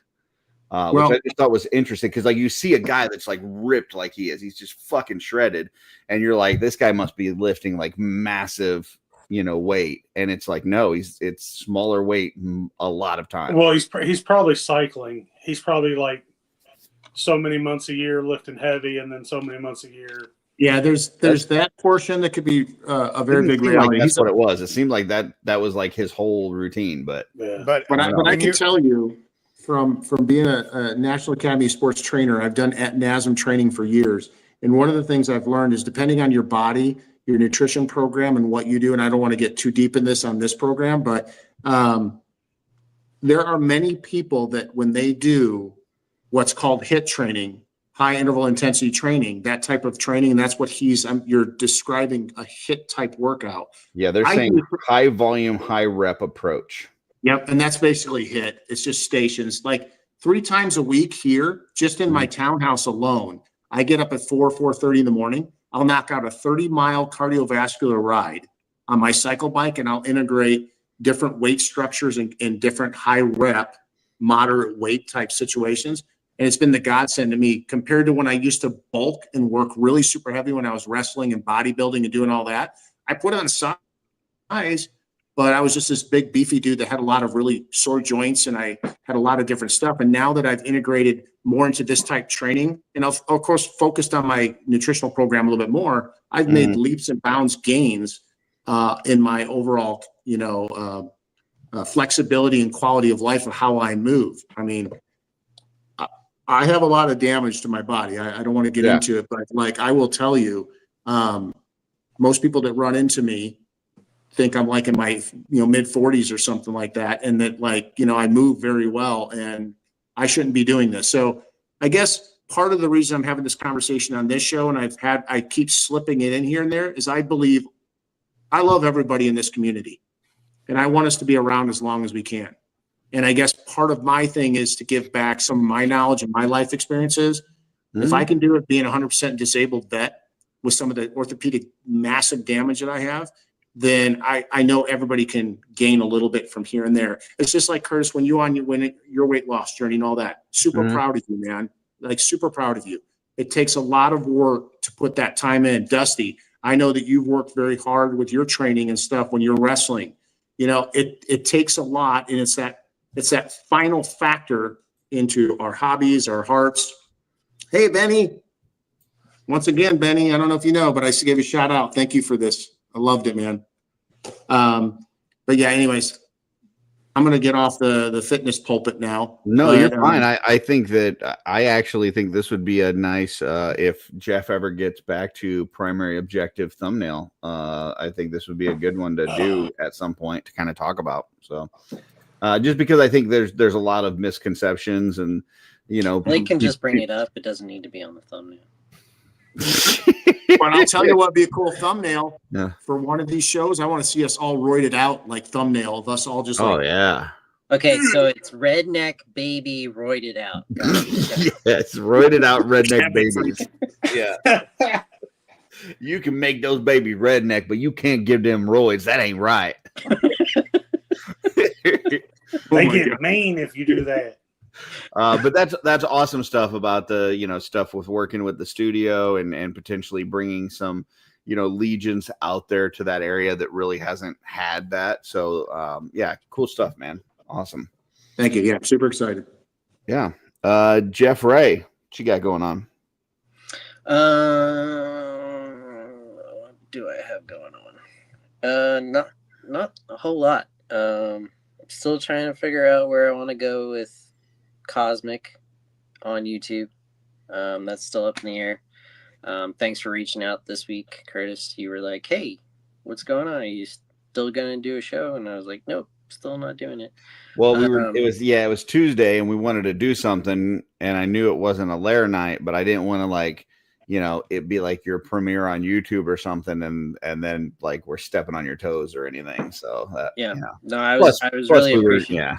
Plus we were talking, which we need to talk Star Trek anyway, because we're supposed to be getting together to do First Contact, which I'm not traveling this upcoming week. So I pretty much have the whole fucking week available if you guys want to do that. Okay. I watched the movie, so I did too. What's it streaming on? Paramount Plus. They have pretty much everything Star Trek that you could ever want to watch. Oh, that's right. I've got Paramount until next month. Well, there you go. You got plenty of time. So yeah, I can work that into the schedule for tomorrow. Awesome. So if there's a time, we'll talk in our off-world chat. But Jeff, Joe, whoever else, like if there's a time this week that works for you guys, I'm pretty much open most of the week. So me not being very familiar with Star Trek and everything, First Contact, I can understand what's going on and all that good stuff, right? Yeah, just watch it as a movie. Yeah. Okay. Don't worry about past story arcs or anything. Roger that. Yeah. Yeah, I sat through 2 shows and just didn't say a word. I just listened. Yeah. I mean, I would say the biggest thing to know that as far as like how they tie into past stuff with First Contact is just if you know that at one point Jean-Luc Picard was taken in by the Borg and he was turned into what they called Locutus of Borg, and he basically got turned against the Starfleet, and they had to rescue him and kind of de-Borgify him. That's probably the only call back to the series. Well, I might be able to bring an interesting perspective then, since I'm not very familiar with everything. So yeah, right. Yeah. And they kind of explain it in the movie. Yeah, they do talk about it, but I would Roger that. Yeah, just going into it, that may be one thing that you would. Yeah, I'll probably knock that out. It's not like you got to go and watch, what is it, like 9 seasons of Next Gen, and you don't need to do that before seeing this. Yeah, Roger that. That's what I was really trying to get at. Yeah, Angie's in Florida until probably late Sunday, so I got the house to myself and nothing to do because it's 100 degrees outside. So yeah, gotcha. Tell her to say hi to Jeff while she's down there in Florida. So. Well, she's literally 30 minutes away from him. Nice. She's in Melbourne right now. What else, Jeff? What else you got going on? I gotta sell a lot of stuff. It's still sitting in boxes, so now it's time to move it. That's what Dusty calls toy pickups. it literally is stuff I bought that I'm probably going to end up selling. And then what else? I'm slowly getting back into 3D modeling, 3D sculpting. Oh, nice. So this Sunday, I'm gonna sit down at the computer, open up an app, and start going. What are you using? I have the Adobe Creative Suite, and it's called Adobe Substance Modeler, and it's like 3D clay. I would highly recommend for anybody that's getting into 3D sculpting, check out how they do that with Brian C. Because I've heard of a lot of people using was it Blender and ZBrush, obviously, and he's using a program that's just like on his app, yeah, and it was like super cheap, and like that's what he uses for all of his sculpts, and his sculpts are amazing. So if somebody doesn't really want to spend the cost of like ZBrush, and I would definitely check that out, because he was talking about that on that, how they do that, and I was like, wow, that if I ever get into 3D sculpting, that's something I do want to do. Yeah, so Nomad's a great iPad app, but if you have a PC, I recommend those other three. Yeah, and that's what he liked, was working on the iPad, because you kind of draw directly on it and things like that, and so cool. Yeah, awesome. Dusty, what you got going on? Just working on trying to get that Little Legions together. Hopefully get that sent up to the Horsemen, get it approved. What's the process like that? I just try to get as many together as I can, email them up to Jeremy. Jeremy gives them a look over, usually with one of the guys from the Horsemen. And have you guys talked at all about doing some sort of event for that, for Legions Con? Because I haven't really talked to Jeremy. I know we've got our group, and we really Jeremy did ask me. I better not say. We can talk offline, but I just want to make sure that he's kind of teed up for that. I know, like the Echevarria said that they would definitely be interested in helping with that. I know, as far as like the coloring event or whatever, I've heard nothing. Okay, that's what I'm talking about. Like just something for the Legions Con event itself. I think we might need to just kind of open some channels with him, and just throw some pages out on that table out in that lobby, and throw a box of crayons out there. Yeah, let them go at it. Something. Yeah, but other than that, I did just send in a new promo. Oh boy. So if you guys watch My Wife Is Going to Kill Me, you might eventually see a new promo on there if you enjoyed the first one. Hopefully it's not in portrait mode like fucking Stephen Bukaki. So. No, it'll be very similar to my first one, hopefully. Nice. Yeah, that was a banger. I hope that goes over as well. I mean, it's not as energetic and shocking as the first one, but it's I think there's some good stuff in it. Nice. A thinker, not a stinger. I like your promos, Dusty. It brings back memories, man. Yeah, baby. Benny was popping in here. He said he was talking to Blake, said, keep preaching, brother. Been on my journey down now to 215, started at 298. Last time I saw Benny, I think with nice Benny. He was on New to Mythics Live, I think, and he was looking great. Benny was looking fantastic. So I love hearing that. That's so awesome. The lowest I ever got was 339 pounds. And that's the lowest? That's the lowest, yeah.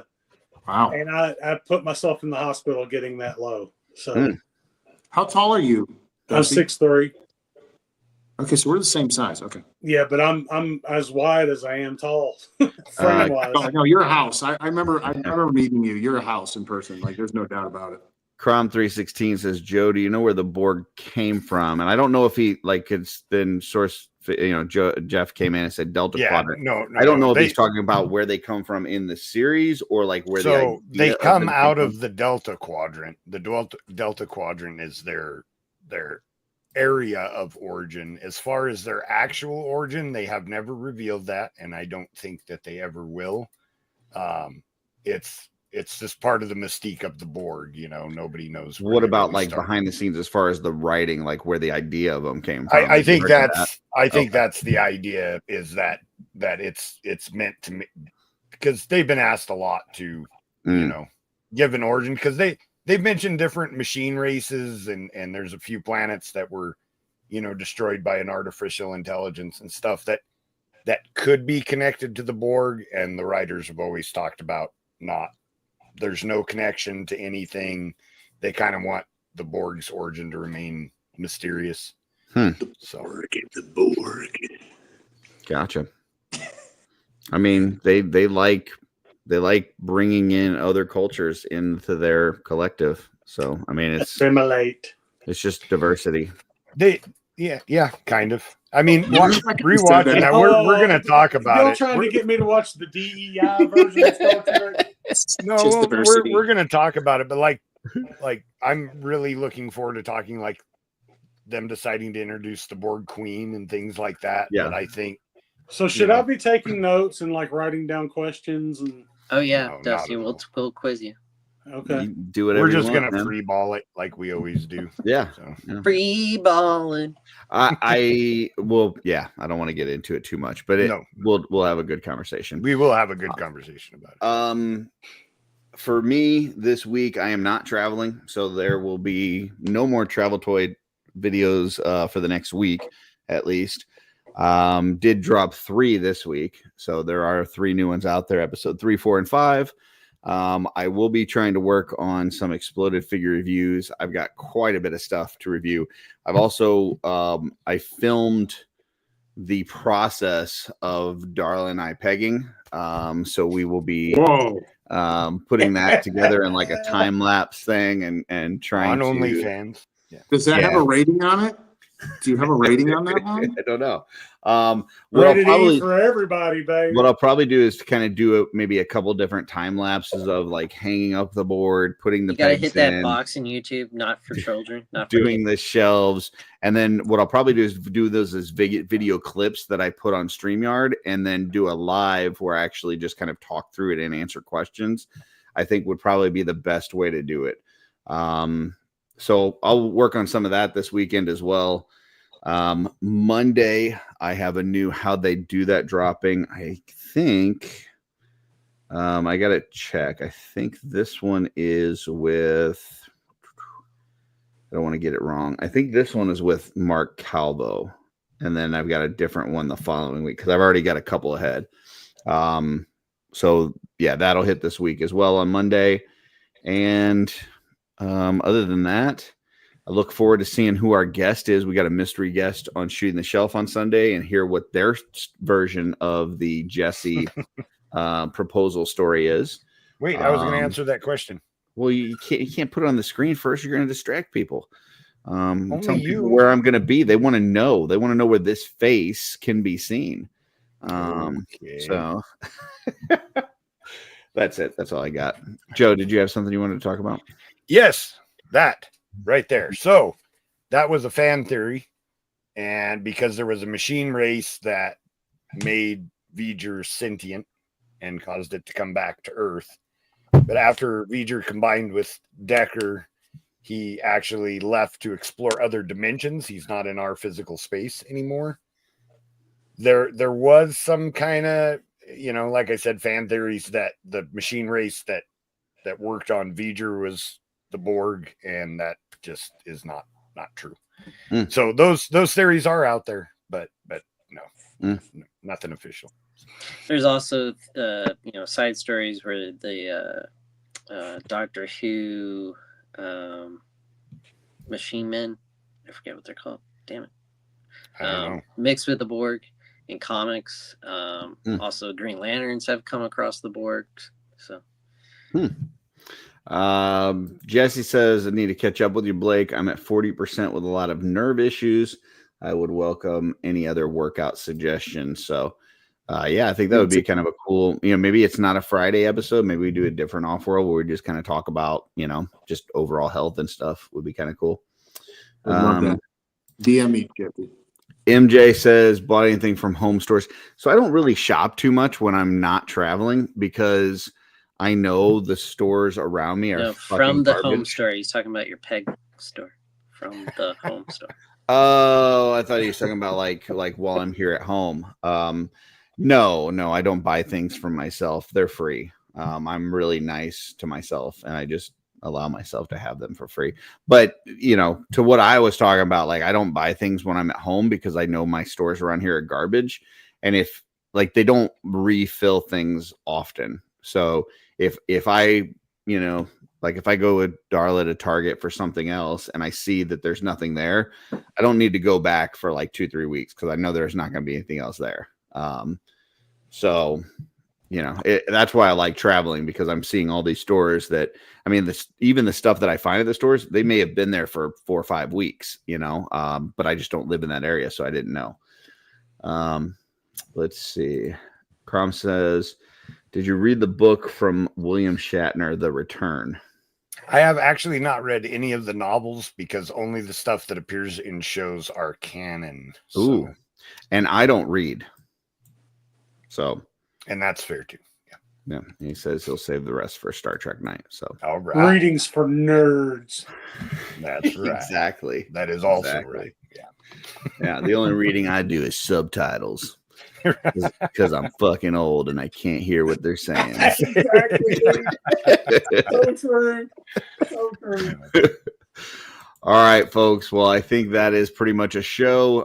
Be on the lookout. Not sure what day we're going to do it, but we will be doing a Star Trek.